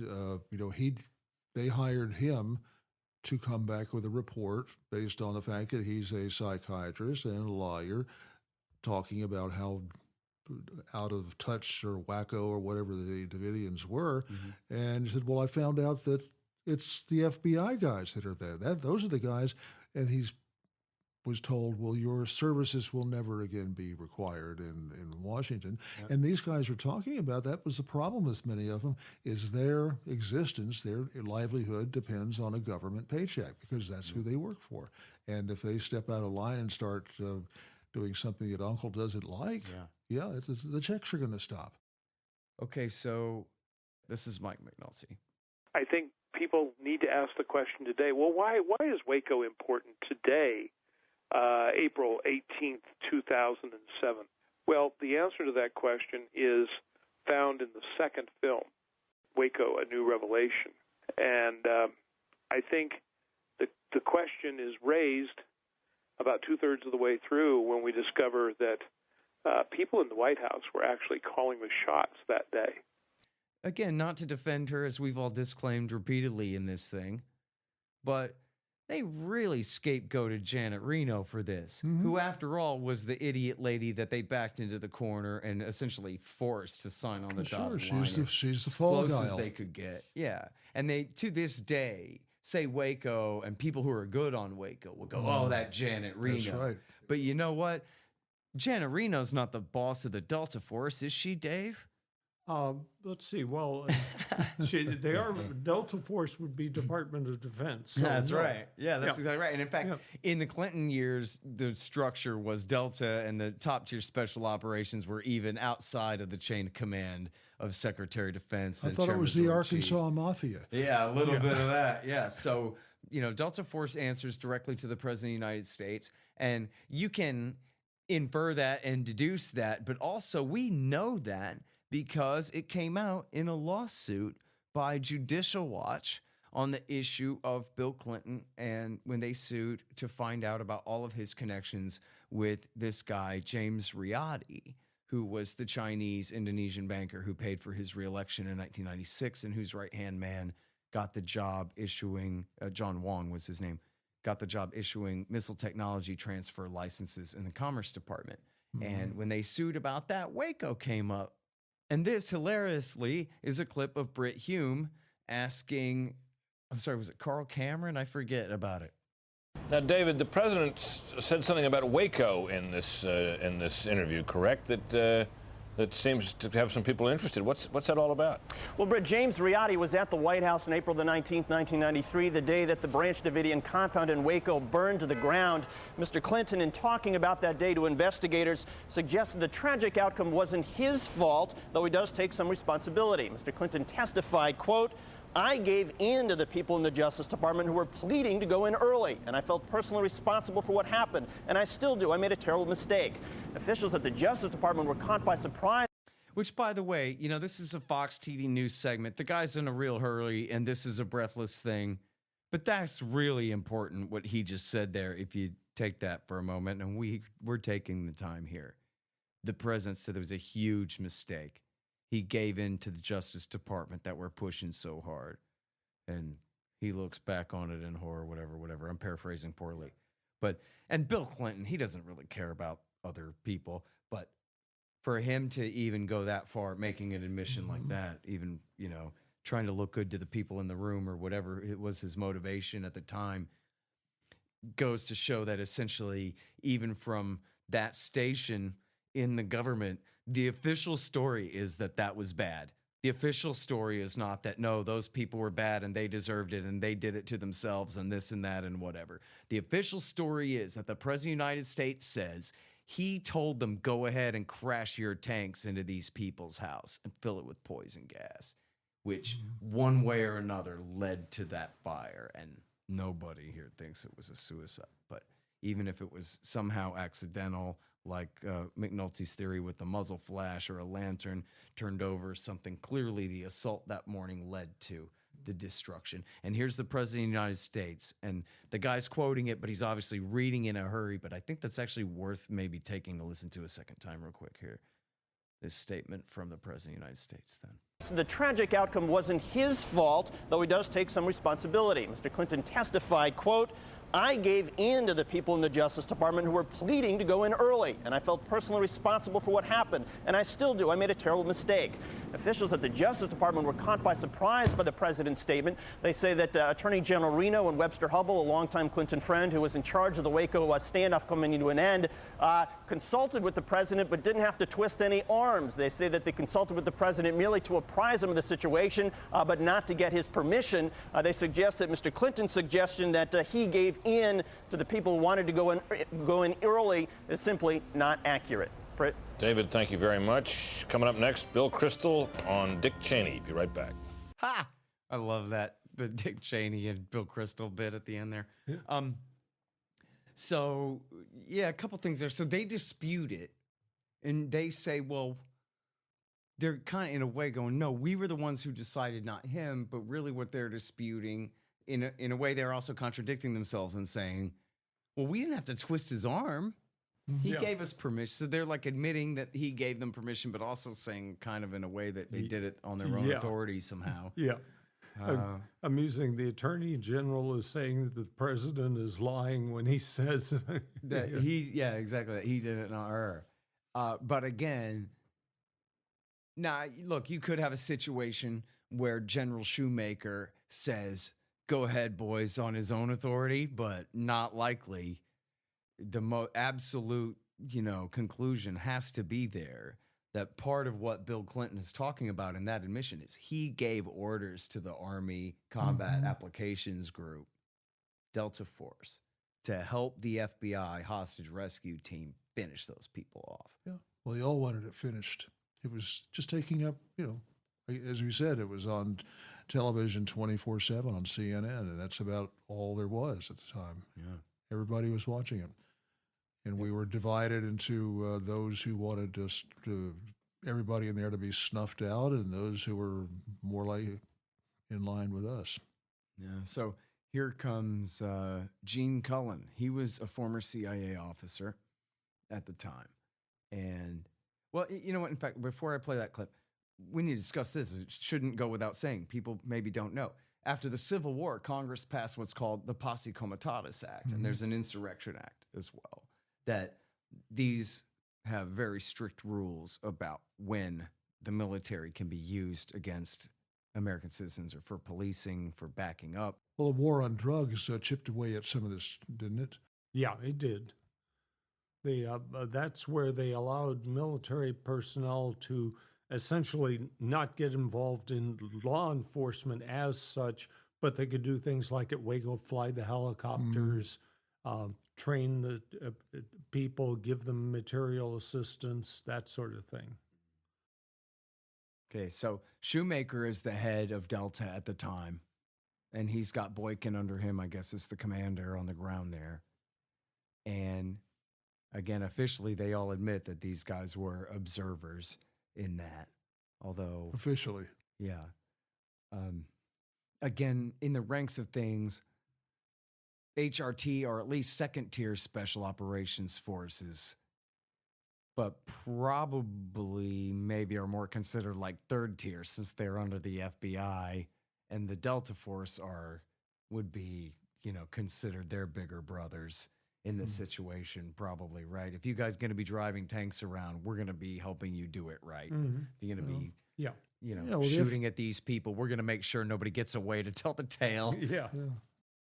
Well, FBI guys said they had people who were perfectly qualified to run the tanks and do all the equipment, which makes sense. Yeah. Well, they certainly would be not as well trained as Delta, but as we definitely discussed, I mean, they are they all work highly together. trained special operations forces, and we know too, right, from what documents that they've released or admissions that they've made, that the Delta operators were wearing FBI jackets. Mm-hmm. So essentially in disguise as civilian employees there. Yeah. So, boy, why do you think that might be? Yeah, sorry, but, and now, and this is so important from the book.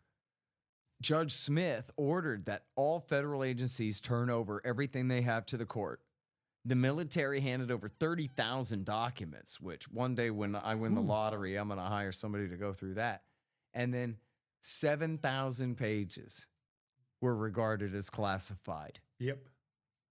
Now, I wonder if maybe that's the kind of thing that we could FOIA again and again and see if maybe we can get some of those redactions lifted and some of those documents out. What do you think about that? That's an interesting idea. Because, man, isn't that the crux of all of this is what Always Combat Applications Group doing there? Yep. And some of the documents they did disclose were declassified.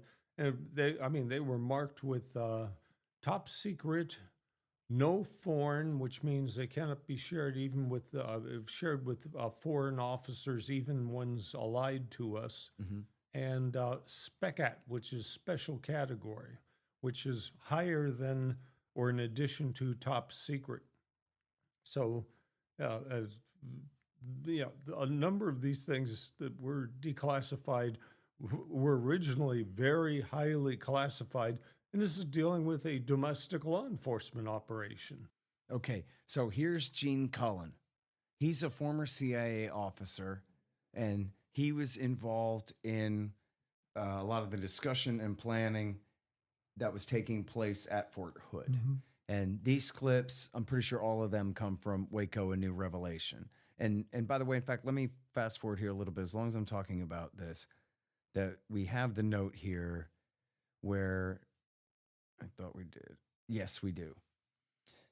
It was disputed for a minute. The government tried to say that, oh, Gene Cullen's no CIA officer. He's only just something, I don't know, bookkeeper or something. Not true. And there's an article at salon.com, which people probably don't know this, but a very long time ago, they ran serious pieces, including something by Karen Katowski and others. And of course, the thing is just an entirely different organization than it once was. And anyway, so there's an article at Salon that's called "Was Army Active at Waco? Ex-CIA man says elite commandos took part. Mm-hmm. Delta team at Waco." That's sort of the sub headline. Delta team at Waco, ? Salon.com. Anybody can Google that. We'll have it in the show notes, of course, here. And they went and did their own independent journalism and got full confirmation about Gene Cullen's status as a CIA officer, and that he was exactly who he claimed to be as he presented himself to McNulty and the team that made A New Revelation here. Yeah, there's just no question that there was their involvement. Right. Well, so here Gene Cullen verifies that these orders came from Bill Clinton, all right. It was discussed at the meeting that the senior levels of the Clinton administration had authorized Delta to be deployed to Waco, Texas, and not just 2 or 3 people deployed there, but enough people there to get the job done. Okay, so he knew that order had come from the White House, and then here he further explains that. In mid-March 1993, I attended a senior executive staff meeting at CIA headquarters, and it involved senior agency management along with the liaison officers from the U.S. military, in particular from Delta Group. The briefing centered on Delta's operations in Waco, Texas. Originally, I was told that there was just going to be 1 or 2 Delta personnel there as observers, but during the briefing, it was mentioned that there was over 10 Delta operators at Waco, Texas, and they were not there merely as observers, but would be participating in any type of operational or tactical effort against the Branch Davidians. No, I'm sorry, this might be redundant from that, but let's see. Originally, I was told that there was just going to be 1 or 2 Delta personnel there as observers, but during the briefing, it was mentioned that there was over 10 Delta operators at Waco, Texas, and they were not there merely as observers, but would be participating in any type of operational or tactical effort against the Branch Davidians. Okay, and now this is the most important quote from Gene Cullen, the CIA officer. Approximately a year after the Waco incident, I was deployed overseas in Europe, and I had the chance to meet some of the Delta operators that I had been on previous assignments. They had told me on several different occasions during my meetings with them in Europe that not only were they forwardly deployed at Waco, Texas, but they were actually involved in a gunfight with the Branch Davidians. There you go. So that's hearsay, but credible testimony by him that certainly it's firsthand testimony that they told him that, and you can take that part as true. Yep. And then, so the question is whether they were lying or not. I don't have any reason to doubt him making a concession like that when that's his suspicion anyway, right? It fits perfectly with everything else. Yeah, no question. Okay, and, so there's also a question about the SAS in there too. You think that they were shooting that day? Absolutely. When we showed the film in London at the Contemporary Arts Museum, which is down from Buckingham Palace. Front row, I think we had 5 or 6 guys who were obviously British military. Of course, they just and they were pissed off that we were there showing the film. They were said they got what they deserved. We gave them what they deserved was the phrase. And I said, "Does that mean you guys were involved?" He said, "Just gave me that look that tells you the book." So I asked him, "You beat the clock?" You know what that means? Go ahead. At Hereford, they have a clock. Wait, what's Hereford? Hereford is where that's the SAS headquarters. Okay. Hereford, England. And there's a clock on a big pedestal. And if you go out on an operation and get killed, they put your name on the clock. So on the clock face. So if you go on an operation and don't get killed, they say, well, you beat the clock, mate. And that's what they said to you, or that's what you said to them and they winked at you? Yeah. The latter. Yeah. I said, you beat the clock. And they liked that. They responded that way. Oh, yeah. Because not many people know that. But they didn't answer you out loud, but they just smirked a lot, is what you're saying? My British cousins say it's the look that tells the book. Uh-huh. And, and they obviously were cranked up about it, otherwise they wouldn't have been there. I mean, they were watching the film. The academics I mentioned before, there were a number of them, were angry about the possibility that they were there about this and took this to the British Home Office. And we're talking about professors at London School of Economics, Oxford, Cambridge, whatnot. They all, no dice.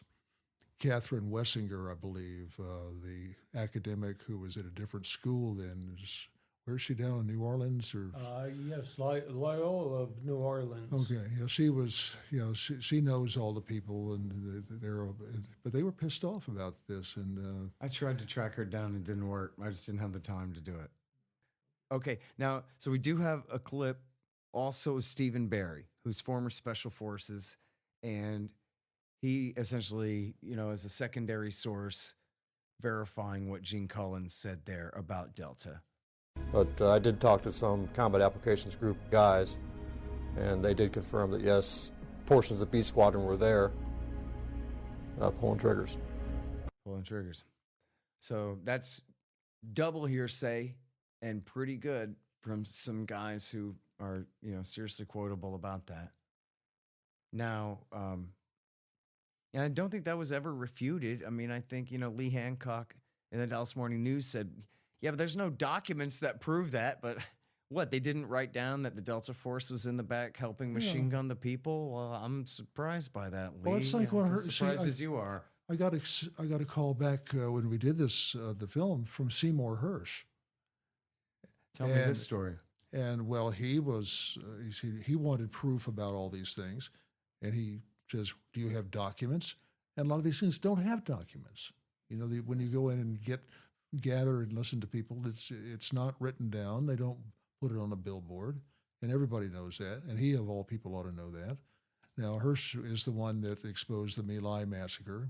And a hell of a lot of other things. And other things. Yeah. And he's the centerpiece right now about who blew up the pipeline up in the gas pipeline from Russia into Germany, and probably some other things. But he's... You know what? You could have given him enough to go on, that's for sure. If he wanted to crack the case, he's the kind of guy who could get some CIA types to leak him, Gordon Novell and then some worth, Well, maybe, but my sense, what I got from him was he was looking for a way to kibosh it. He wanted to, I don't know. I don't trust the guy, really. Yeah, he's all right. Okay, you say so. He's kind of a mean old crank, but I love him. All right. So I think here we play Bovard. So at the time of the final federal assault at Waco, feds were saying, well, they had this excuse and they had that excuse. Flash forward 2 years later, after the Oklahoma City bombing, and after there was more pressure on the Justice Department to provide answers, Janet Reno gave a speech in front of a bunch of federal prosecutors, and she announced that the first and foremost reason for that final FBI assault was that law enforcement agents on the ground concluded that the perimeter had become unstable and posed a risk that individuals sympathetic to Koresh were threatening to take matters in their own hands and basically attack the federal agents from all sides. There was no evidence of this. She was just pulling that out of her ear, and it was completely brazen that she would say that. But like everything else that she made up, she got away with it. Mm-hmm. And it's such an obvious, like, because obviously they would just arrest anybody that they thought was, what, the Michigan militia was going to come down there and go to war? Come on. Yep. Yeah. Well, and this was the same speech in which Janet Reno, talking to federal prosecutors, was very emphatic that it is unfair, it is unreasonable, it is a lie to spread the poison that the government was responsible at Waco for the murder of innocents. This was their pushback in 1995. Absolute total self-exoneration. Yeah. Ain't that always the way? Now, so there's a kernel of something that he's referring to there where the lie isn't entirely made up out of whole cloth by Reno, as he said, come out of her ear, but it was a lie. In other words, she doubled it. But I think what they were really saying in the first place is this came from the FBI, and you talk about this in your book, Dave, that this is part of the meeting with the Delta Force commanders, Shoemaker and Boykin, in their meeting with HRT and with Reno, saying for exactly whatever purpose, Delta is saying that we're getting to the point where the HRT is going to have to be pulled back and retrained, get some R&R and refreshed and all this kind of thing. And the FBI is denying it, right? And they're saying, that's not true. We're doing just fine. And so that would seem to undercut her reasoning that, like, oh, yeah, no, that was so I guess part of what I'm stuttering here is that by losing control of the perimeter doesn't necessarily imply that any militia is coming, but it just means that it's been 7 weeks. Some of these guys need to take a break, and we decided that any less than 1,000 men on scene is not enough to secure it. So therefore, if we had to send 25 guys home, then it would be hell breaking out. You know what I mean? Yeah, Again, sure. our position, not anything like the truth, but Yep. Just phrase it that way. You know, their perishable skills are declining. Well, I mean, she's a new attorney general. Does she know anything about their perishable skills? No. She has to take the word of the guy who's advising her. And this is essentially, I guess, am I right? Like, is your interpretation that the Delta Force was kind of bringing this up? Like, hey, these HRT guys maybe need to be pulled back. And the HRT guys were saying that this is why we need to hurry. If there's a problem at all, there's no problem, we're fine. But if there's a problem at all, this is why we need to go now, not later. Is that essentially right? Yeah, my memory of that is unclear. Okay. Yeah, I'm sorry. I know the issue came up, and someone told her that yes, their skills are declining. Right. So and Koresh is beating little kids, and I forget what the third one was. Right. Well, in other orders, this is what the way you write it in the book, Dave, is the first one was the talks are going nowhere. Oh, yeah. There's no progress at all. And then the second one was he's beating up the babies. So if you won't let us stop the beating of the babies, you're a beating of the babies accomplice kind of a attitude, the way they frame that. And then the third one was this sort of semi-dispute about as you put it, the quoting there, the perishable skills of the HRT guys on scene there. So possibly one interpretation could have been, if Reno had had any courage at all, could have been, well, geez, if you guys are so strung out on this thing, maybe we should turn it over to the Texas Rangers and let you guys go to Hawaii for a week instead of killing all these people. But instead, I guess she decided to take it that, like, well, I guess this is why we need to go now, not later. Yeah. And I guess it's pretty easy to imagine, right, guys, that if we already discussed this, but it kind of goes back to this, I guess, that they had decided on March 25th, we're doing this gas attack. Yep. Now they're refitting the combat engineering vehicles with new equipment, including these custom booms with the wire thing you got to pull to deploy the gas and all this custom Mr. Wizard's World stuff, right? Anyway, the point being just that they had so much invested in the plan, but it took weeks to get it ready. It took almost a month to get everything ready to do the gas attack. Now you're telling me you have this breakthrough on the 14th of April that Koresh is going to write the 7 seals and come out and everything's going to be okay? Not before we guess that son of a bitch it's not. It's already just, you can totally put yourself in their position. That we are not putting this CES powder back where we found it. Yeah, you know what I mean? We have it now, and we're gonna do something fun with it. Well, no matter what. As I've said, how the bureaucrat controls his political superiors is by controlling the knowledge of options and of information. Right. They made sure she knew the only option conceivable was to gas them. And instead of telling her about Professor Tabor and his comrades' breakthrough with the negotiation, they just left that out. There's no hope for the negotiations, and didn't mention that the Davidians were about to run out of water. So you cut, and then you start inventing things like Koresh was beating up babies when, in fact, he could barely stand at that point. So, yeah, you control the information. You give her false information. You suppress the true information and say essentially there are 2 alternatives: wait forever and spray the gas. Yeah. Well, that's how you control a population, too. We just look at the news organizations, what's suppressed, what's kept out of the public square. Now, 76 Branch Davidians were killed on April the 19th. 22 children, 54 adults, and 2 trauma-born children. That is, babies that I guess you would have said they just died, with their mothers, but for some reason from the fire that induced labor, and so the babies were born on fire and died that way. Yep. It's terrible.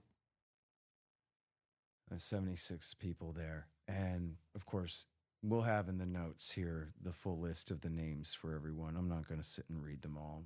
I read them all from the 28th, but I think it's going to try people's patience to just do the list here. But all due respect to them.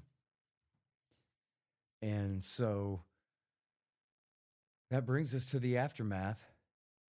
And I guess I don't really know like a great place where this fits. I think probably I'll end up keeping it, but I'm not sure if this is, I'm not sure how useful it is, but man, I don't know. We'll discuss it after I play it here. This is David Thibodeau, who survived the fire on the 19th, who you heard my clip from me interviewing him back in 99, and then from just this last April here. And this is him talking about his feelings about the situation now. At the end of the day, when I'm angry, I used to be angry completely at the government for what they did, especially after going through the psych ops and going through everything. Okay, then even after, and then time goes by, years go by, more books, more research. I get to see new things, and now I'm still far more angry at the government because those people were alive before they were gassed, before pyrotechnics were used in the building, before everything that happened. But now I find that there's a percentage of my anger that is reserved for David. And it almost seems like if you study historically any good religious movement, it's always some person, some man that ends up screwing it up because of his lust for power and getting the girls and getting the money and getting everything, and then it's more and more and more and more, and it always seems to take the same thing. You can look at the prophets of old, you can look at the kings of old. King David himself made those mistakes over and over again. It doesn't matter how many wives you have, it doesn't matter how much money you got. More and more and more. It's just this greed and this megalomania that seems to seep in, and it's all of them. They all do it. They all fall in the same thing. Warren Jeffs, David Koresh, whoever, Mm-hmm. And so I had an experience of going out to see David Koresh's grave site in Tyler.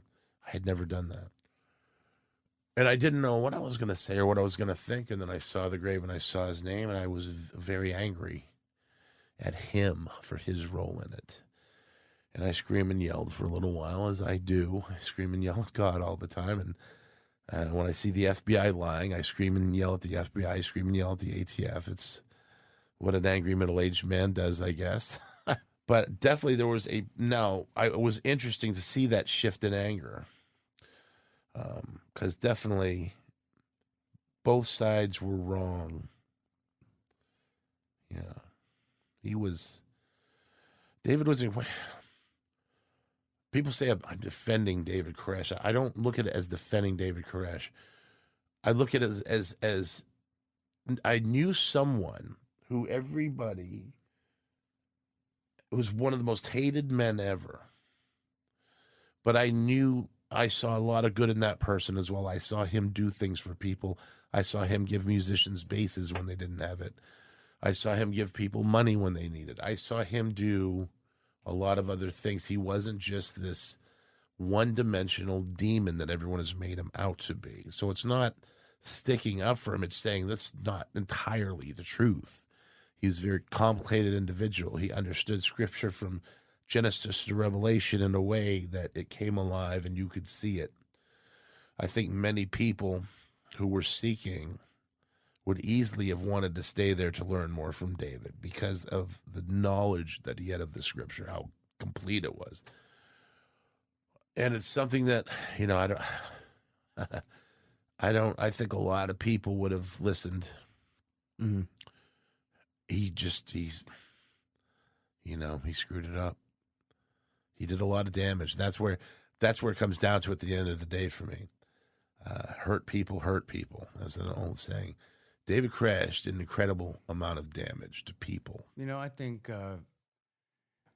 it doesn't take away a thing from what we've learned about these military rounds or about the FLIR footage or any of that, but he felt like he wanted to have his say about that, and it seems important enough as a part of the story that, yeah, this guy's not necessarily the best shepherd. If you're one of his sheep, that's for sure. Well, it's a very important. I thought he made a very good point about historically. I mean, just go back and find the guys who started various movements that wind up getting burned at the stake or whatever it is, and they fit into a pattern. It's probably the primary motive for being a great man in the first place, is having access to women. Yeah, that's the deal. Yeah, and of course you could also, like David said, well, it's more money doesn't matter, more women doesn't matter. Who knows? It's a big universe. Maybe God did tell him to do this. We don't know. Or maybe he sincerely believed a hell of a lot of it anyway. I think that's probably true. I think he did. I think he did. But you start with the Koresh-Frage, and do you believe in God? Do you believe try to get the quick answer? So, look, we had a short discussion about this yesterday before we started, Dan, about responsibility is a quality and not a quantity.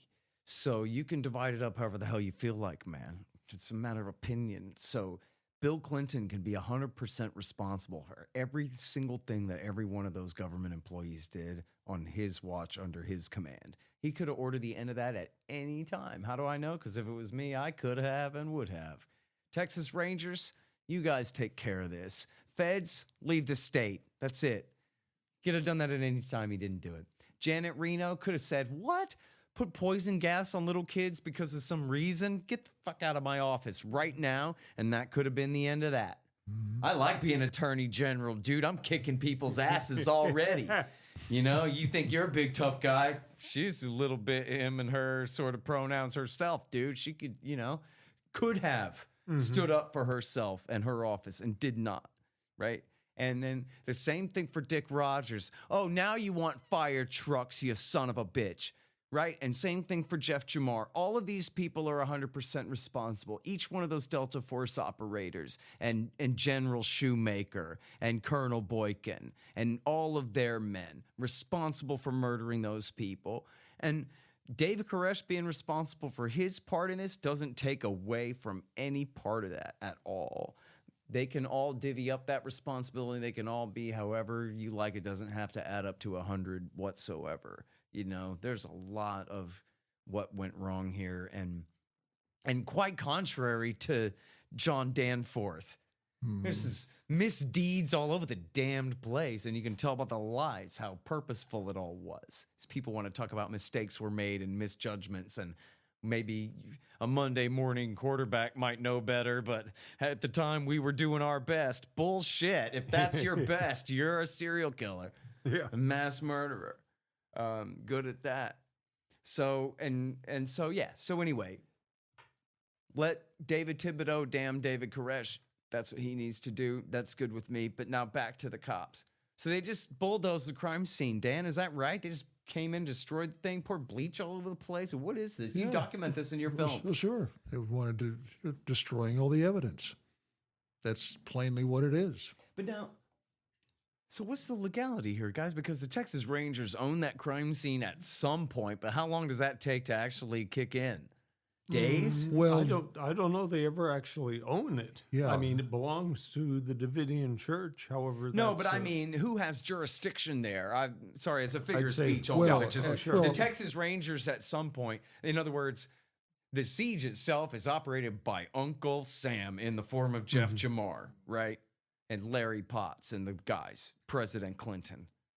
But at some point after the fire, control over the crime scene and the evidence collection and everything goes to the Rangers, right? Yeah. Do we know specifically? Well, does it really? I mean, that's the FBI. Okay, The FBI has tremendous power, and I don't know what all the federal laws are. I can tell you, my memory is that the Texas Rangers took it over, but they were first commissioned as special deputy marshals, I believe. Okay. So back to the federal side. So they're under the federal courts at that point then? Well, I mean, if they're bringing criminal prosecutions, it's going to be federal. And what was interesting was there's something in the Texas law or Texas Constitution that says that a state employee cannot simultaneously be a federal employee. But I gather nobody figured that out until after these events. But back when I was requesting the records for Mike McNulty, there was requests to the Rangers. Rangers said we were special federal marshals, so talk to the Marshal Service. They sent us back to the deputies. You know, everybody was, these guys were working for somebody else at the moment they did it. Yeah, just the feds had the big foot there. They could exercise whatever power they wanted, and just Dave says, I mean, I think there's probably a law there that lets them do that. It takes it out of the hands of the locals. I'm sorry for scoffing. I get the image in my head from the film. You guys show, I guess it's still pictures that you show in the film of these FBI agents standing around with these bottles of Clorox bleach, which are all red, white, and blue logos, sitting there. And I'm going, I think, I remember, I believe, unless I'm making it up, but I don't think so, that at the debut, the premiere of your film, as it played in Austin in 1997, I think that the audience was basically, everyone stopped to talk to each other for a second. Look at all the goddamn Clorox bleach. Look at the bottles of bleach. What am I looking at here? A crime scene with bottles of bleach? Well, you got to. What in the world is that? Well, I think what the deal here is that the physical evidence basically backed the Davidian story. Well, obviously they were worried that of course, was the case. Especially those missing front doors. I mean, that's only one was missing. The critical the one with the bullet holes. Yes. Yeah, the one with all the bullet holes pointing inward that the Davidians told them proved that they were innocent. That's the half that vanished. The other half they found. Right. Well, that ascended into heaven and now rests up on the. I mean, I think you show in Rules of Engagement a still picture of a truck with what looks like a door in the back of it, a federal. Could be one of those white doors, right about the same color and size. That would be an interesting freedom of information. To where's the door? Of course, I think that's probably been made, and they claim it does not exist anywhere in time and space now. But that's clearly what they're doing. And by the way, call back to earlier in our program, right, where we were talking about how, first of all, the Davidians, as you put it, Dave, I believe, were taunting the feds during the negotiation phone calls that we got that door, and so you guys are screwed at the end of the day. Truth is on our side, and ha-ha for you, right? And then we also have their lawyers Dick DeGuerin and Jack Zimmerman, who clearly have a conflict of interest, but at the same time also are not liars.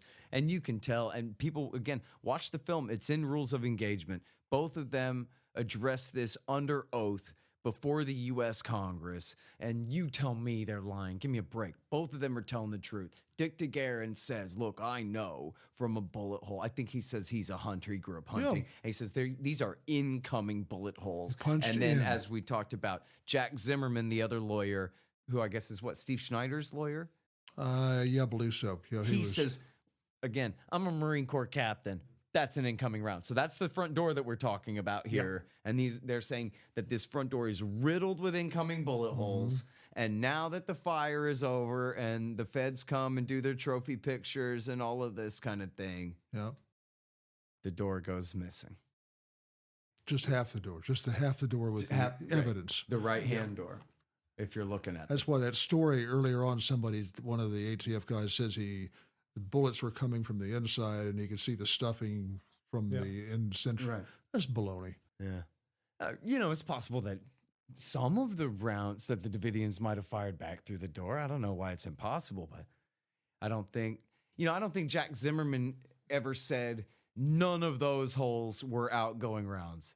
What he did say was, I saw incoming round. No, he said that, right? He said as I recall, he says I looked at that door and the bullet holes were punched in, and DeGuerin said the same thing. So, in other words, implying at least the word all. Well, they said they used the phrase punched in, which is from the outside. But more importantly, the holes. Yeah. Meaning all the holes. They weren't making exceptions. They didn't allow for exceptions in the way that they phrased it anyway. Well, I don't know if we counted all the holes. But, well, it's interesting because we played that clip of the ATF agent, and it's possible he was just outright deliberately turning the truth inside out. And I think he was. Lying about that and I to think cover for that. Well, that's the thing here. You have the government turning all the truth inside out to back its position.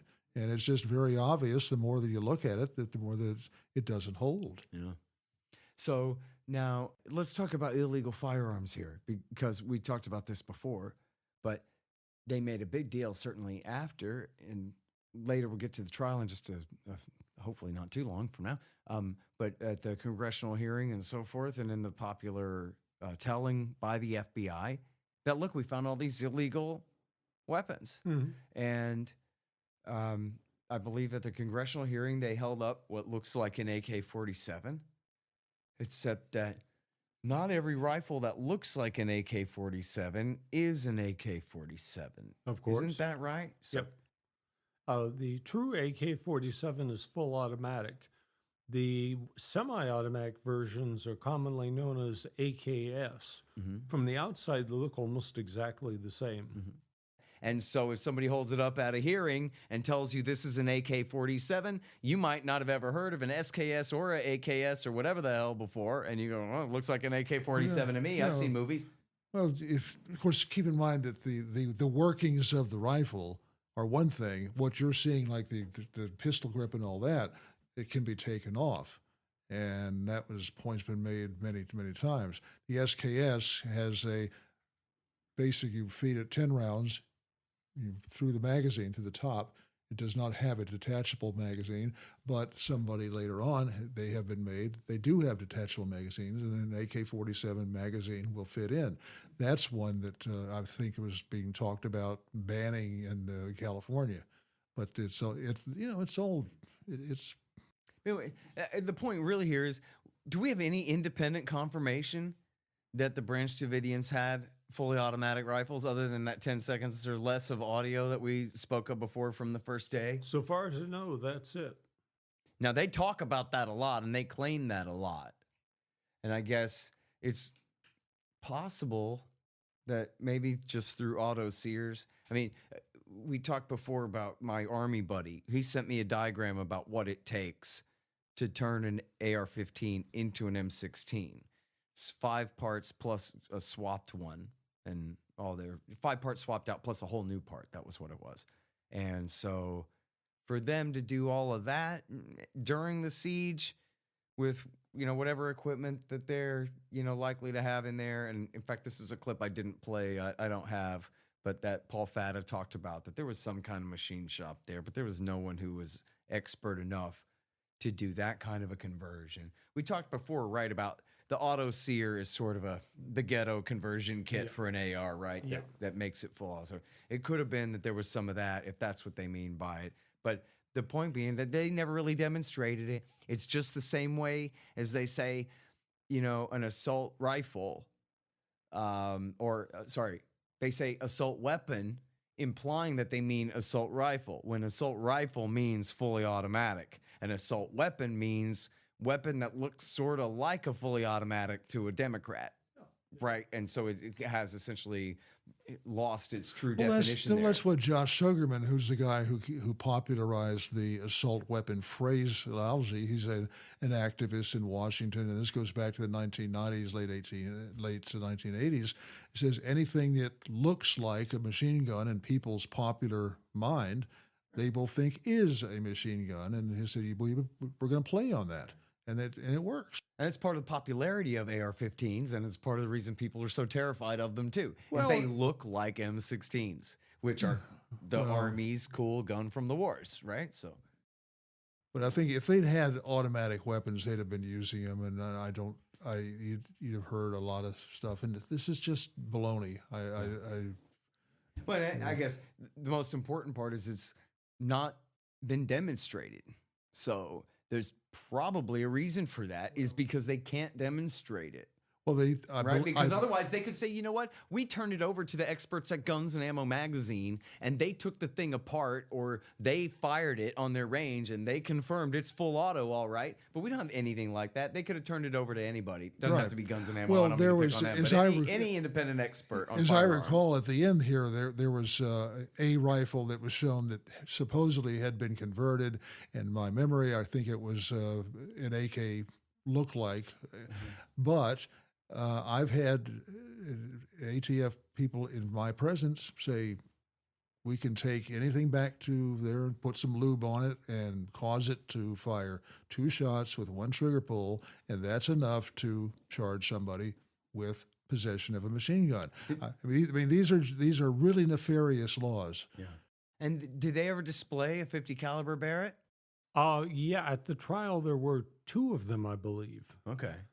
So they did have those. But people still are told that they had 50 caliber machine guns, which they did not. That's a separate thing. Right. Oh, completely separate. Yeah. Okay. But again, all this stuff only works because most people today don't know squat about firearms. Whereas in an earlier generation, say the World War II guys that came back over, or Vietnam or Korea, would have a better understanding of that. Mm-hmm. So who wants to talk about the bodies in the refrigerated truck? Not before dinner. I can do it. Yeah.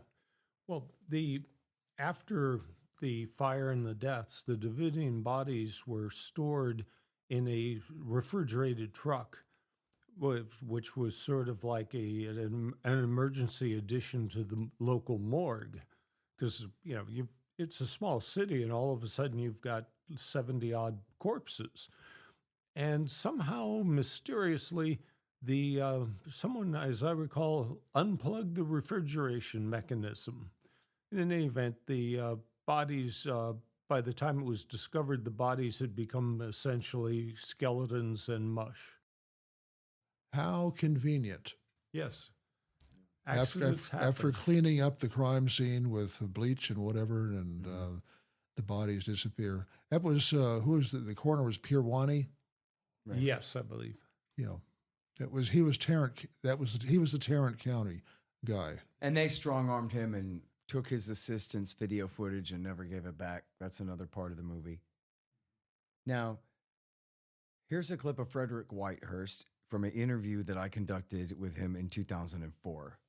And I asked him about, and he's the narrator of Waco, A New Revelation. And he was the FBI crime lab whistleblower on the case of Waco, the Oklahoma City bombing, and one other thing I can't remember anymore, whether it was Khobar Towers or Flight 800 or whatever it was from back then. I'm sorry. But anyway, on Waco and Oklahoma City. Now, when we talked, we mostly talked about how they faked all the just made up the ammonium nitrate evidence from Oklahoma and all of that was part of the discussion. In my original question, I asked him about Waco. He never really answered, and I'm an idiot, and I didn't follow up. And I think I do have a second interview of Whitehurst, so maybe we talked about Waco in that one, but I didn't get a chance to review it. But anyway, even though he didn't specifically address Waco, I think that, this part of the interview of Whitehurst is still, relevant to our discussion here.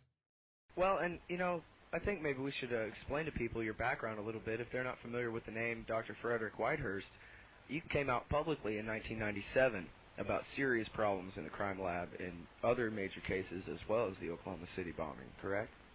Yes, that's correct. And what was it that made you come out public at that time? Actually, I'd had issues with the FBI crime lab the day I walked in.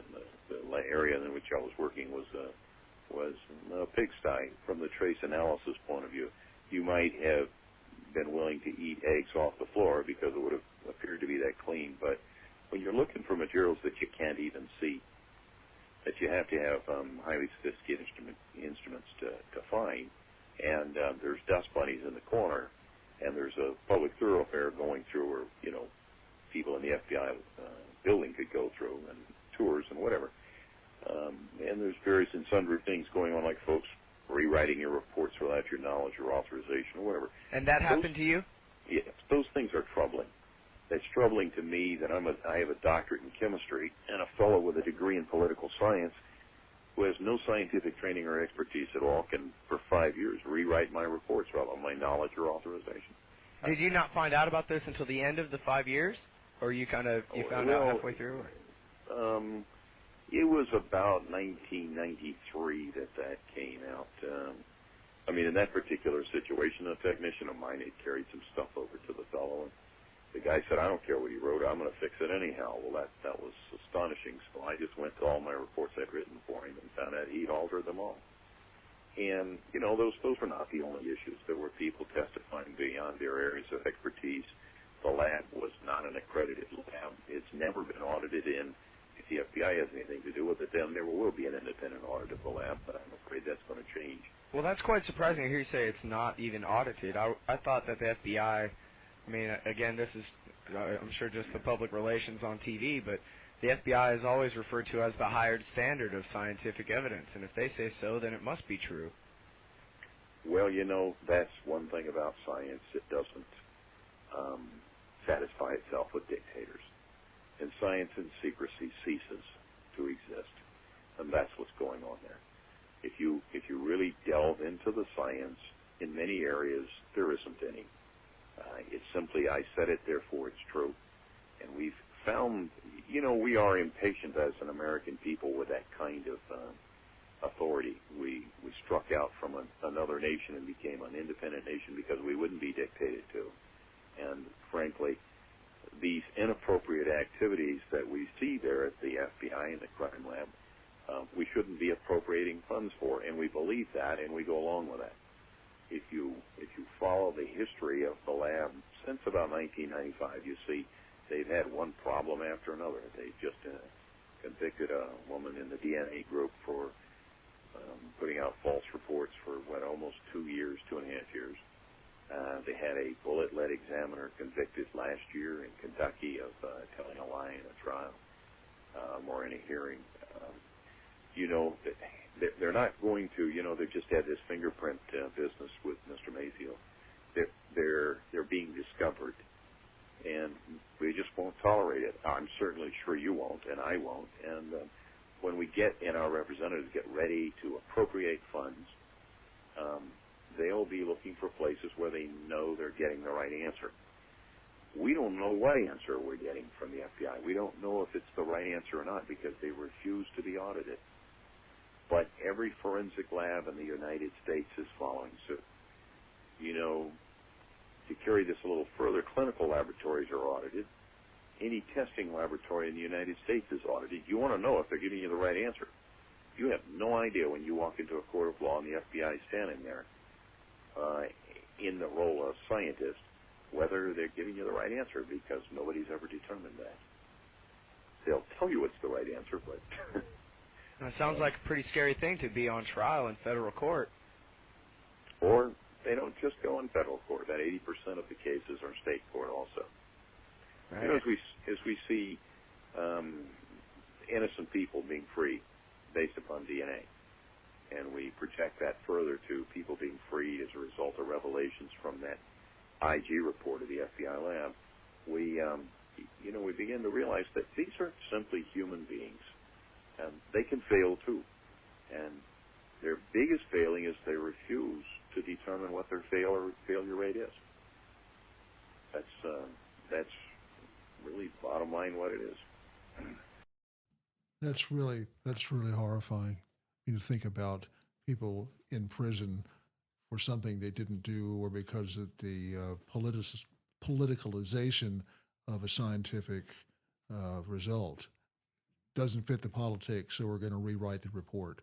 Now, I've gotten 4 people out of prison who didn't do the crime, and they were put there by false testimony, false evidence by police.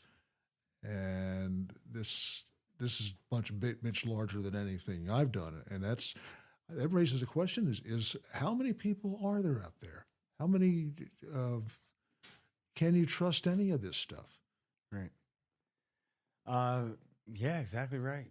And I'm sorry, because if I have a chance to review that second Whitehurst interview and find a good clip about Waco, I'll just punch it in here somehow and hopefully make it sound he's like worthy along the same lines. Obviously, Waco was being handled by these same people. I mean, assuming the Waco evidence even made it as far as the FBI crime lab, right? What were they even looking at? Well, this subject is worthy of and threw it in a dumpster. Well, this subject is worthy of a full bore treatment, and your institute could be the heroes of this. I mean, with the right publicity, you could be the guys who are making a major difference, and I think you'd have the whole country behind you.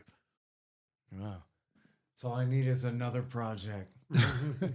Somebody do it for free and sign up.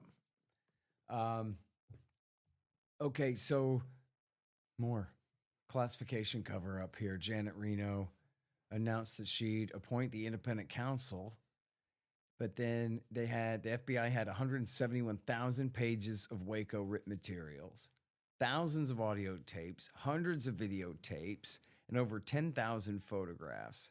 The military had 30,000 pages, but as we discussed, 7,000 were still classified.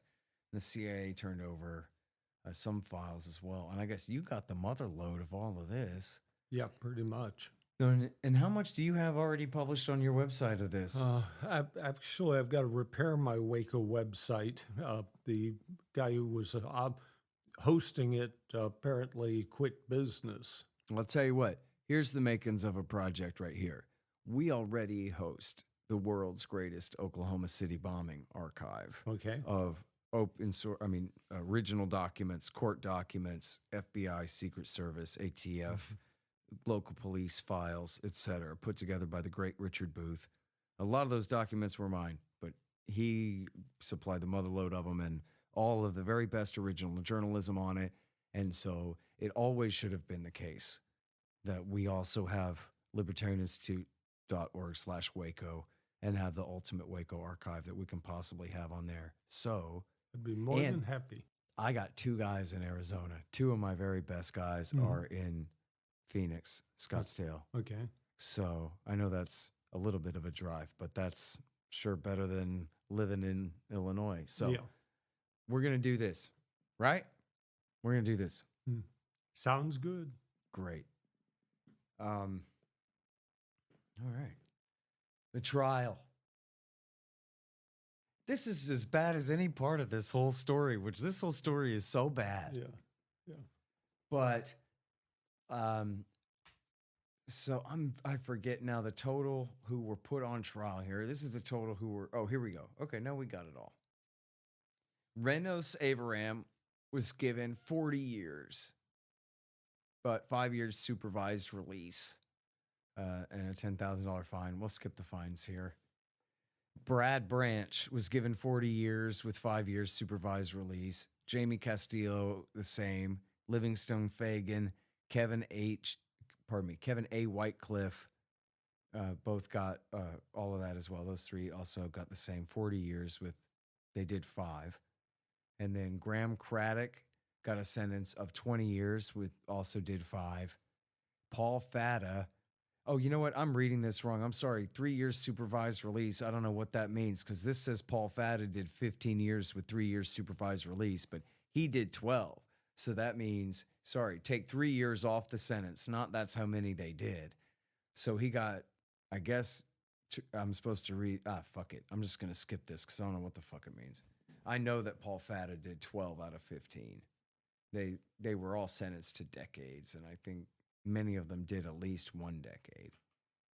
And then Clive Doyle, Woodrow, a.k.a. Bob Kendrick, and Norman Washington Allison were all found not guilty. So here's the thing about this story, right? Is they're charged with murder of federal agents. Mm-hmm.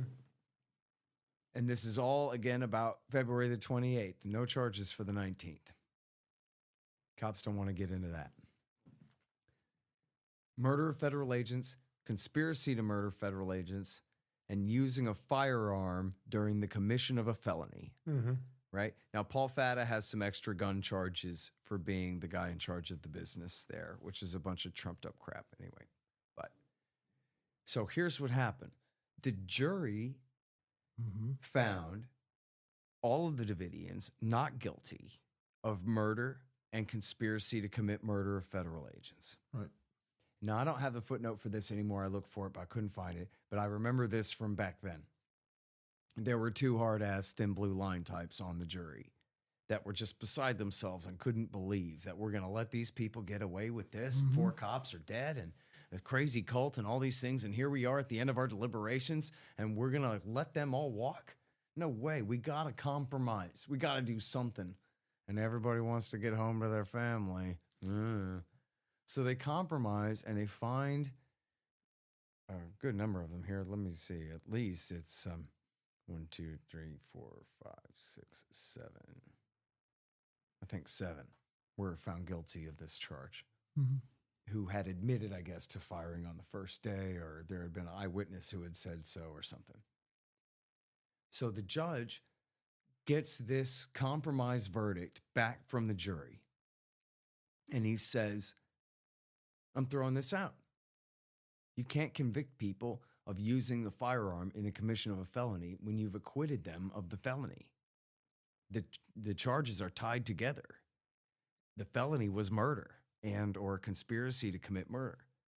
The jury was really offended by the prosecutor's theory of the case, which was the Davidians' religion that said that they would one day fight the forces of evil was the conspiracy to murder federal agents itself. And the jury was like, no way are we. And they're from San Antonio, the land of the Cornerstone Church, where Jesus is going to come back any day now. So this is just, no. They reject that part of it. And so the judge says, well, forget it. And sends everybody home. And goes home for the weekend. And we don't know who he went golfing with or who he did a weird ceremony with or who made a threatening phone call to him. Hang on, helicopter.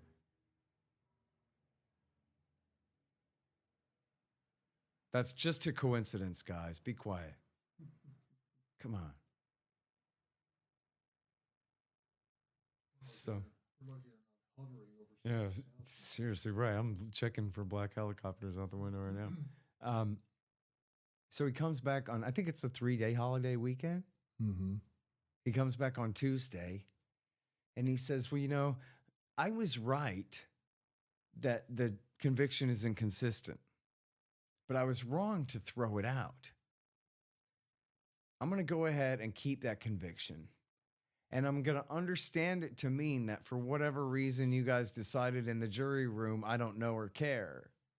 What you really meant to say was that they did, in fact, commit that felony of murder of federal agents in using that firearm in the commission of a felony, which you have found them guilty of. So how do you like that? Gotcha. And sent them to prison for decades. Yeah. And with poor Paul Fatta, used some drug enhancement and all this to give him 15, which he did 12. Yeah, this was a major black eye for Uncle Sam, even this side. But what I heard, and maybe this is what you're asking, well, who did he talk to over the weekend? Is that the feds made some phone calls, went in to see him, whatever, worked him over behind closed doors, and got him to do what you're talking about. Sure sounds like because it's really not justice. I mean, honestly, it could have been his idea. I mean, there's no reason to think that he meant well in the first place. You know what I mean? But he could have. We don't know. Yeah. We don't know. But he changed his mind, and he took their kind of harebrained call that they made on his obviously poor instructions in the first place. And then he took their confusion and twisted it to the exact result that they didn't want. Mm-hmm. Now, Zimmerman and DeGuerin, you'll remember during the hearings, made a point that in Texas, what really saved him on the murder charges and conspiracy and all the rest of that was that in Texas, it is legal to use deadly force against a policeman under certain circumstances, and that those circumstances were met here. Now, people in other states find that, really incredible. And we talked about that before a little bit. It came up, but this is worth repeating in this context at the trial, because this is the charge is murder. Yeah. And you have Davidians who said, yeah, I shot some of those cops, whichever ones, I'm sorry, I forget which ones were quoted as what. But some of them had admitted at least that they had fired on cops. I don't know if they had claimed to have hit one fatally or not, or what exactly, but they had admitted to being in a firefight. Mm-hmm. And the government's position was, you can't do that, and especially because you started it, right? That was the government's theory of the case. And the jury found that no, the government fired first, and that is the magic word. Just like in any other civilian situation, government employee or not, you're not allowed to just shoot at somebody unless it's in an immediate and proportionate use of violence to protect innocent life of yourself or of someone else. Sure, And but you've read what the forewoman said, or foreman said afterward. Said the wrong people were on trial. The agents should have been the people on trial, right? And that expresses a lot of sentiment of a lot of people. Not certainly the thin blue line types you're talking about. And a lot of those are people you wouldn't suspect. Yeah. And this is the forewoman is Sarah Bain. Yeah. And here's an anecdote that we learned about her from Paul Fatta in my interview of him this last April 19th, 2023. Well, I'm going to tell you about Sarah Bain if I didn't already tell you. So I was at FCI Latuna. That was the first prison where I started my time. She wrote me a letter.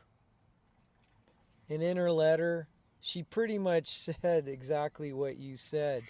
She said, I know in the jury instruction, Walter Smith told the jury, That's the judge. The judge told the jury, you don't worry about the time, how much time they're going to get. That's up to me. I just want you to either say they're guilty or not guilty. That's all you have to worry about.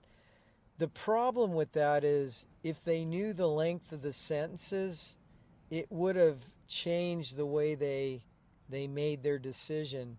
Now, and Sarah did when she wrote to me, and I'll try to find the card. That was in 1994. And she says, Paul, I really want to apologize to you. She goes, this was never the intention of the jury. She apologized in behalf of the jury. She or the jury did not know the length of sentences we were going to receive. If they would have known, they would have found us not guilty of everything. She said that we thought you were going to get time served and be done with it. We didn't know that they were going to impose those kind of sentences. We're sorry. That's not what we intended. And I ended up writing to her. I just said, hey, look, you guys did the best you could. You tried to do the right thing. the system as it is, they're corrupt. They needed their pound of flesh. They went and they gave us excessive sentences.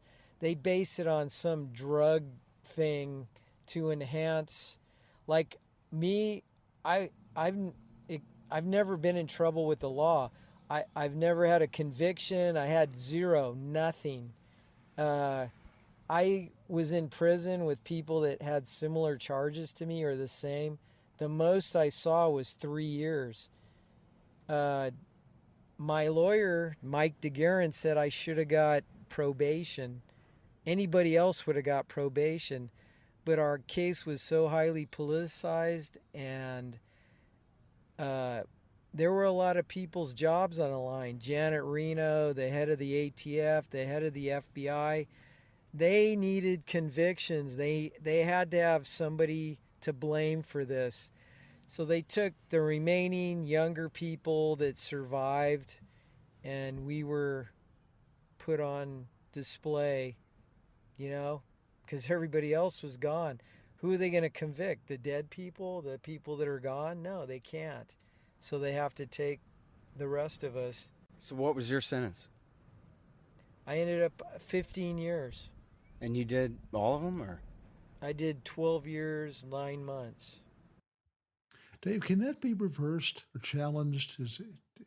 Has anybody challenged that or I appealed don't know if they challenged it, but the judge's ruling would actually be correct in the end. The jury can come back with a verdict that is completely inconsistent. And in fact, I have the quote here from Sarah Bain. She says, "Though we found the defendants not guilty of the charges of murder or attempted murder or conspiracy to murder, we mistakenly found several of them guilty of the linked charge of using firearms during the commission of a crime of which they were innocent. This was a totally inconsistent verdict. After the trial was over, Judge Smith came into the jury room and told us he had no choice but to throw out the firearms convictions on the basis of that inconsistency.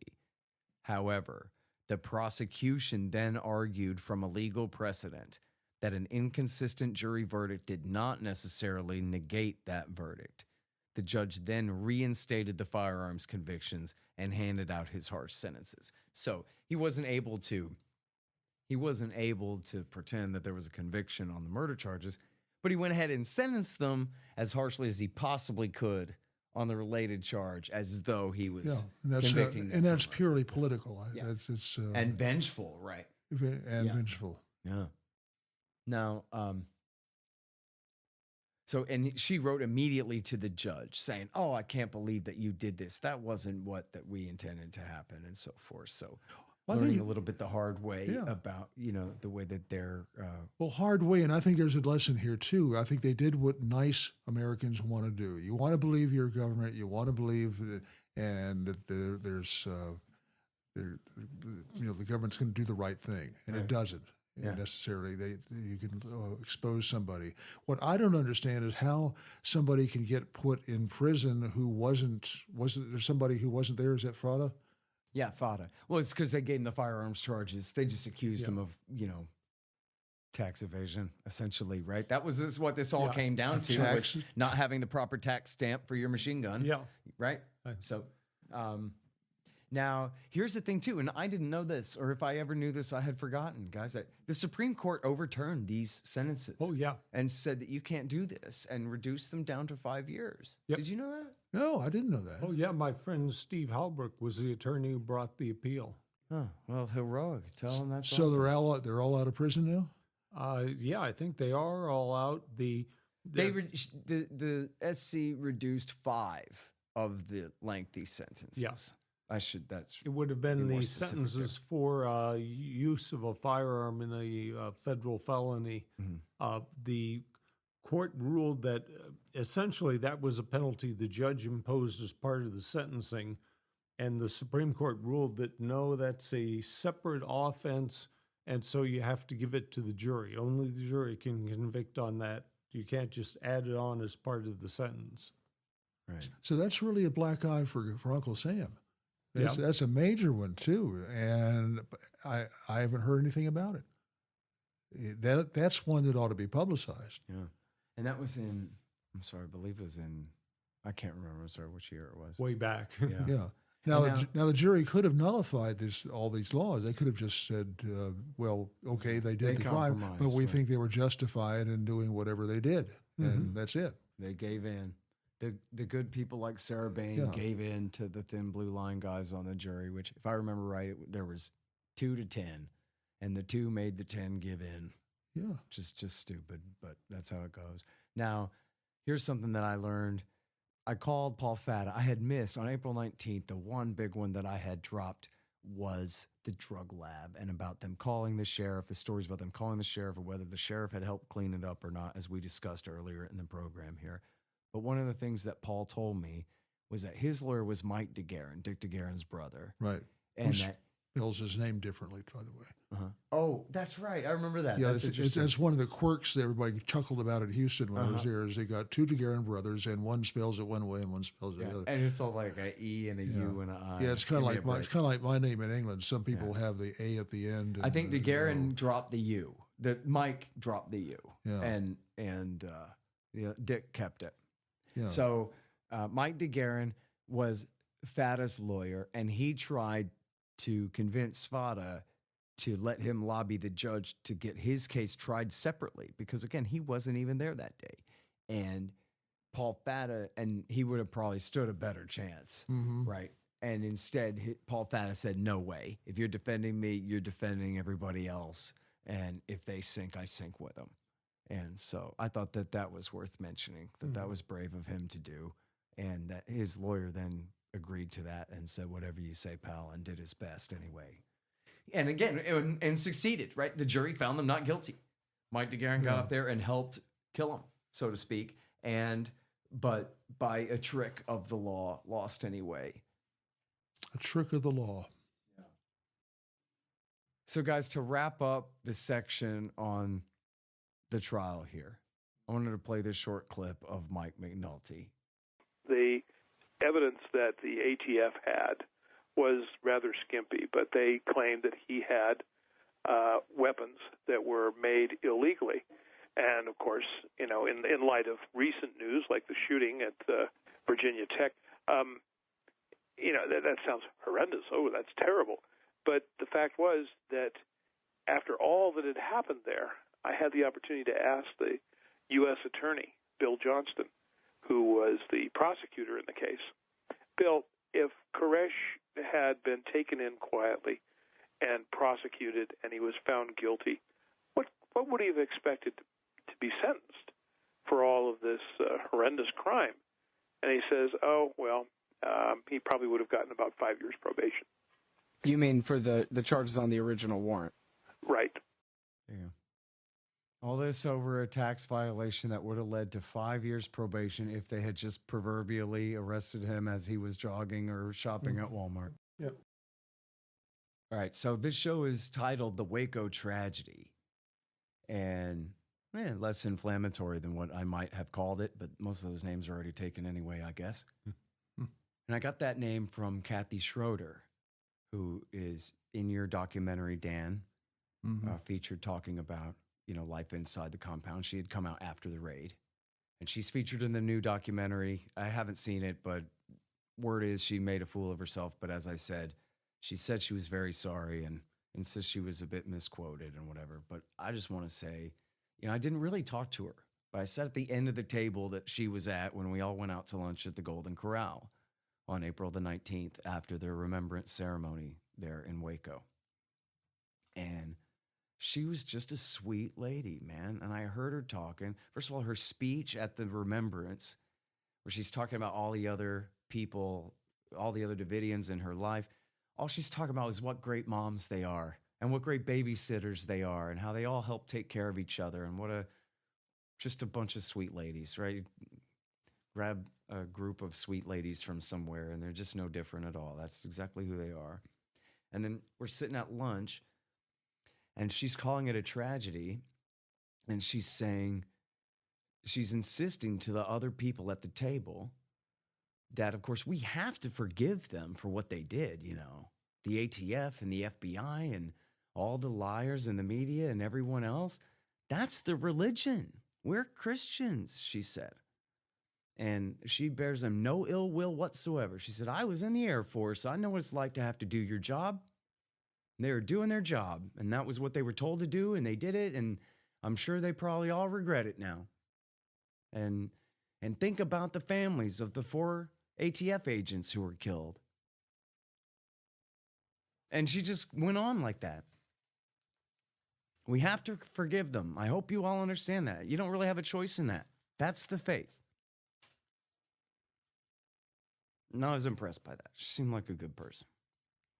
So she titled our show here.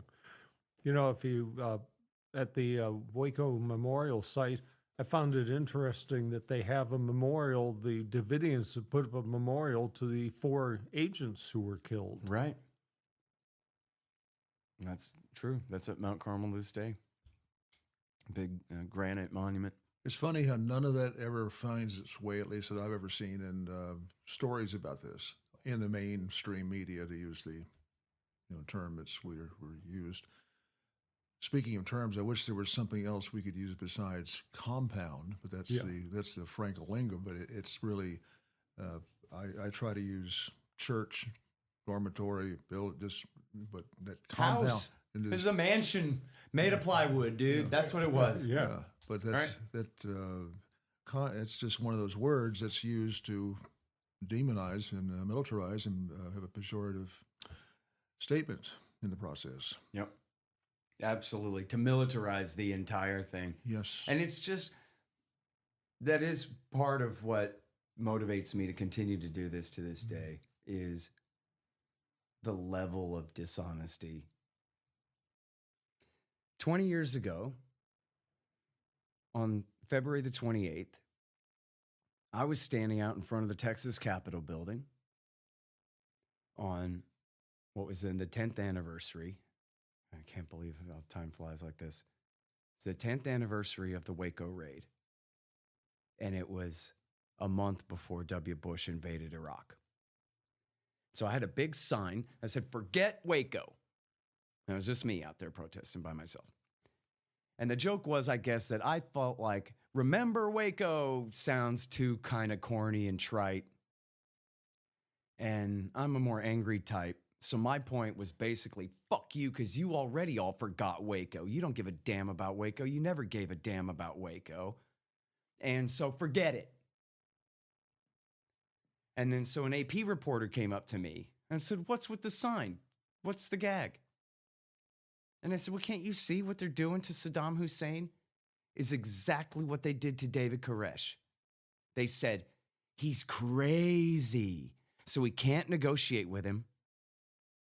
We got Colin Powell, a 4-star general, as a Secretary of State, but somehow he can't negotiate with Saddam Hussein. Okay.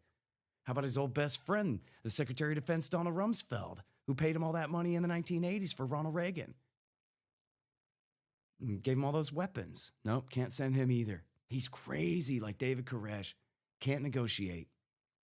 And did you hear? He's got illegal weapons.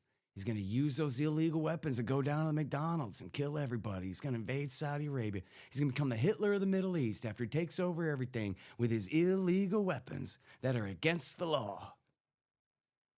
And he's bad to his own people. As Saddam Hussein, he's beating the babies, raping the kids, throwing human beings into giant human shredders when they get out of line.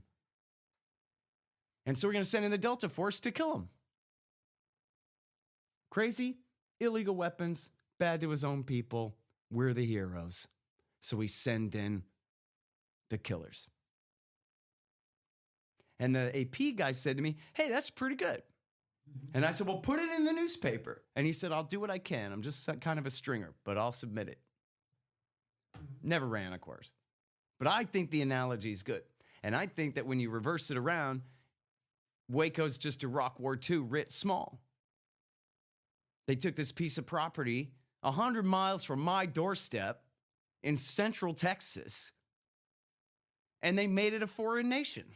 They made it an enemy nation, a compound where Saddam Hussein and his sons Uday and Qusay lived and raped the babies and had a meth lab. And so we're going to send in the Delta Force to kill them because they're too crazy to negotiate with, and they've got these illegal weapons. What's a guy in an M1 going to do about a guy with an AK-47? So it's intolerable that the situation remains. As Bob Ricks says, we had to up the ante. We had to bring this thing to a logical conclusion. Waiting them out for a peaceful resolution, waiting for the inspectors to finish not finding sarin canisters. We don't have time for that. We have to go now. And that's the real point of it all. And again, with the same kind of propaganda campaign that they used against Iraq. You and your mom and your dad and your brother and your sister and your son, you got to all agree with us on this. This is for America. Don't tell me you side with these communists and these terrorist-loving, America-hating traitors. We got to go get that Saddam Hussein before he helps Osama bin Laden attack us again. Mm-hmm. And everybody now, 3 cheers. And even when they were revealed to be torturing people to death, they said, hey, all good American patriots support this. And Americans said, yeah, we do. Just like after the fire and after the Branch Davidians were dead, after 2 of their babies were born burning to death, the American people loved it. They loved it. The USA Today poll said 93% of the American people supported the tank attack. What, 2 days later? When the tank attack led to a giant fire and the death of all the people. And they go, yeah, well, whatever, dude. We wanted to watch The Price is Right. We want to watch Days of Our Lives, and we're sick of this redneck idiot and his stupid people getting in the way of our quality TV time. Death penalty for that. And they loved it. They did love it. And they didn't turn against the Iraq War, the second Iraq War for years, too. And for a penny and for a pound. And just the same way here, too. Is they just lie from morning to night. They don't give a damn. And so that's why it's important to talk about this still, right? It's because this isn't over. They do this to us all the time. You're touching they did on it to us on Russiagate. Sure. Hell, they did it to us on COVID. They're doing it to us on Ukraine right now and on China, too. Well, you're touching back on that Arlo Guthrie thing. It's the kid sitting on the bench, and I want to kill. There seems to be something in the water in Washington or among bureaucrats. They want a war someplace to justify their existence, and that's as old as civilization. Yeah. I mean, I'm sure in Iraq War I, R.W. Apple, the legendary New York Times reporter, wrote that, and approvingly so, not in any cynical way, that, and I think this was actually even on the occasion of Panama. This might have been before Iraq War I, but it was that there is a ceremonial letting of blood that a president must go through to truly achieve presidency. Remember, they said they hated Donald Trump so much. Oh my God, they hated him. But when he bombed Bashar al-Assad, they all went, yeah, Donald Trump finally really became president today. That's a leader, which was treason, by the way, right? It was a false flag attack by Al-Qaeda terrorists to get us to fight a guy in a 3-piece suit on their behalf, and he fell for it. And that was the 2 times, in 17 and 18. With the false flag sarin attacks, the 2 times that the American media and Democrats and mainstream consensus supported him was the letting of blood of their enemies. Yeah. And I mean, I really do think that R.W. Apple, I guess I could look up the quote. I'm pretty sure he calls it ceremonial. Like, this is a rite of passage for a president to do. You got to kill somebody, man. Otherwise, what are you? You think Putin has somebody whispering in his ear telling him you got to go in and shed blood? Yeah, the CIA. Poke, poke, poke, poke, poke. I bet you won't do anything about it. Poke, poke, poke. Here we go. Yeah, it was Panama. It wasn't even Iraq. He calls it a rite. Quote Greenwald. After George H.W. Bush ordered the invasion of Panama, New York Times correspondent R.W. Apple wrote that starting new military conflicts is a, quote, presidential initiation rite. That, quote, most American leaders since World War II have felt a need to demonstrate their willingness to shed blood, end quote. And that Bush's order to attack tiny defenseless Panama, quote, has shown him as a man capable of bold action. Well, that's why Barbara Trent was booed at the Oscars when she won for Best Documentary. the Panama deception. Right. Remember, because she took the lid off of that. God, it's even the title. The R.W. Apple piece in the New York Times is called Fighting in Panama, The Implications, War, Bush's Presidential Rite of Passage. And let's rewind a little bit more. Remember Ronald Reagan invading Grenada? Yeah. I mean, that was to make up for his humiliation in Beirut. Yeah, that was plainly stated. That's why they're doing it. Yep. But then, so for every one G. Gordon Liddy, there was 500,000 Rush Limbaugh clones in this country who didn't give a damn about those people, Dan. So what about that? Because it's funny to see now the way right-wingers pretend that they had sided with the Branch Davidians, but that ain't how I remember it. Oh, yeah. Well, that's the reality. To give us a background on the film, we were looking initially for a public relations firm to handle publicity. Nobody would touch it. And I mean, our first choices were some in the Democrat establishment and that had been working with Carter, because that's the messenger matters in these things. There's a big optics thing that you really have to pay attention to about who's saying things, but nobody wanted to touch it because this was considered right wing or low class, right wing, low class, and it didn't really matter. So finally, we found a guy who booked book authors around the country in K Street in Washington, and he took it. Now, he had some baggage that I was very concerned about at front. He's a intelligence officer with the Army Reserve. So my first thought was, well, am I playing right into the game here? But the more I talked to him and checked him out, I think he wasn't. And of course, I kept up a wall, so I was careful that certain information didn't get out, and he couldn't triangulate in on it anyway. But he was a good guy. But he said when we were trying to get booked on all the shows at the time, you mentioned Rush Limbaugh.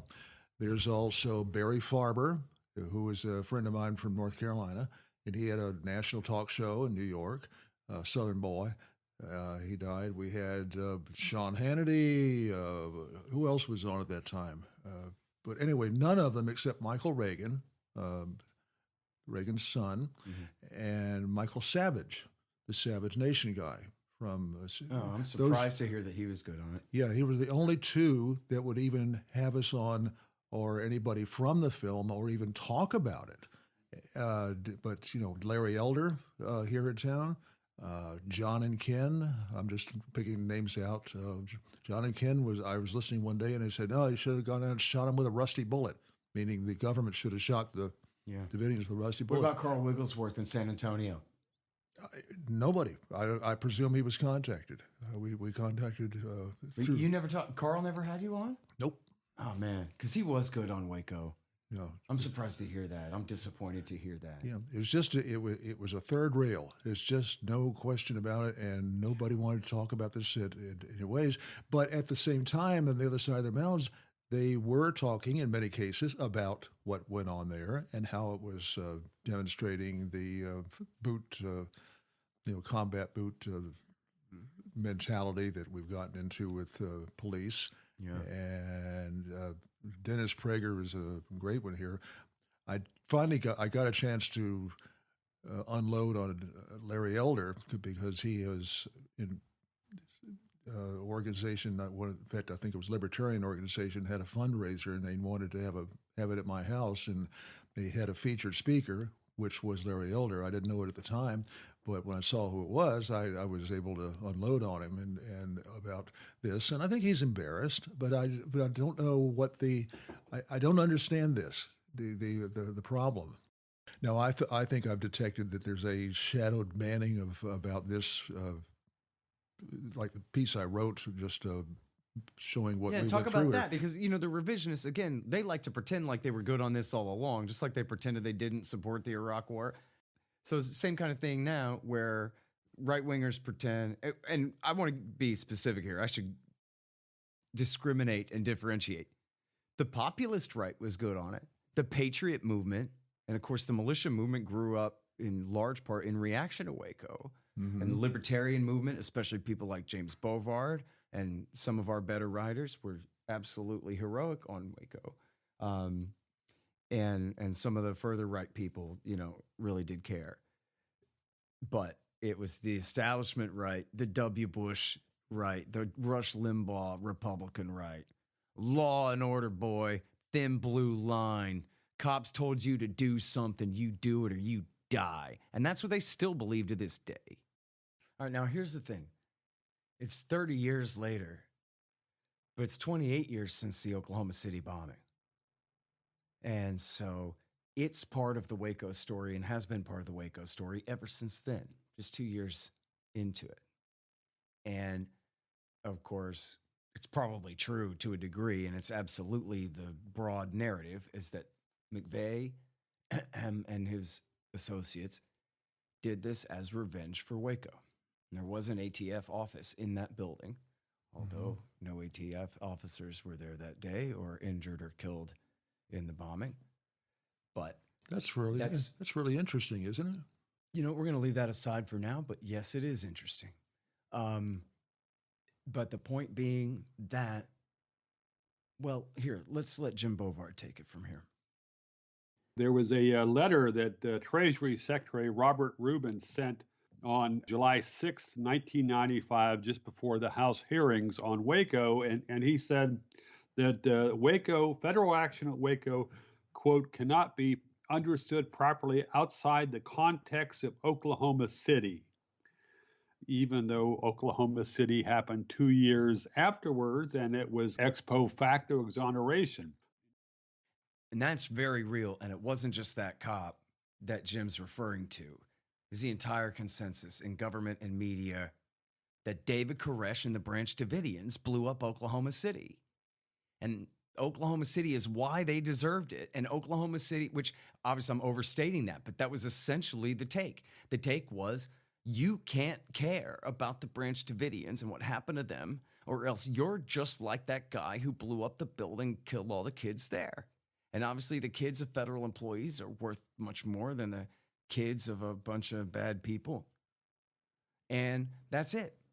And if you talk about Waco in a sense where you're sympathetic to the Branch Davidians, you sympathize with Timothy McVeigh and the bombing of that building, and you're not allowed to say that you don't. It's just built in, and it's just true. And I know as a cab driver at that time who was determined to talk about politics with my people in my cab all the time, that if I say Waco, they say Oklahoma City. So there was this thing about Waco. There's this guy, Dan Gifford, and he made this movie. Oh, yeah, I guess you got a bomb in your trunk, huh, cabbie? And that is the absolute idiot level of thought that the American people have put into this topic and how easy they are to manipulate on this. And the disservice that those neo-Nazis, including Timothy McVeigh, all of them did to the entire movement of the people who also cared about Waco and were mad about what had happened to those people. And that's a whole other subject. And I'll tell you for the record here, everyone can go to libertarianinstitute.org/OKC. And we have the ultimate archive of primary sources about the real story about what was behind that attack right there. And it's not conspiracy garbage. It's the debunking of the government's fake story about the whole story of what happened there. And yes, it was McVeigh who drove the truck and was a bad guy. That's not the case we're making. But the point is there's a lot more to the story than that. But the main point for our purposes here is that Bill Clinton said, yeah, the forces of right-wing radical hate of government is responsible for this. And that meant to Bill Clinton and to the mass media, that included Rush Limbaugh, who, by the way, in context here, I don't know if you guys agree with this, but in my eyes, this guy is like one hair to the right of center, right? This is the most establishment conservatism that you could possibly conjure, right? And they're saying Rush Limbaugh and everyone to the right of him did Oklahoma City. All of you did it, especially the Branch Davidians.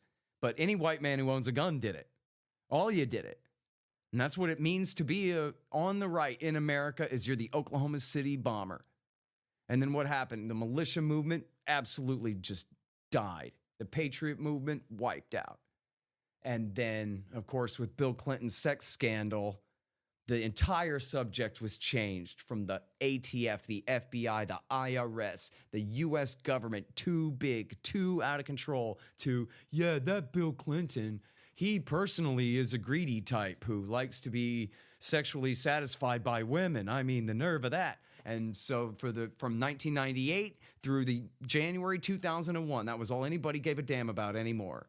He can sit and watch Waco burn on the couch with James Gigliotti, his Chinese intelligence connection and financier, and nobody gave a damn. Everybody said, he cheated on Hillary Clinton. Can you believe that? And that was the end of anybody giving a damn about anything important in the last decade of the 20th century. Yeah. One thing is that I'd rewind back to the 60s, and we had the Symbionese Liberation Army, and who else? We had several of these going around. But they were never described, that I recall, as radical left-wing in the terms that we're using today about the right, whatever that is. This as if it was some vast conspiracy of going on, may have been, but they didn't do it. These were separate entities, separate people with issues that wanted to get out and kill people, rob banks, what have you, rob banks to support their politics. We have Bill Ayers, who's openly said, when his side wins, they're going to have to kill about 25, 30 million people. I've yet to hear anything like that from the good luck with that, pal. Radical right, but it tells you there's what kind of psychopaths you got there. I don't find that on the right at all. Well, and look, I mean, the truth of the matter is, and I palled around with a lot of militia guys in the 1990s. I mean, I don't know a lot of them, but a few of them, and they didn't talk about blacks and Jews. They were not fascists. They were constitutionalists. They were George Washington, red, white, and blue patriots, man, and they were just anti this post-constitutional domestic empire and its abuse.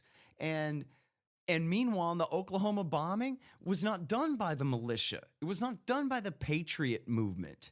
It was done by Nazis, literal Hitler-loving neo-Nazis, which is different and separate and a much, much smaller and more marginal faction than the broad militia movement. I mean, I remember watching Bill Curtis investigative reports on A&E, went around and did these in-depth investigations and spent time with these different militia groups around the country. And he just said, listen, I talked to these men and they're decent guys. They're not that far right. They're not that well educated to be into like political doctrines. They're not fascists. They're not dangerous. They basically are here for one reason. If anything like Waco happens again, they want to tell the cops, you can't do that. Don't kill those people or we might shoot you. And that's it. And Bill Curtis, he was a very mainstream guy. He was a courageous reporter. You talking about Bill Curtis in Chicago? I'm not sure if he's from Chicago or not, but he had a long-running show called Investigative Reports on A&E that covered a lot of issues. Yeah, that was Bill Curtis. Yeah, and a real journalist, no crank at all. Yeah. And he was just saying, look, I'm reporting from Missouri where I'm meeting with these guys, and they're not bad guys. They're not the Oklahoma bombers. Neo-Nazis were the Oklahoma bombers, but meanwhile, everyone between them, everyone to the left of them, all the way to Rush Limbaugh got blamed for it. And especially the Branch Davidians. Somehow, David Koresh and his lieutenants got in a DeLorean time machine and went forward 2 years and killed all those people in Oklahoma, retroactively justifying their massacre at the hands of the ATF and the FBI and the Army's Combat Applications Group. Well, and then people bought that. People buy that to this day somehow, that made it okay, you know? Well, we'll just have to register all flux capacitors then for that DeLorean. Yeah, so exactly. We can't be doing that. You got a license for that thing, boy? Oh, this reminds me, there was this a movie that Hollywood put out called Arlington Road. It has Tim Robbins and Jeff Bridges. Mm-hmm. Jeff Bridges is the professor who's a good liberal professor who's interested in right-wing radicalism, and Tim Robbins is his right-wing Timothy McVeigh terrorist-like neighbor. But Tim Robbins is not a radical right-wing Nazi palling around at Elohim City and robbing banks and all this crazy stuff. Tim Robbins is a local family man from your suburban neighborhood. And Tim Robbins, the most radical thing, I swear, he says in the movie, I remember this day, I was keeping track, just how crazy radical right-wing did they portray this guy in the movie, that he's a terrorist and he's going to bomb somebody and kill somebody. And the most radical thing Tim Robbins says in the movie is he says, the government owes us the truth. That's it. And that's how you know that somebody's a radical right-wing terrorist with a bomb in his trunk. Well, and they loved that movie. It was a huge hit. Truth is a very dangerous thing, you know. Yeah. Seriously. And he didn't say anything more threatening than that in the entire movie. And but that was their take on Oklahoma City, was this is not something that even Koresh did, or that a bunch of, you know, all the way as far right as you can get right-wingers did. This is the kind of thing that your conservative neighbor across the street might do. Better keep an eye on him, keep FBI on speed dial, you know. Dave, what do you think? Well, I think Dan was talking about the bug discovered during film. Oh, yes. Right. Yeah, the film was called Star Maps. Okay, better back up, explain what this film is. Well, what the film is about is inconsequential. The thing is that I leased my house out to a film company to make this film. It was for location, and it was called Star Maps. And the audio man kept hearing a buzz in his audio, and they had to stop production for a while, couldn't film because it was interfering a little bit. And they finally brought in a couple of guys that did a sweep, and they found listening devices and bugging devices in the house, which I knew were there. I never thought they would be interfering, but because as I may have mentioned, I knew what some of these guys were doing when they came over to the house. As they were planting stuff, they were allegedly trying to find the bugs, and that's why I was suspicious of Gordon Novell. When you came over to my house, I was, wherever he put his hands, I was looking to see if he was something he'd left there. But this was very real at the time, and there's a history to it.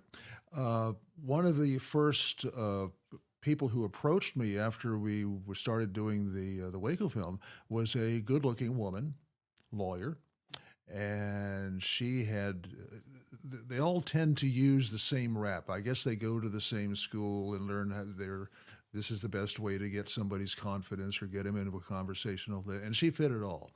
And she wanted to have me come over to a place that had hot tubs for rent, which was a place up on Santa Monica Boulevard at the time. So fine, I wasn't married. It was great. And, so I'm sure there's probably video of that someplace in somebody's file. But she was always asking questions. And then she said she wanted to introduce me to a person who could help me assure the things with the secrecy of or confidentiality of what we were doing, information, because I talked about that. And he was the guy who had dual authority. He was the LAPD lieutenant and federal authority with his office over here in the Union Pacific Railroad yard. So we had lunch, and he suggested these guys come over and sweep my house, for bugs. I said, sure. Came over. Well, two guys showed up that had "cop" written all over them. I mean, a big stamp, cop. We're going to sweep your house for bugs. Yeah. They're planting more. And they did the classic thing, he's got a little laptop computer gizmo, and he says, well, let's go look around the other rooms outside this room because this was my office, and look around. Nothing anywhere. So later on, I just was careful about what we said in that room. So and it was useful for feeding bad information too, because stuff was coming in, and whoever was sending it was savvy enough to know that you're not going to use electronic communications, because I'm not sophisticated with electronics, but I'm aware that there are ways of intercepting them and everything else. So there were other methods that were used, and I had places in Washington, D.C. when I'd go there to meet people, and even there, though, I was offered rides to the airport by a couple of guys with a Crown Victoria parked outside. Yeah, yeah. So they were there, and there was a very obvious concern on their part about letting certain information out, or what we knew, or what the public was going to do. So that was basically it. And when my usefulness was ended with this woman, she went back to her law practice. But she was a lawyer in a firm here in town, which I was told is a front for federal cops. And don't be surprised. I mean, this stuff is all out there. It's nobody's wearing it on their T-shirt, but it's there, and it's just very obvious what people are up to. Mm-hmm. But that we had this thing going on. I think McNulty told me he was approached several times by people that fit the profile. I told you I thought this is just my own putting two and two together. Thought that William Colby's had something to do with the information I was getting or having confirmed, and especially since I had knew his son, who lived down the street from me, and who was also doing a film about his father at the time. That was another one, The Man That Nobody Knew. So he didn't know anything. Or say, is that film out? Yeah, it's been out for 20 years now, I guess. Oh, interesting. Yeah, in fact, if you look, anybody looks on my blog, and you'll see that cover of the box. It's been out there. So he's he didn't admit to anything, which I didn't think he would, but it may not even be a connection with him. But there was something going on there. Well, especially since Gordon Novell said that was his connection. Right? Yeah. So it's just pretty strong indication. Yeah, right?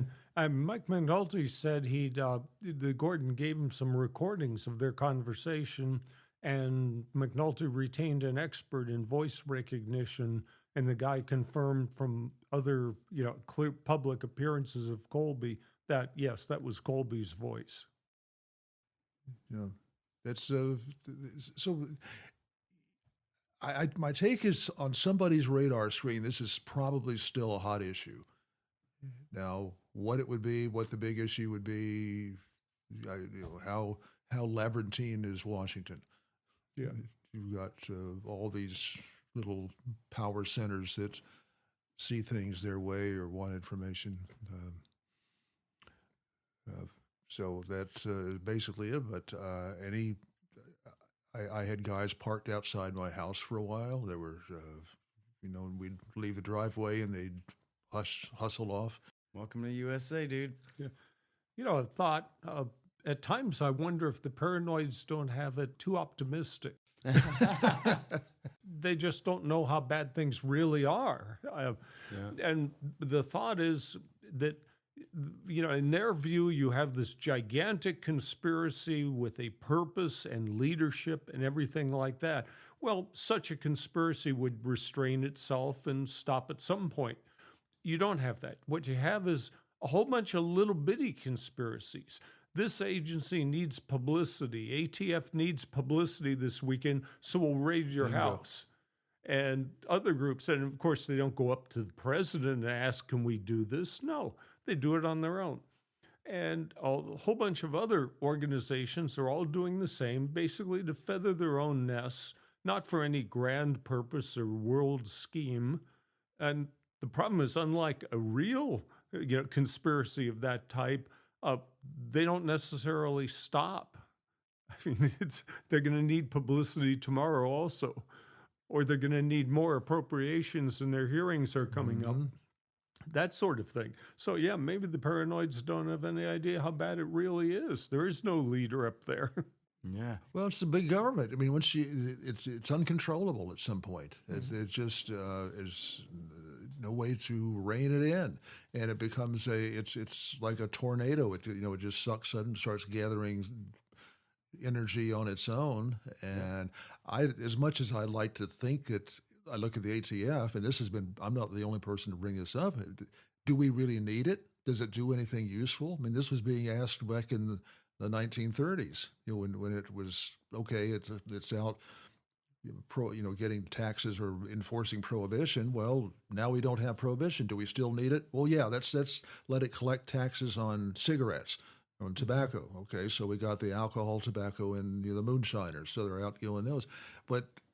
And then that's how the guns got added onto it. And there's no way to control the representatives, the politicians who bring this stuff up, often to satisfy their own lifestyle or their religious beliefs or the pressure they're getting from their constituents. And they just can't say, no, we don't need that much power on Sam Ervin, who was my childhood professor on such things. He was the Watergate Committee chairman. He used to say that, pass no new laws and repeal half of them you got.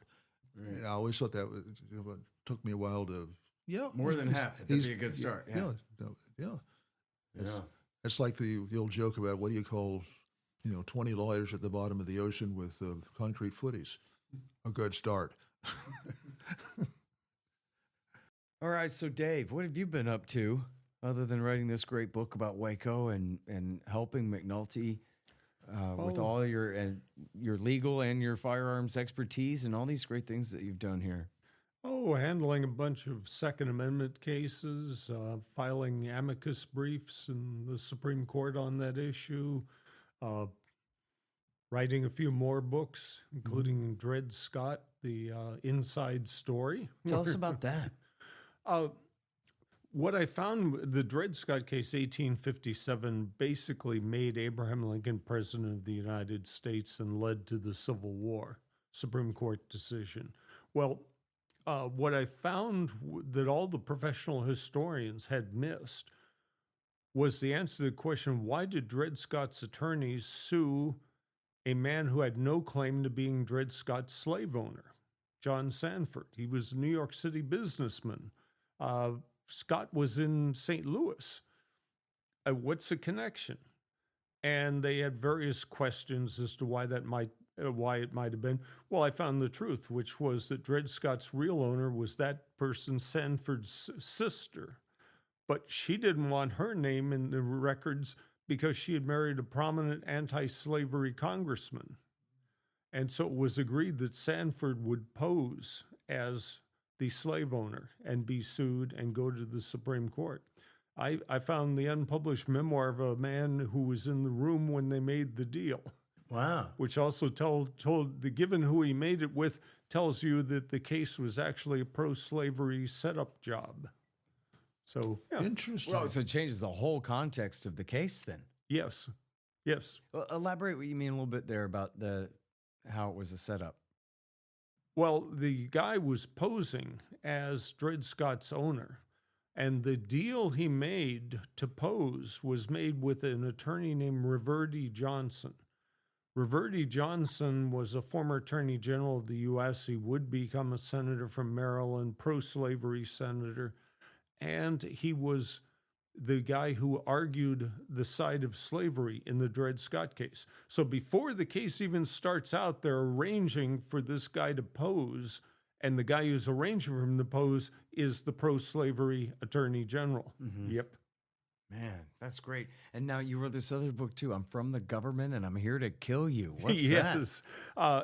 It's about the basic theme is that the legal system is so set up as to reward and protect government agents who harm or kill people.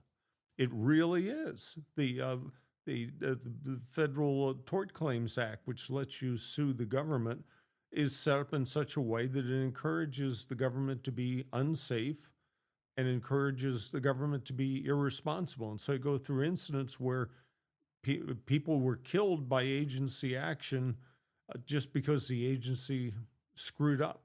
And Waco is one of those, but there are plenty of others. Or airplanes crash because an agency had no incentive to make them safe, that sort of thing. The Texas City explosion, 1947, where government stored fertilizer, which was actually bomb material produced under a patent for making bombs, blew a city flat and killed hundreds or thousands of people.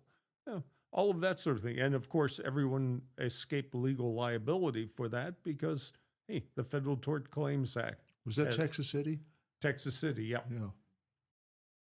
You know, I just read an article in the New York Times of all places, but it was about a new journal article that's been written.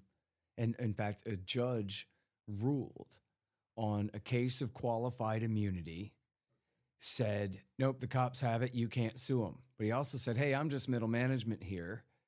The Supreme Court is going to have to take this up. There's a new law journal study. Now, I'm not sure what the original law is exactly, but I believe it's from the 1870s. It was part of the Reconstruction Acts, and it's a law that forbids government employees from violating citizens' civil rights and gives them the power to sue. Yes. Now, the new journal, essentially the qualified immunity doctrine was invented by the Supreme Court, and it says, however, all these previous existing immunities still apply. And in fact, we're just going to embellish them so much that cops have a license to kill and you can never sue them at all, never mind criminal liability. But here's the deal.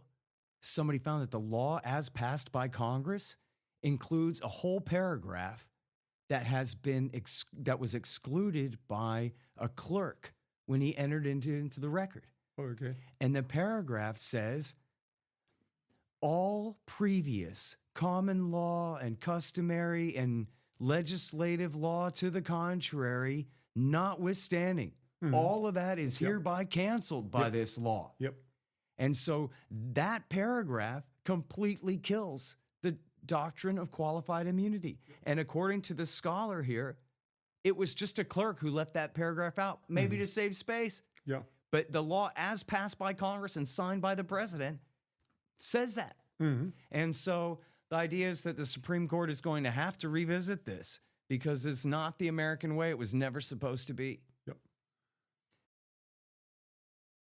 Okay, so I guess all I have to say is that Waco is a huge part of why I am and how I became who I am and what I'm about.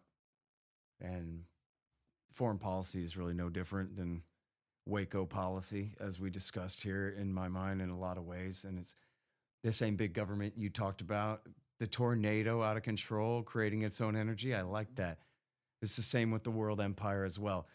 Again, not one conspiracy, but 1,000 of them, all in cooperation with each other, mostly in the open, to accomplish our position in the most terrible ways. Yep. And so, whatever we can do to help people identify the root of the problem here, the better, I think, So I really appreciate both of you joining me for this project. The edited version is still going to be probably 14 hours long or more. Wow. We're counting. So, but I know that people are really going to enjoy this. I don't know if anybody's ever done a podcast exactly like this with two great expert guests and then all these other interviews and sound bites and things like that.